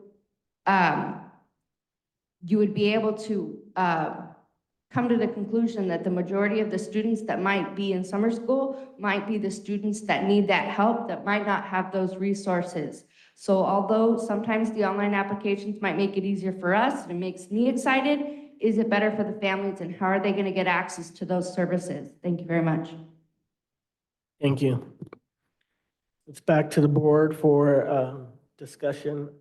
I did just want to say that what Micah stated, I feel it's very real. I think since we went to like all digital, the idea of needing paper was brought up. Talking to a lot of people as of late, they feel we really need it. People talk about a bombardment of parent square messages and people just having so many, they don't review them. So I think these are real issues, especially if we're gonna talk about communication that we need to address that are actually impacting our students. So I just wanted to elevate that and kind of ask, at what point do we, like, what's the tipping point before we like actually do something real and concrete around that? That was a question. You, them, anybody? The implementation of the communication strategic plan starts this calendar year. And so Vanessa and I, our next meeting, as we've heard the feedback from you as a board, we've already been starting to work on the work plan and identifying the year 1 and year 2 and year 3 the priorities. And so this feedback is helpful for informing what will be worked on beginning through the end of this school year. And those are those immediate approaches that would be taken, and then what will be rolled out over the summer and through the next school year, and that's all part of year 1. I think just to just to the dialogue. One, we have never told sites that they can't send home anything in paper. They absolutely have the option right now and have always been able to do that. In fact, we ask them to do that, number 1. Number 2, teachers can offer opportunities to directly connect with their parents and ask them and share information. Sites can also do that. It is open for many of our staff to be able to reach out to our families. It is not the job of one person. And then to the piece about the question, I want to just acknowledge that this is the first time in the history of this district that we actually have a strategic plan on communication. It connects to our strategic priority number 6 with engagement. It actually aligns with our SRT strategic plan, which has its own pillar on communication and transparency. And our Partners in Education Committee has as communication one of 2 main goals in the work that we do. So as this may not be in a perfect sense, although we know that what perfection means when it comes to white supremacy and our culture, we are always working towards that goal, knowing that the people that we serve change with their needs, and therefore this plan will always be a work in progress. Thank you. Just want to say to that point, I push back against a word I heard, propaganda, and I really do. I take offense. I think that when we're talking about diversifying messaging, and I think when we're talking about student-centered information, if we're talking about promoting diversity and inclusion, we have to do a better job. And we can't be pushed back into a corner with somebody claiming that it's not what it is. If we're allowing for a better system, if we're moving forward with a better system, if we're planning a 3-year strategy to do that, to tell our story, that's truth.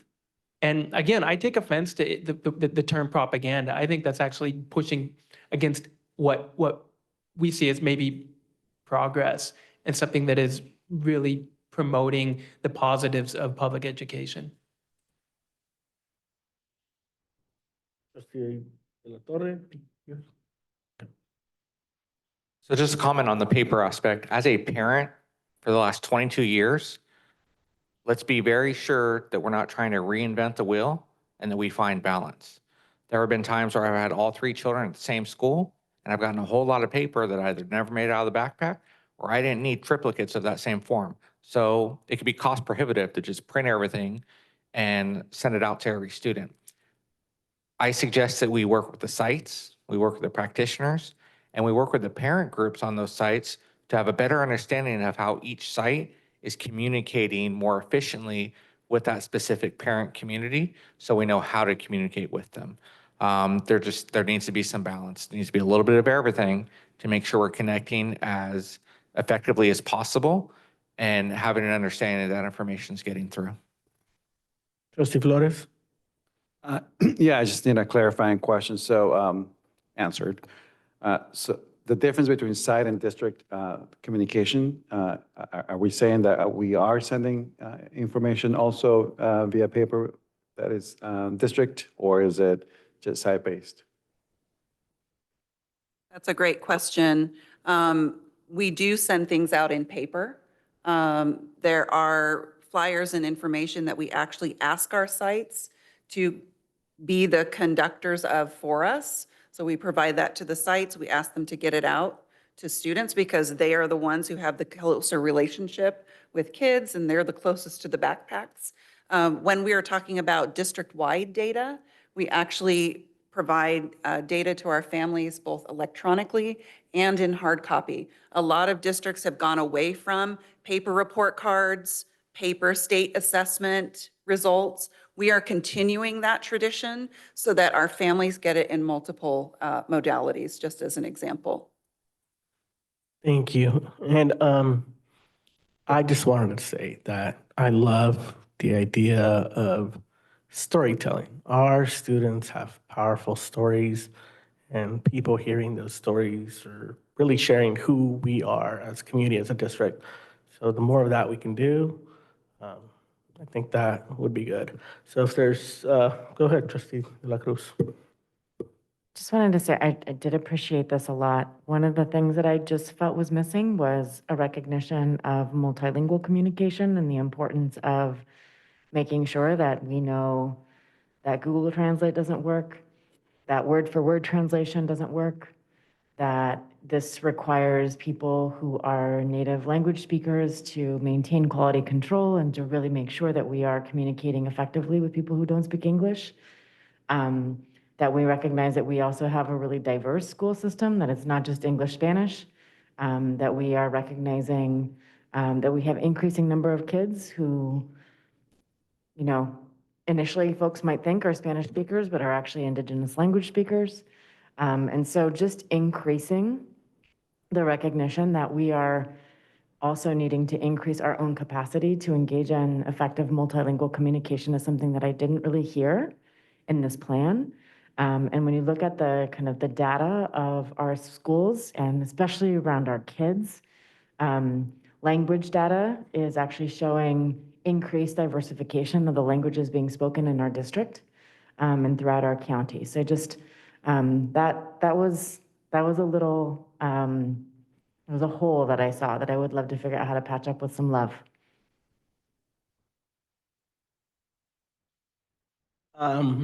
If there's nothing else, thank you. And we will now move on to item F4, expanded and extracurricular interventions report.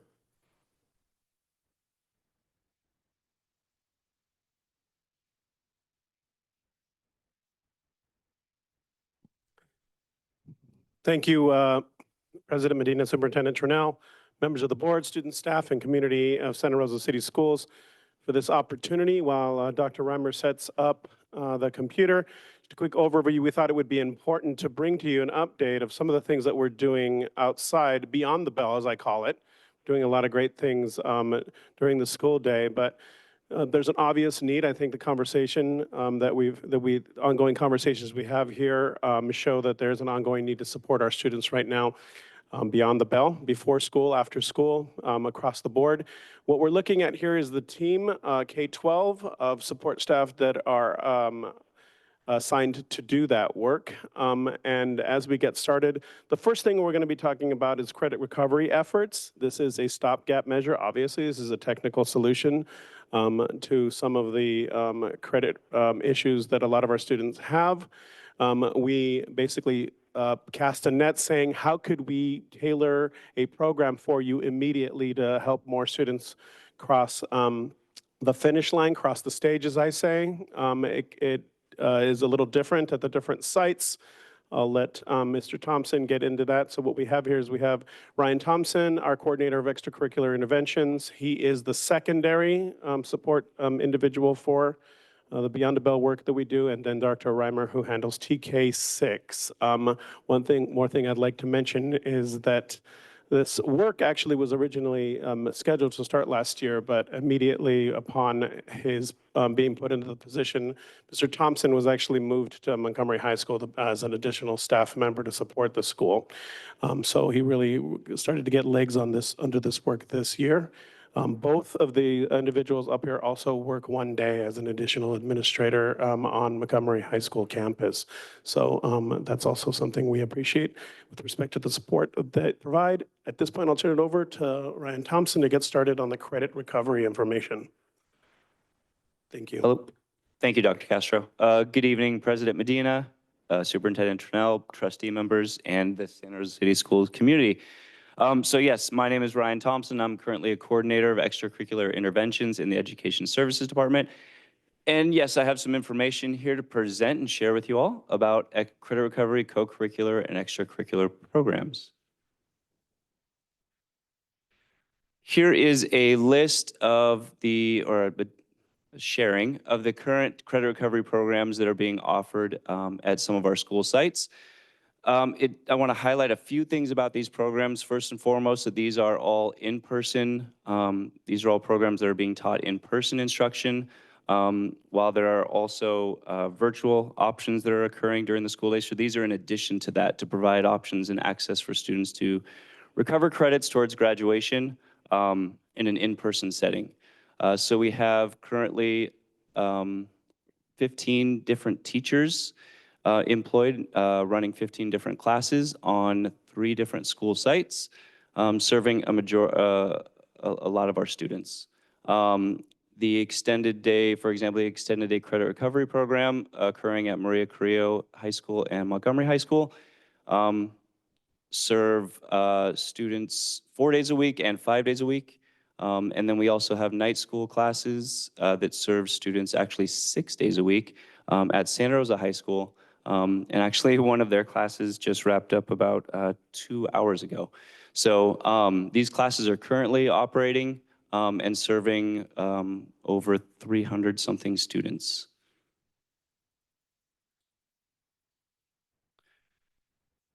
Here's a list of our extracurricular and co-curricular programs we've been able to offer. The first program that I'll highlight is the compression-only CPR program. This program is not brand new to Santa Rosa City Schools. It's actually been around for a while. Our community partners, Healthy Petaluma and Santa Rosa Fire Department, work closely with our middle school PE departments and school sites. And they have been able to, this year, certify over 14, or at least train, over 1,400 7th grade students in compression-only CPR. So they are now equipped with the skills and knowledge to save lives out in the community.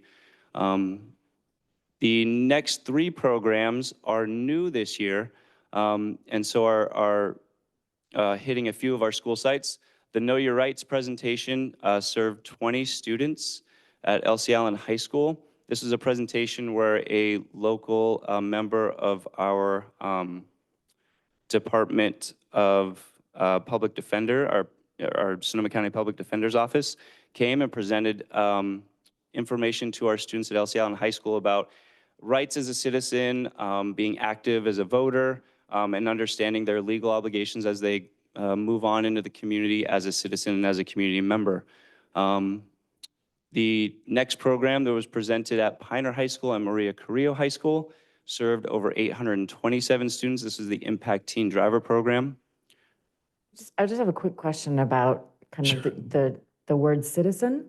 Was there a distinction made for kids around kind of the rights of immigrant children and the responsibilities and the distinction between kind of United States citizens and residents, legal permanent residents, and kids who are undocumented? That's a good question. I know if, are we allowed to click on the information? In the presentation here, there is a quick little synopsis that was prepared that overviews the program. And if we scroll down to paragraph 3, There's a whole bunch of different topics that they wanted to cover, which involves civil rights, freedom of speech and assembly, rights during encounters with law enforcement, voting rights, and any other issues students inquire about during question and answer session.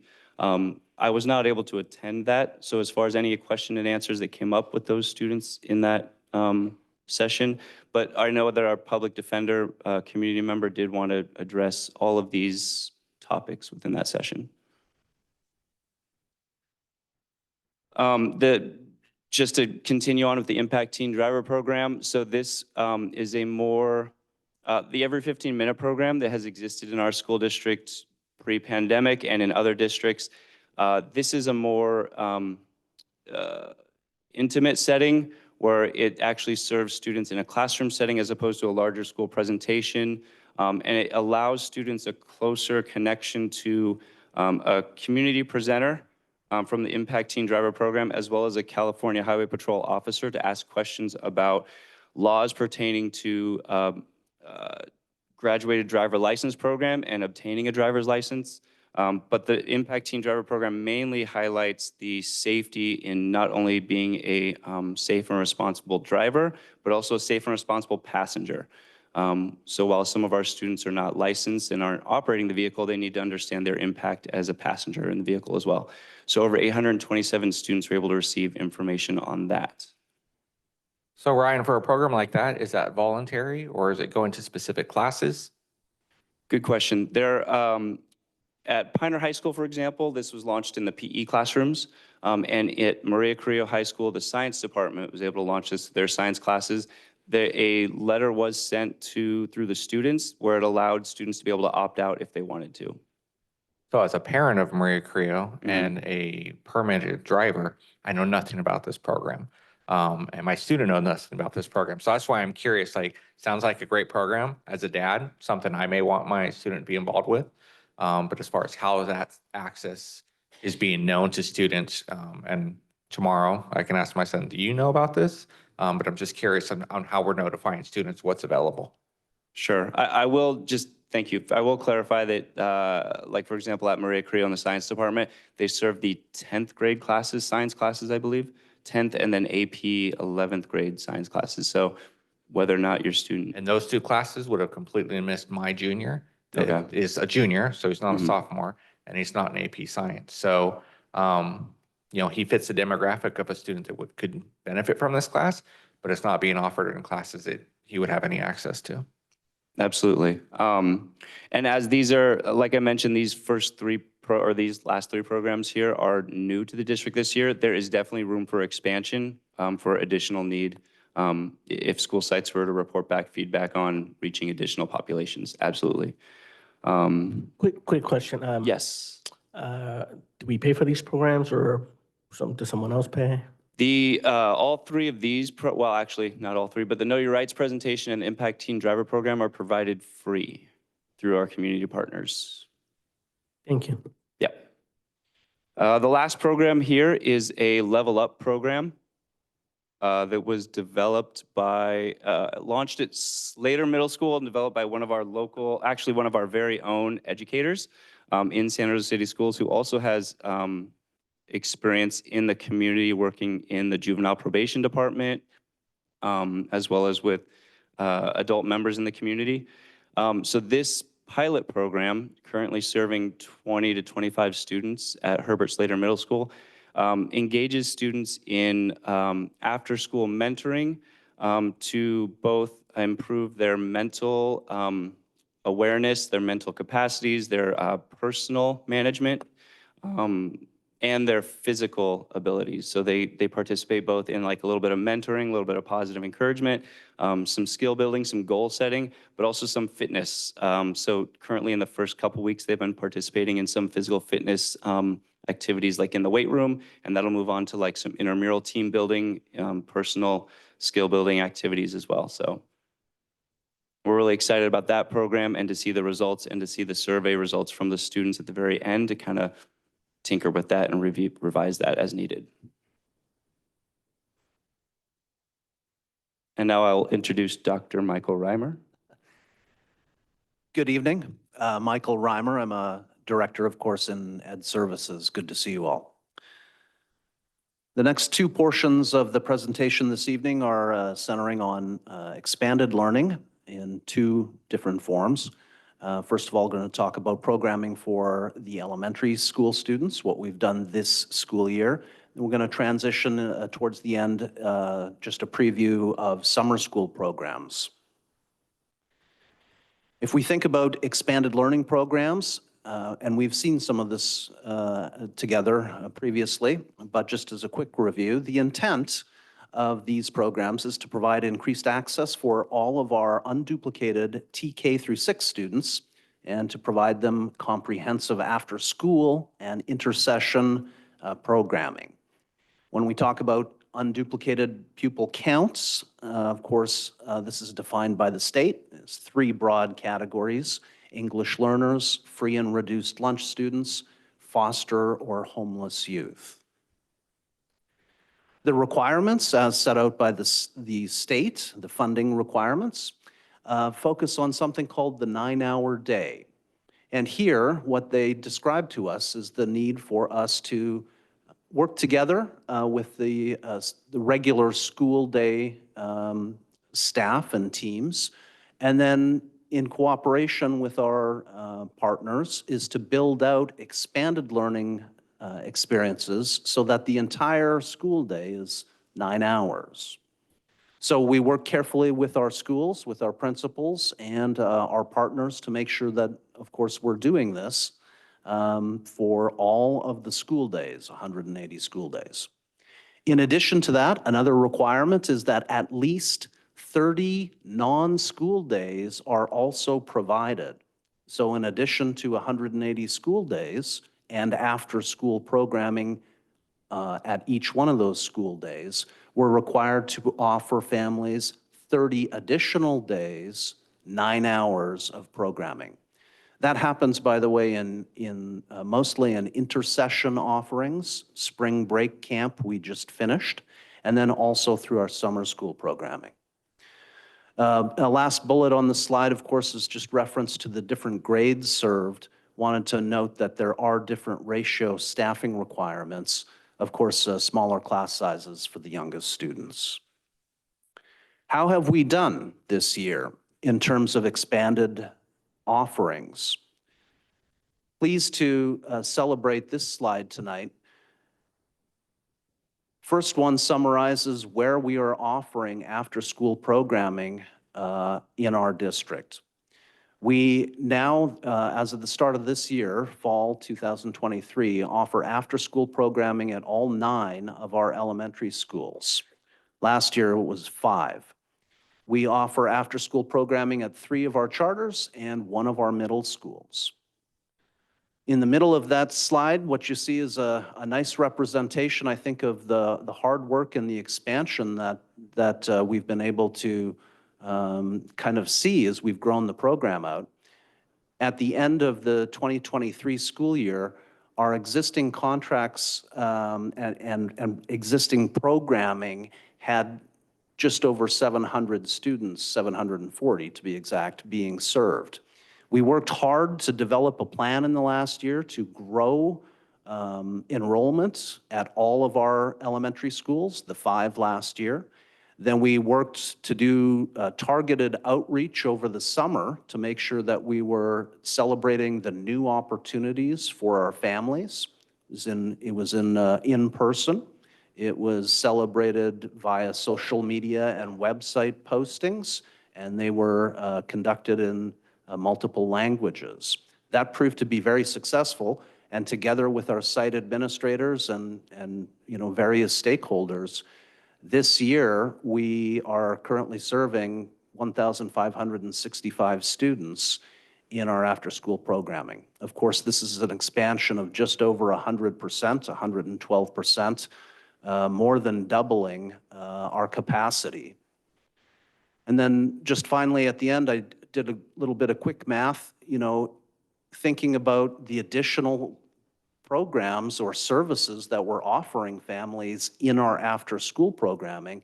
If you take that number of students and multiply it times 3.5 hours per day times 210 school days, we end up at a an impressive 1.2 million hours of additional programming for our students in our schools.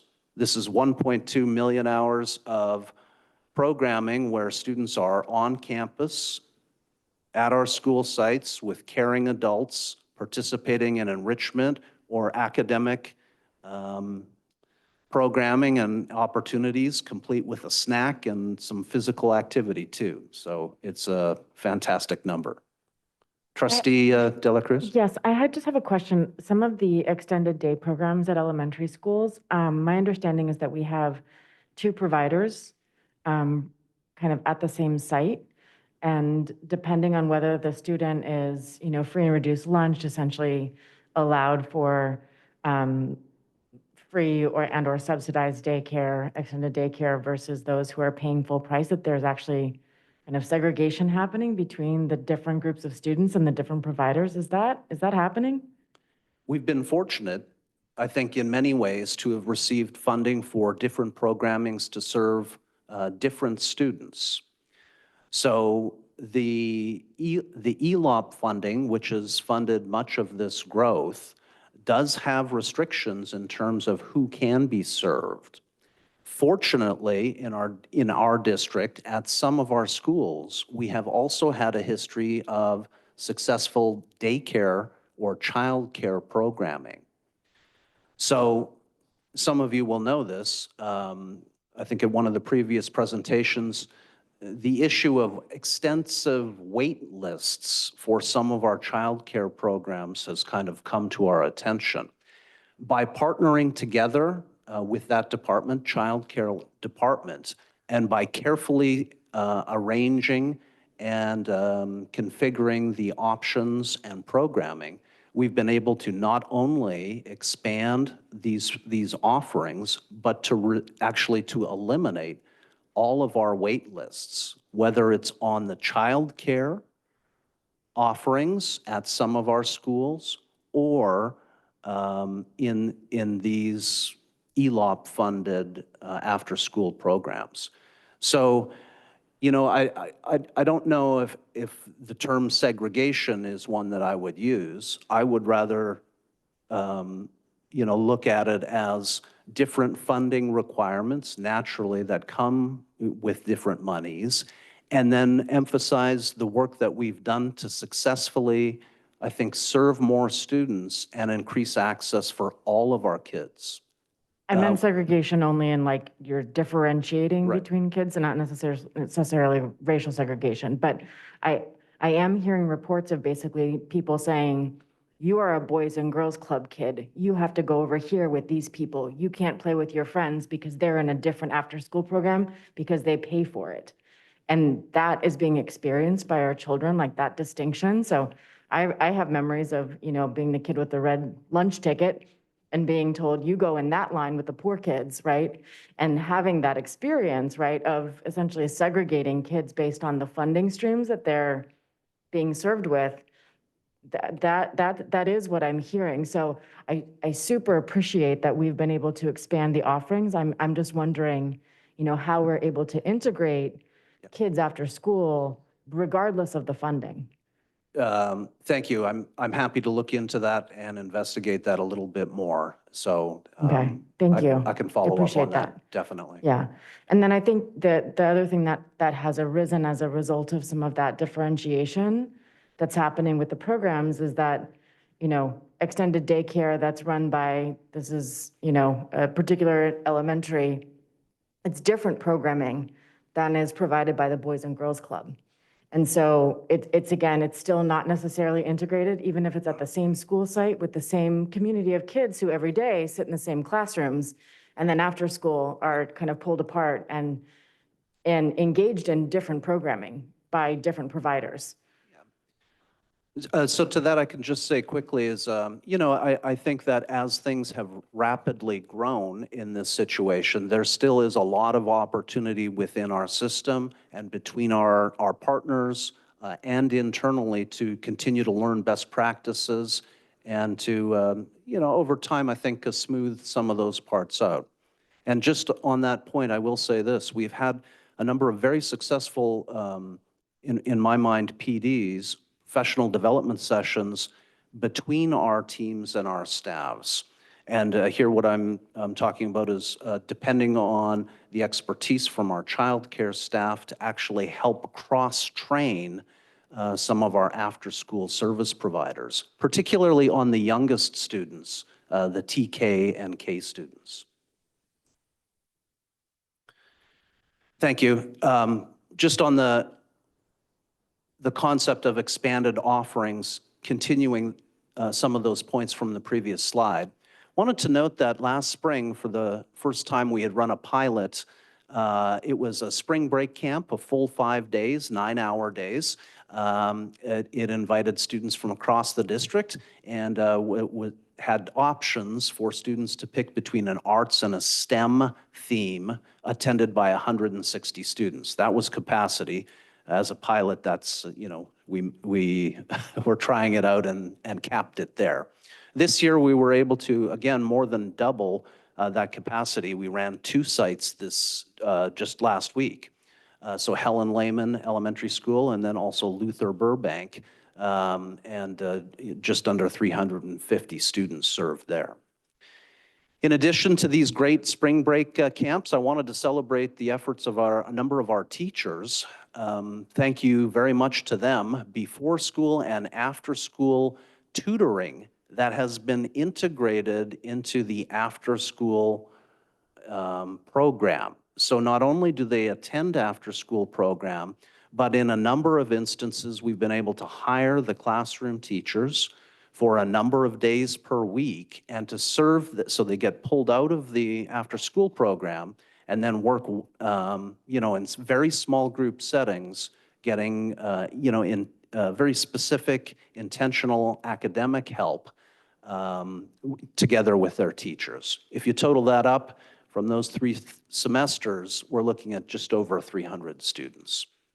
And finally, in terms of expanded offerings, just on how things have, you know, been able to have grown, I think, in the last year or so. Last bullet point there is we've used some of the funding to expand our summer programming. So this year, we've doubled the capacity of our K-6 elementary program. Last year, we had 1 site. This year, we're offering 2. And in addition to that, I wanted to celebrate some new programs that we've built out this year. We've got a fantastic partnership with Santa Rosa Rec and Parks Department. I wanted to thank them. We're launching 2 different sites there in connection with their team and their staff. We've built out a new middle grades STEM program that I'm very keen for, focusing on grades 4 through 8. It's going to be run at Piner High School, where they've got a fantastic science lab. And a number of our other summer school programs have seen notable expansions for this coming year.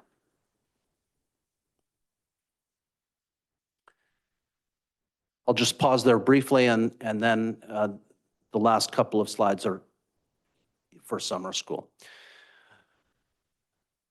Yes, so sir. on the spring break camp opportunities, what is the cost breakdown on those for the families?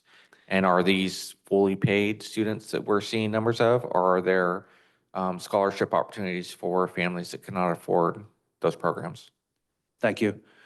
So the first part of the question is they're free. So they're free for families. And we partnered with a local CBO, our after-school service provider, to customize a full 5-day week, 9 hours, and then arts and science theme. Because of the funding requirements, initially, the program is offered to UPC students first. So that was done. And then once we were told that it looked like we had maxed out in terms of interested parents and students for the program, we opened it up more essentially to all district students in elementary school to fill the remaining spots. And those spots were free as well.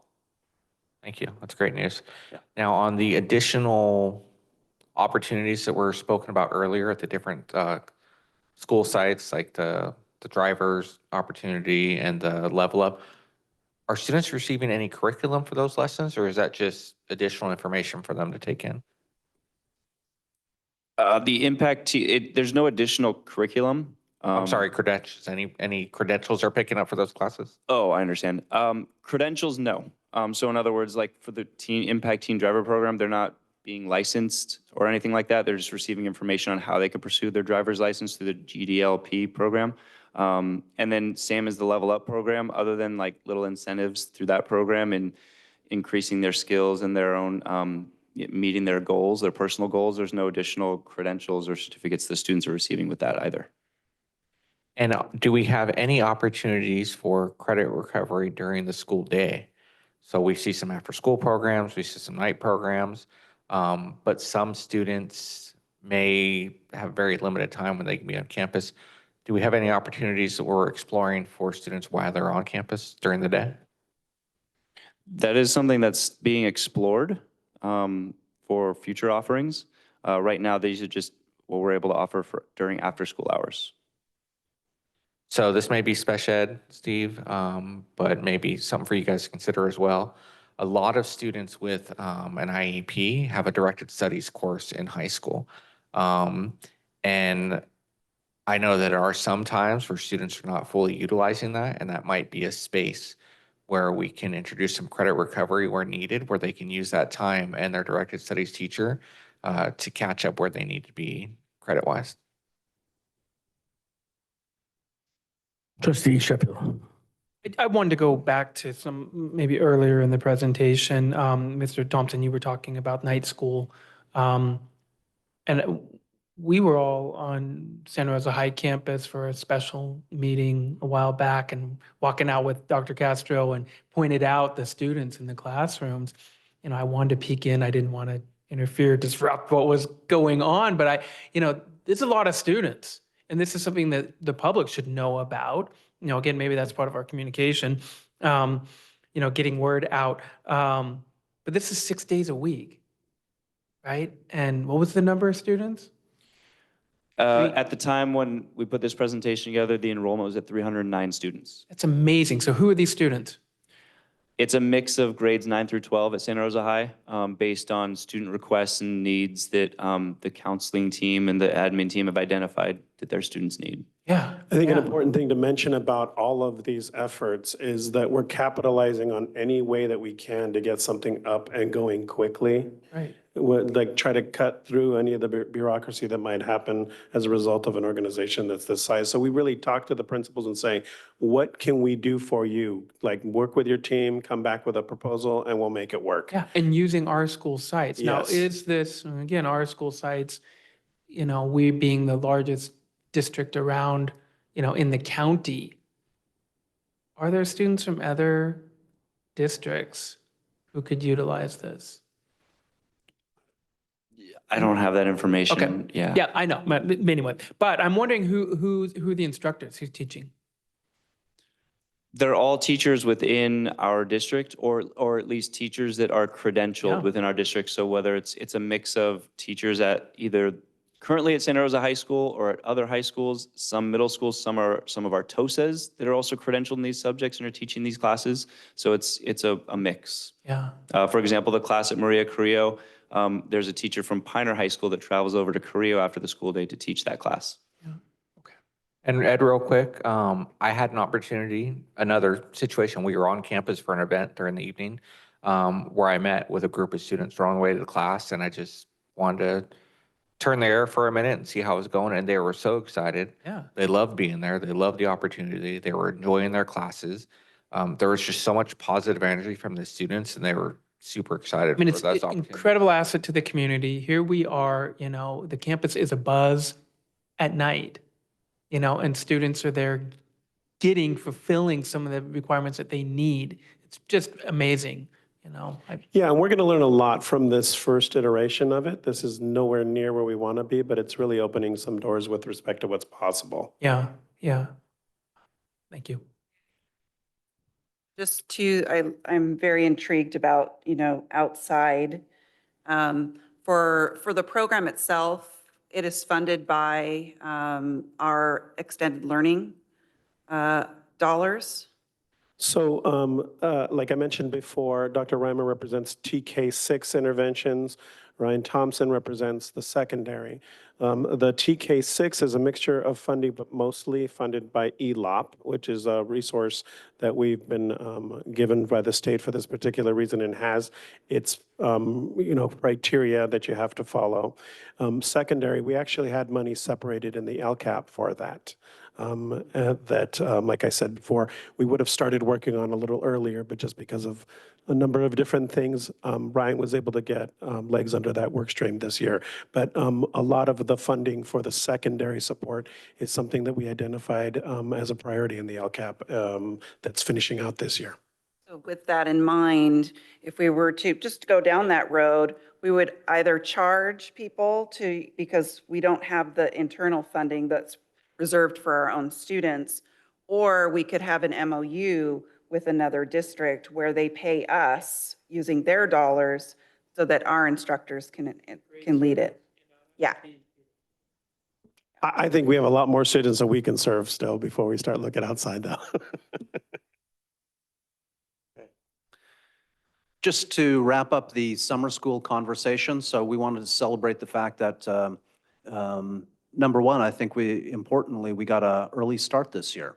So that has put us, I think, in a strong position and in many ways. And then also another key term there is we've expanded things in summer school as well.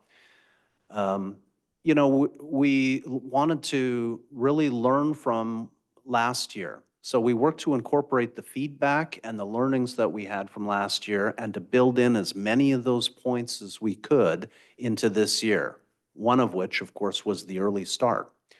Wanted to celebrate our principals who are currently recruiting and hiring for classified and credentialed staff members. In some cases, that's weeks or months ahead of where we've been in some previous years. I've already talked about the additional offerings and the expansion of our summer school programs this year. The link that's hot there will take you to an overview. It's a public-facing document that celebrates all 15 summer school programs that we're going to offer this year. And of course, they are designed to meet the needs of all three levels, elementary, middle, and high school, with some new ones. Of course, we wanted to target middle school this year and build some new options out there.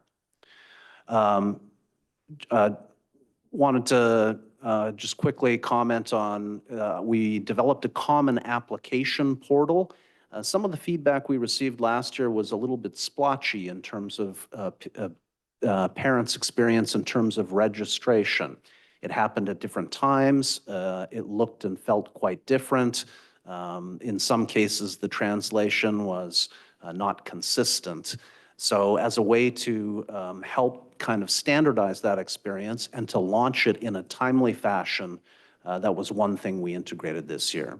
And finally, I encourage you, if you get a moment, to click the final link, additional launch and support training details. Here, what we've tried to celebrate is the many additional supports that we've been able to look at internally within our system to make sure that we are communicating these fantastic opportunities to people as early and as quickly as possible. What you'll see if you click on that link, I can take you there quickly, is a summary, high-level summary of the outreach and training that we've done with district staff and teams across the district to make sure that, number one, they're aware of the opportunities, number two, that they understand how easy the online application portal is, and to kind of showcase what we're trying to do.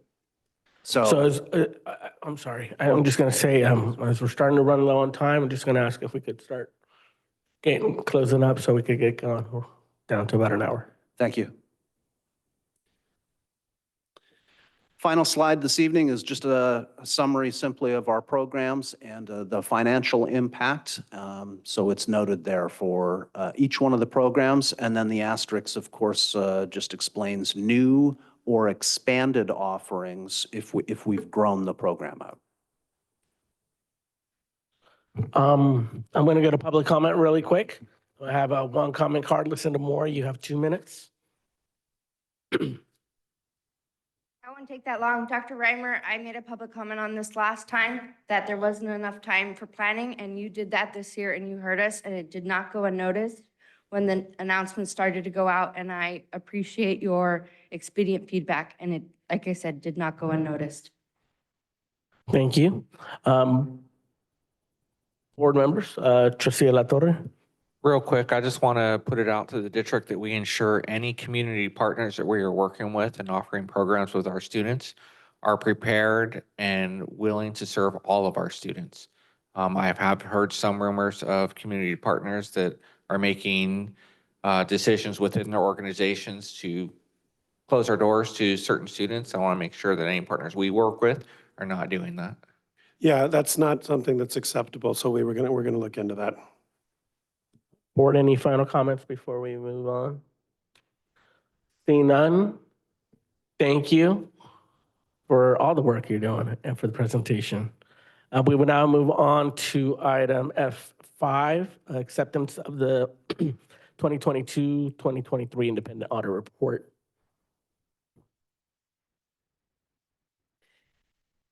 Thank you, President Medina, members of the board, Superintendent Trinnell, and our community.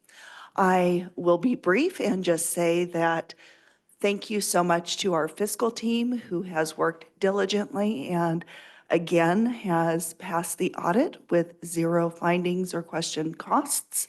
So fantastic job to our team. It definitely takes a lot of work and diligence to do that. Thank you. Any questions from the board? Is there Question. I just want to say thank you for doing that because I remember before I got on the board, a long time ago, 4 years ago, these were one of the things that kept recurring. I mean, a lot of these mistakes would come up, over and over again. So, and it's been like this for the last few years. So I just want to say thank you, extend my gratitude to you and the rest of the team. Thanks. Thank you. Any other comments from the board, questions? No, there's no public comment cards. Thank you for the presentation, board. Now it comes to us for a motion to accept. Anybody? So moved. Move to approve. We're all excited about this, can you tell? I got a motion second- I from second Trustee somebody's. Sheffield, Second. second from Trustee De La Cruz. Let's go to vote. Trustee Sheffield. Aye. Trustee De La Cruz. Aye. Trustee McNally. Aye. Trustee Flores. Aye. Trustee De La Torre. Aye. President Medina. Aye. Now we will move on to item F6, approval of the MOU 2024/25, number 2, Ridgeway, Center City Schools, and California School Employee Association, Chapter 75, regarding the Student Safety Advisor job description. President Medina, Superintendent Trinnell, members of the board, members of the school community. Today, what I'm bringing before you is a memorandum of understanding with the California School Employee Association regarding a new position called Student Safety Advisor. This position was developed to address the need for campus supervision and our difficulty in filling that position on our school campuses. So a new position was created and presented to CSEA. We came to a memorandum of understanding that effective July 1st, there would be a new classification called Student Safety Advisor, that any current student advisors or campus supervisors that were interested in the new position would be able to reclassify into the new position, and any vacancies would be advertised as student safety advisors, and we would no longer advertise student advisors or campus supervisors. Go ahead, Superintendent. Also clarify Is this an approval of the MOU along with the job description or just the MOU? This is the MOU and the job description. My apologies. Board members, any questions? Thank you for the presentation. I don't have any comment cards. So looks like now we would need a motion to approve the MOU as well as the job description. So moved. Second. Moved by trustee De La Cruz, seconded by trustee Flores. Is there any discussion? None? All right, let's go to the vote. Trustee De La Cruz. Aye. Trustee Flores. Aye. Trustee Sheffield. Aye. Trustee McNally. Aye. Trustee De La Torre. Aye. President Medina. Aye. And I think the only thing I would ask is that maybe we get like a follow-up report, maybe around the June 12th meeting to see what the final numbers were of the transition and maybe what the cost of all that would be. Absolutely. So with that said, thank you again, and we'll move on to item F7. All right, item F7, discussion on the potential renaming of James Monroe Elementary and Rincon Valley Middle School. So board, for more than a decade now, I, along with other community leaders, have worked to have some of our campuses named after local leaders of color. In the 3 efforts prior to me joining the board that I was a part of, we failed. As some of you know, 4 years ago, I began the process to request the renaming of James Monroe Elementary. I chose this school primarily because James Monroe was a slave owner, and I do not believe that anyone that viewed and treated humans as property and participated in the horrific slave trade is someone we should honor. The culmination of that process ended in May of 2021, with no change having been made. From a board member perspective, the way the process was handled did not meet my intention, not because the committee results weren't what was expected, but because the direction to the staff I felt was unclear. Then Superintendent Diane Kitamura indicated that we would follow up and that the issue would be revisited. But here we are 3 years later, and it has not been brought back as it was intended. So my aim in agendizing this discussion is to revisit the topic and providing direction to Superintendent Trinnell. 2 weeks ago, the Sonoma County Board of Supervisors declared racism a public health crisis. During those deliberations, former Montgomery High School principal and our former fellow trustee, Lori Fong, said, racism is pervasive and it's real, and it's invisible to those who are most racist. Why do I mention this? So I bring this up because to me, the fact that the majority of our schools and buildings aren't named after folks of color is a form of invisible racism. That is part of this public health crisis, something that is seen by our students. As I know, I saw it then as a student, and obviously I continue to see it today. I am proposing that we rename James Monroe Elementary after George Ortiz, a local Latinx leader, and that we rename Rincon Valley Middle School after Carol Ellis, one of our former employees and a local Black leader. I think it's important that we focus on local leaders. These 2 individuals have had a positive impact on thousands of individuals in our community, and I believe they deserve to be recognized and celebrated. And in the context of ethnic studies, their stories should be shared. In terms of process, my ask is that the assigned board liaisons, Trustee De La Cruz for James Monroe Elementary and Trustee Sheffield for Rincon Valley Middle School, participate in the process by collaborating with the superintendent in the selection of the committee members as delineated in the administrative regulations. And I would also ask that both board members collaborate with me to develop a presentation to the Community Advisory Committee as to why George Ortiz and Carol Ellis are worthy of serving as the names of these campuses. So with that said, I'd like to open it up for questions or discussion on this issue to the rest of the board. First of all, I just want to say in that, you had specifically called for 2 names. And, one of the names I know came out of a comment that we had at a meeting. One of the names is the name that you put forward, others have put forward as well. And I love the idea of honoring our local folks. But there might be other names too. So in this process, is that kind of included if we're selecting committee members, or we're trying to get some type of, better engagement from the community? Yeah, I think in terms of the AR, Mhm. that's part of the process the community would propose. So not necessarily these names, but I do love these names.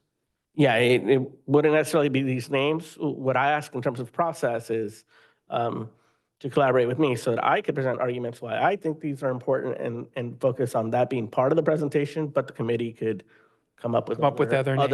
other options. Then I want to just be clear that there is potential for other options. Yes. Okay. Not that I can think of any, but there could be. Okay. So I did want to speak to, why is this important, and questions that were asked, what's in a name. And I think years ago when we were having discussion before any of you were on this board, I shared a story about my family and my father's name, George Washington, and my brother's name, George Washington, and my grandfather's name, George Washington, and my great-great George Washington. I have a great aunt who's Georgia Washington, right? And at the time, I said, well, I recall when I was younger and I asked my big brother, we call him Butch. And my dad has always been known as Chef, right? I asked my big brother, about his name, and growing up, he never really liked his name. He was just, it was a family tradition. And this was a tradition going back to the days of slavery, where a slave was named after an important figure, somebody who's great, somebody of historic importance, right? And that name stuck. But it was never our name, right? We just did it because it was tradition. And when it got to my brother, and he's like, well, yeah, if I have kids, he has just daughters, right? So the name has died. But, I asked him, well, what would you name your kid? And he being of this generation, my generation, he's older than me, but he said he would have broke that tradition, because it was time and it was the right thing to do. And there's identity. That's what's behind the name, is identity, right? So, as I was thinking back to when we had the discussion years ago and seeing this on the agenda and reading some correspondence, one of our teachers who supports the idea, at least of considering name changes, provided a quote from writer and activist James Baldwin.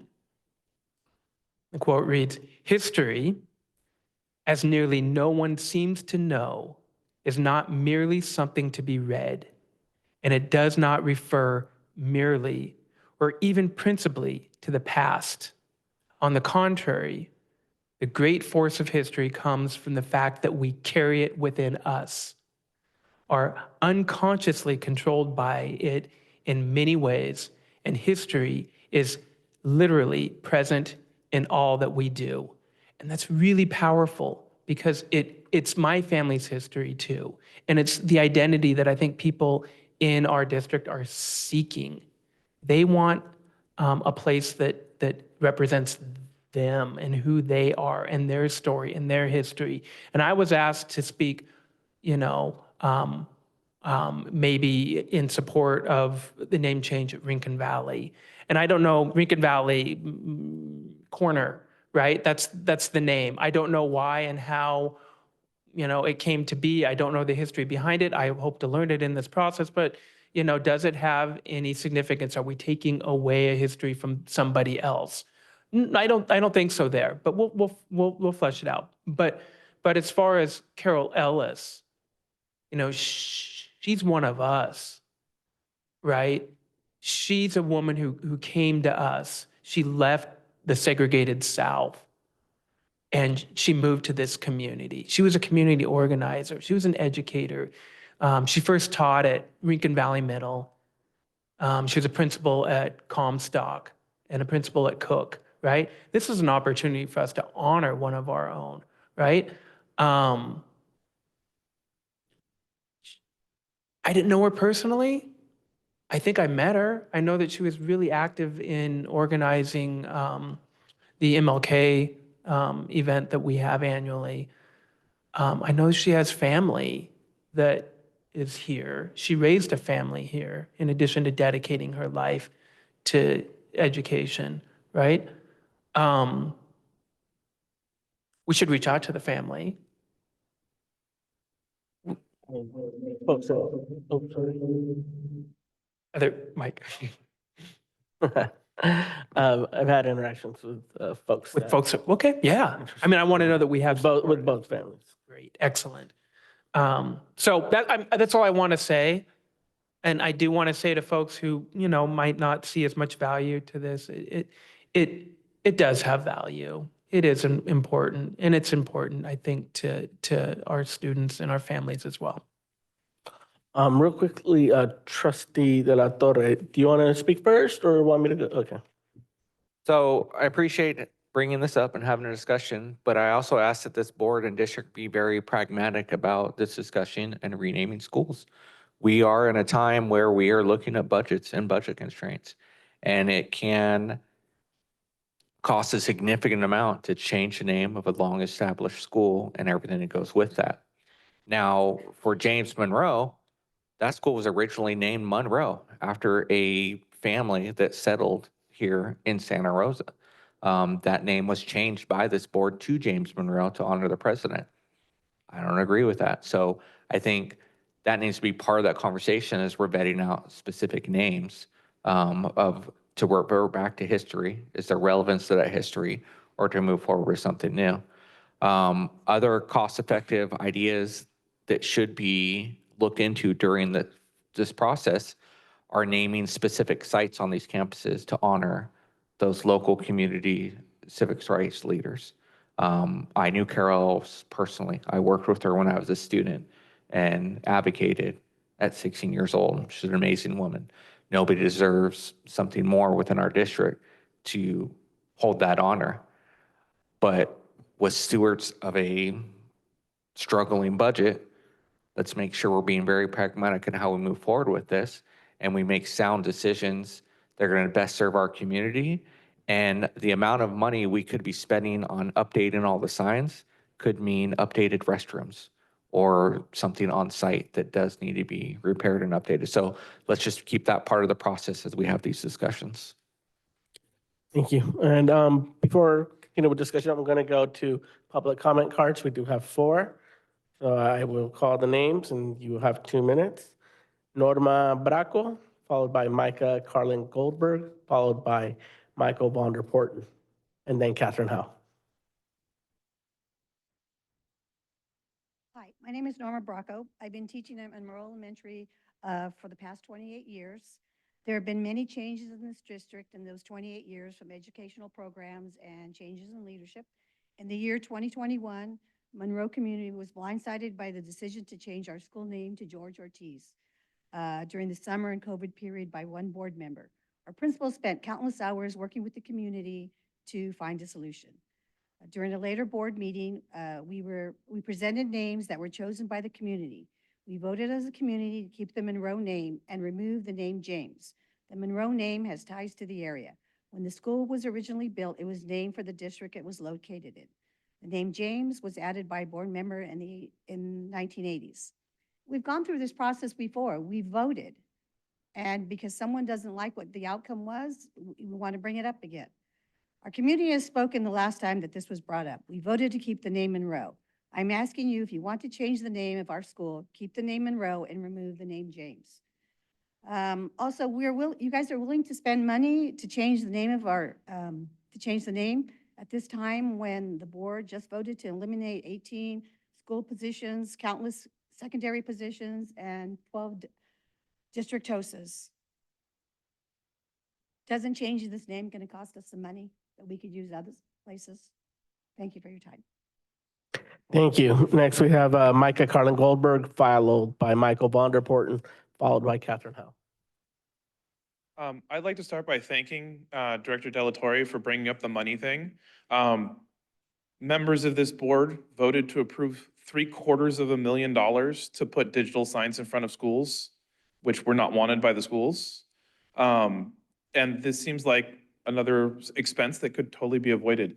As my colleague, Ms. Bracco said, we've already done this work for Monroe School. So my first year in the district, I was at Monroe, and I never once heard a single person say the word James in reference to the school. The only place it said James was on the sign in front of the school. All of our gear said Monroe School. All of our everything said Monroe School. I still consider myself a Monroe Griffin, even though I moved to Steel Lane the next year, because that community is strong and I'm a part of that community still 8 years later. I don't understand why we are trying to redo this process when, as Ms. Bracco said, it's been done. The community wants James gone and Monroe School to stay. So I recognize that I'm a white male, and as such, I'm coming from a very different position than many of the people who are down there, and I love that our board is diverse, but also our board needs to listen to our community. I didn't make that decision. I was not part of that decision. The community of families at that school said, keep Monroe and get rid of James. And the board did not like that, so they shelved it. And now it's brought up again 3 years later with far less fanfare and people not quite so up in arms about it, probably because we're all exhausted, way more than we were in 2021. And it feels like trying to sneak it in the barn door behind us so that we can just sneak it in. Do what the community wants. Drop James, keep Monroe, and we don't need to spend the money on this. Thank you. Your time is up. Next, I have Michael Vonderporten, followed by Catherine Howe. Good evening, Mike Vonderporten, local citizen. We're curious about this process, about why the Burbank name change was dropped and why Rincon Valley is now a new target. Of course, at this late hour, we've lost a large number of our participants, but I've been asked to let you know that the Historical Society of Santa Rosa would very much like to participate if anything moves forward. I'd remind you that hundreds of hours of effort went into the name change committees that we held 3 or 4 years ago. We've been through this, we've spent the time, we've spent the money. Monroe is the district. It's been a district since about 1854. It's a road district.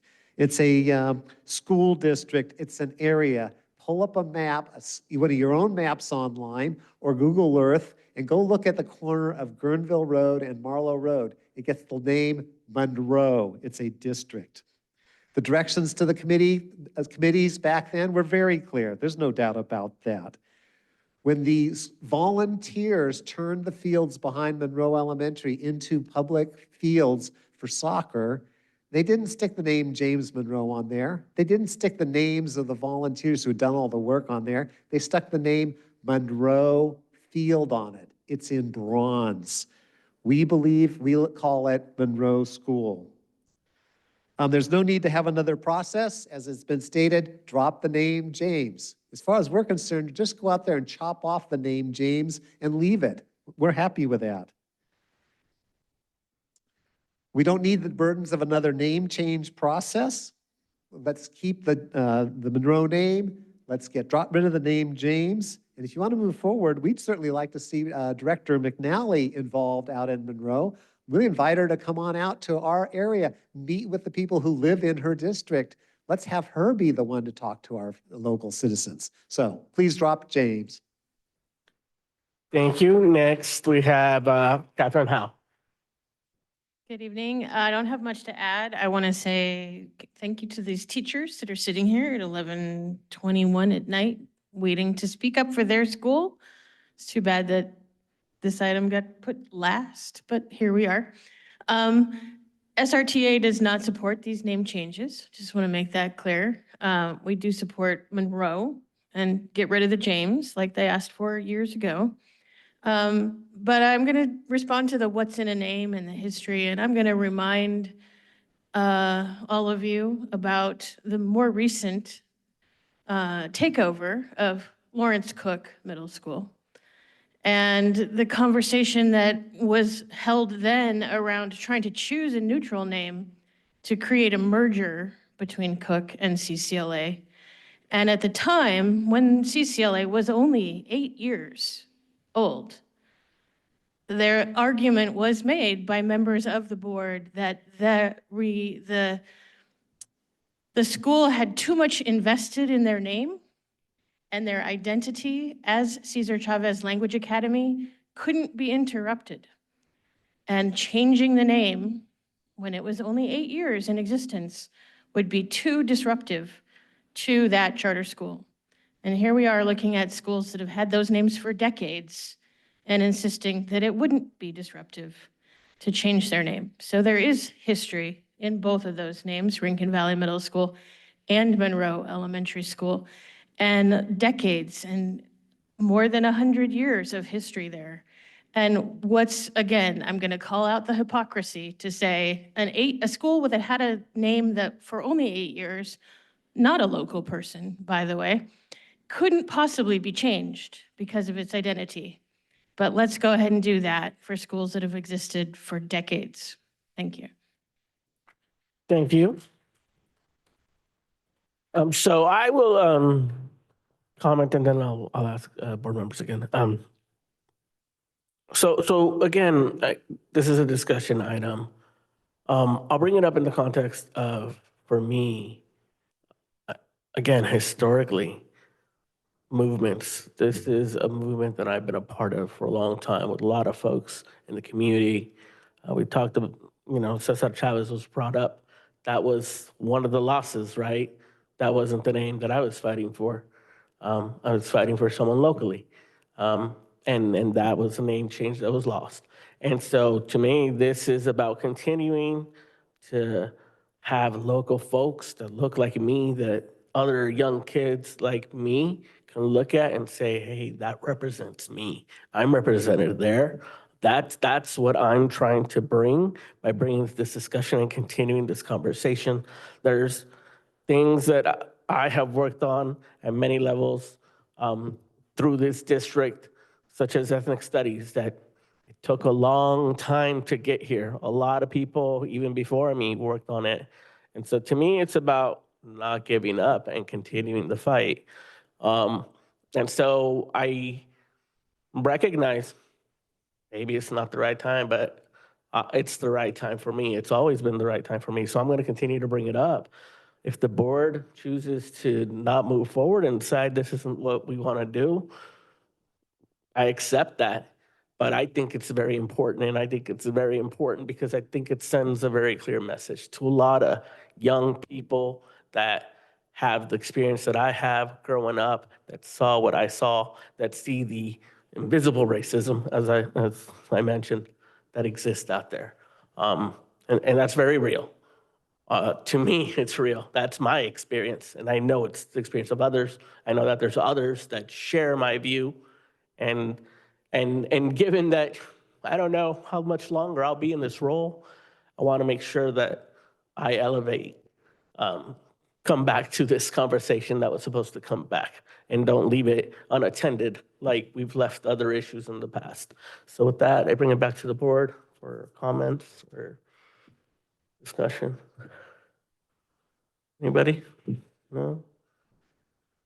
I just think that sometimes the argument that that's the way things always have been, so we should leave them like that, is really deeply problematic when we're talking about changing structural and institutional racism and the way that it feels to kids who have never been considered.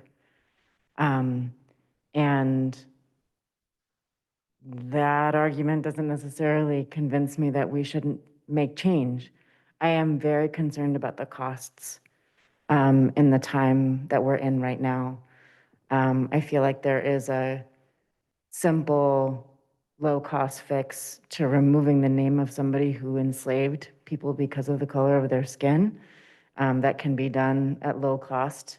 And I do think that the process of culture change needs to be accompanied by our guidance and leadership around the educational process that needs to be undertaken, that it's a community-wide approach, and that it's not an approach where the loudest voices are the ones that lead the charge against change. That once our kids and our educators together are learning about the histories of the people who came here and stole land and then got schools named after them, that's also not an appropriate thing to celebrate in our community where we have the largest number of federally recognized tribes in the boundaries of this local government jurisdiction. And so I feel torn right now by the resources available to us and frankly, the energy. Going back to what you said, Ed, I don't know how many more things can pull us apart and kind of continue to dismember this community and this sense of community. And the last time we even contemplated these school name changes, it was devastating. And it was also pretty horrific to watch the way that our school community behaved in that conversation. And so I, for one, am willing to take it really slow and to make sure that we are engaged in an educational and deeply informed conversation at school sites rather than being top down about this approach, with a lot of care towards where we are putting our limited resources, our limited energy, and making sure that we are, truly working with people in a way that's respectful, but also recognize that change needs to happen. Because right now, these school names may not make, and Mike, I appreciate you recognizing, right? They may not make you feel a certain way, but they sure as heck make certain kids feel a certain way, and they sure as heck make certain parents feel a certain way. And that's not a feeling that we want people to feel in the institution that's here to serve them and to educate their children. I'm kind of pushing for a slightly slower approach that's really grounded in understanding the history of these people, and what is possible when we are bringing new perspectives and introducing new leaders to our children that are truly reflective of a more informed, a more loving, a more accepting, and a more open-minded approach to who we celebrate and why. So I think with regards to Monroe, I also really appreciate the idea of you and I sharing space. That's your area. It's my school, right, assignment this year, but I love the idea of, doing this with a couple of board members in a space together, working with the larger school community over a longer period of time, with a real eye towards sensitivity to our very, very limited resources. And so if we can put those resources towards education and not performative top-down feeling, I'm not saying that that's what we're doing, right? But to create a feeling or that churn in our community, I don't think is going to necessarily be productive right now. And I'll add, I agree, not putting a timeline on this, just that it doesn't get lost as it's been lost for the last 3 years. Yes, so. I like this idea of the liaison, also working with the trustee that actually represents the area somehow. I would leave it up to y'all to collaborate with the superintendent on kind of what the process looks like, maybe what the timeline might look like. This isn't committing to any money right now, but just that it not be lost. Did you want to say something? So is there anybody objection to that at all? I just want to reiterate what Director De La Cruz mentioned. I think we need to go and move forward with intentionality and make sure that it's a granular sort of, approach, that, our community is involved, our teachers are involved, our parents are involved, that, that we take that approach. I'm also concerned about, we've just cut left and right. And I know this is different funding, in terms of, renaming and facilities. But we do have, quite a bit of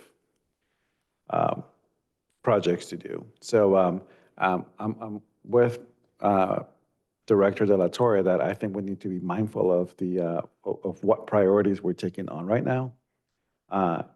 And I'm not really looking forward to an item that will be divisive, in nature, like it was years ago. That's where I stand on this. And I think the issue of not having it all happen really so fast is important.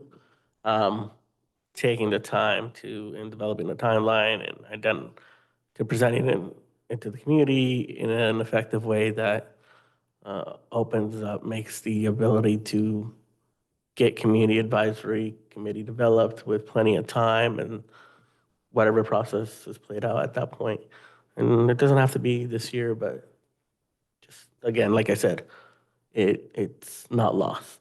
I do have to say that, here in Santa Rosa, I don't think we do a very good job of celebrating, those folks that have been marginalized for a very, very, very long time. So, but,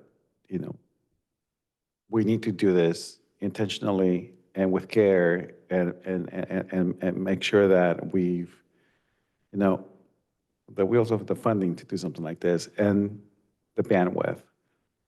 Especially given the resources of our, staff being spread too thinly. Thank you, Superintendent. Do you have any questions? Just so that I'm clear, I had heard Trustee Sheffield and Trustee De La Cruz as the names named, because I think these are your liaison sites. I can't work with all four of you because that would be a quorum of the board. So are you wanting the actual area trustees of these schools to be the ones involved on the committee or the liaison site? I think that the initial thought was the liaison to the school to work with it. In terms of developing the timeline, I think maybe initially it would make sense to be the liaison. So I think to have that conversation, and then once the process gets started later on, then it'd be two separate sets of work. You're working with one committee, that's two more board members. You're working with another committee, that's another two members. Does that make sense? Right. So there will be two committees. It's not one. We'll be engaging in two separate meetings and multiple meetings with each of these communities. So I'm hearing the liaison superintendent. Ooh, we have that. The liaison trustee and the area trustee on a particular committee as one, right? Yeah. Okay. So I'll work with you separately then, 2 by 2, so that we can talk about what the process is, and I will make the interconnection to be sure there's consistency with the two separate entities working. Thank you. Just one thing that I wanted to add. My request is that this is also really integrated with curriculum, that children are engaging with this process as part of their educational experiences, that teachers are engaged in supporting children to be involved in this process. With some board engagement in that. I think what happened last time is that school sites felt like something came down on them, and so they took it up and ran in the exact opposite direction really angrily without kind of thinking about how are we working together as a larger community. And so I'd love for the structure of this effort to really be kind of, vertically integrated all the way through, that we're really able to hear from and work with our school sites and our school communities as part of an educational effort. So what we'll do is we'll have a discussion about the timeline, because the timeline is going to dictate how good our curriculum is. We have to create and write the curriculum. And it'll have to be tailored to each specific community, right? Because it can't be the same, just like ethnic studies, right? So that will take time to create. We'll have to train the teachers because they'll be the ones teaching it. And then the committee, which is outlined, the representatives of the committees is a part of our policy. So it dictates who the representatives are on that committee. And luckily we have educators on that. We have parents. The Historical Society is a required member of each of these committees. So, you know, some of those things will be a part of it. And the educational component can inform the committee as we learn and do data analysis. I think the question is going to be, what is the timeline of learning that we expect the students to have to be informed before any name changes occur? Is that a year-long learning? Is that a quarter's worth? Like, what's that process like for us to be satisfied? And of course, we would want that to go beyond just this process, but those are some considerations in my mind. All right, so we'll move on to consent items. If I can get a motion to approve items G1 through G4 and G7 through G10. We got public comments for G5 and G6, so I'm gonna hold those. So I move to approve G1 through 4, 7 through 10. The motion, is there a second? Second. Vote, please. Trustee Sheffield. Aye. Trustee Flores. Aye. Trustee De La Cruz. I think I should vote aye on 2 through 4, but abstain from 1 since I was one of the absent board members. Does that feel appropriate? Okay. Trustee McNally. Aye. Trustee De La Torre. Aye. President Medina. Wait, I'm trying to clear, what did you vote no? I abstained from the approval of absent board members. I don't want to approve my own absence. Oh, okay, okay. Yeah, it's same, what she did. Abstained from 1 and, well, yes, on the rest. I got that. That was all the votes, right?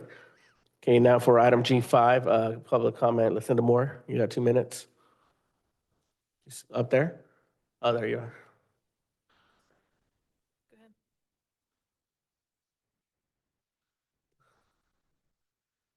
I'm sorry, I typed in G4 and I actually meant G3 and I apologize. I think it was, I'm trying to find it, sorry. I thought it was G4 and G5. For the way that Okay, so tell me what item you got, G5 and G6? You can't comment on G3 anymore. Nor G4. The notes that I had didn't match it, I apologize. So, You're on the clock, should be on the clock. What item are you speaking on? So G5 for the approval of contracts. I have a question about the Maxim Health Service contract for additional speds. So it's a contract for $480,000. Is that correct? Okay. And so that will, it says it'll bring it up to almost $1.3 million to cover unfilled classified sped assistance. $1.3 million to hire outside contractors because we cannot hire enough classified aides to be in the classrooms. Why are we paying the overhead for almost $70 an hour to the contractors and they get 40 in overhead and then the employee that's the contractor gets 30? Why can't we raise more of the aides positions up to that 30 and save the $40 overhead per person instead of paying $1.3 million adding to a contract with Maxim Health Services for outside sped contractor aides? Thank you. Thank you. Board, is there a motion on item G5? Approval of contracts. Need a motion? Yeah, I move for So approval. my question about G5 is about. You're done right now. We're voting. Your time is Oh, up. G5. So I heard G5 and I thought you moved on. Board, Move for approval. moved by trustee Sheffield. Is there a second? Is there a second, board? Need a second to move on, item G5?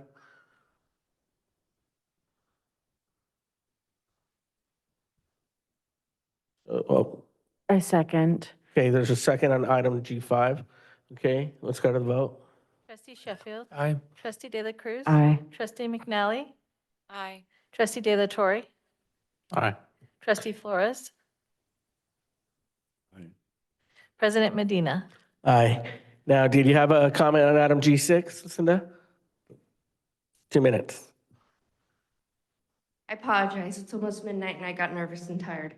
My question about G6 is the $482,000 item for Heavenly Greens to do landscape turf curb appeal at Marie Carrillo High School. Now, I wanted to let you know that we have a approach driveway that has so many potholes. Parents call regularly to complain about. The painter won't paint the speed bumps because there's no point because the driveway is so faded. The district did a very surface asphalt-like covering, and 2 weeks later it rained and the potholes are back to exactly where they were before. So for $482,000, how many approach driveways can you fix and actually rip up completely and redo completely instead and make it safer for the students instead of having flying gravel and debris going through and speed bumps that aren't labeled properly and so people take them too fast? Why is Marie Carrillo High School getting $482,000 for curb appeal? How is that equitable to all the other 27 schools in the district? Thank you very much. Thank you. Back to the board. Is there a motion on item G6? Motion to approve G6. There's motions, is there a second? Anybody? Second. Moved and seconded. Can we get the vote? Trustee De La Torre. Aye. Trustee Sheffield. Aye. Trustee De La Cruz. Aye. Trustee McNally. Aye. Trustee Flores. No. President Medina. Aye. All right, we've got 2 minutes left, 1 minute left. H1, approval of the minutes of the regular board meeting held on March 13th, 2024. Is there a motion? Motion to approve minutes on regular board meeting on March 13th. Second. Moved by trustee De La Torre, seconded by trustee Sheffield. Vote. Trustee De La Torre. Aye. Trustee Sheffield. Aye. Trustee De La Cruz. Abstain. Trustee McNally. Aye. Trustee Flores. Aye. President Medina. Aye. Okay, any board member requests for information? Seeing none, information items are listed on the agenda. We've got a few seconds left. Hope you all have a good night. Meeting adjourned.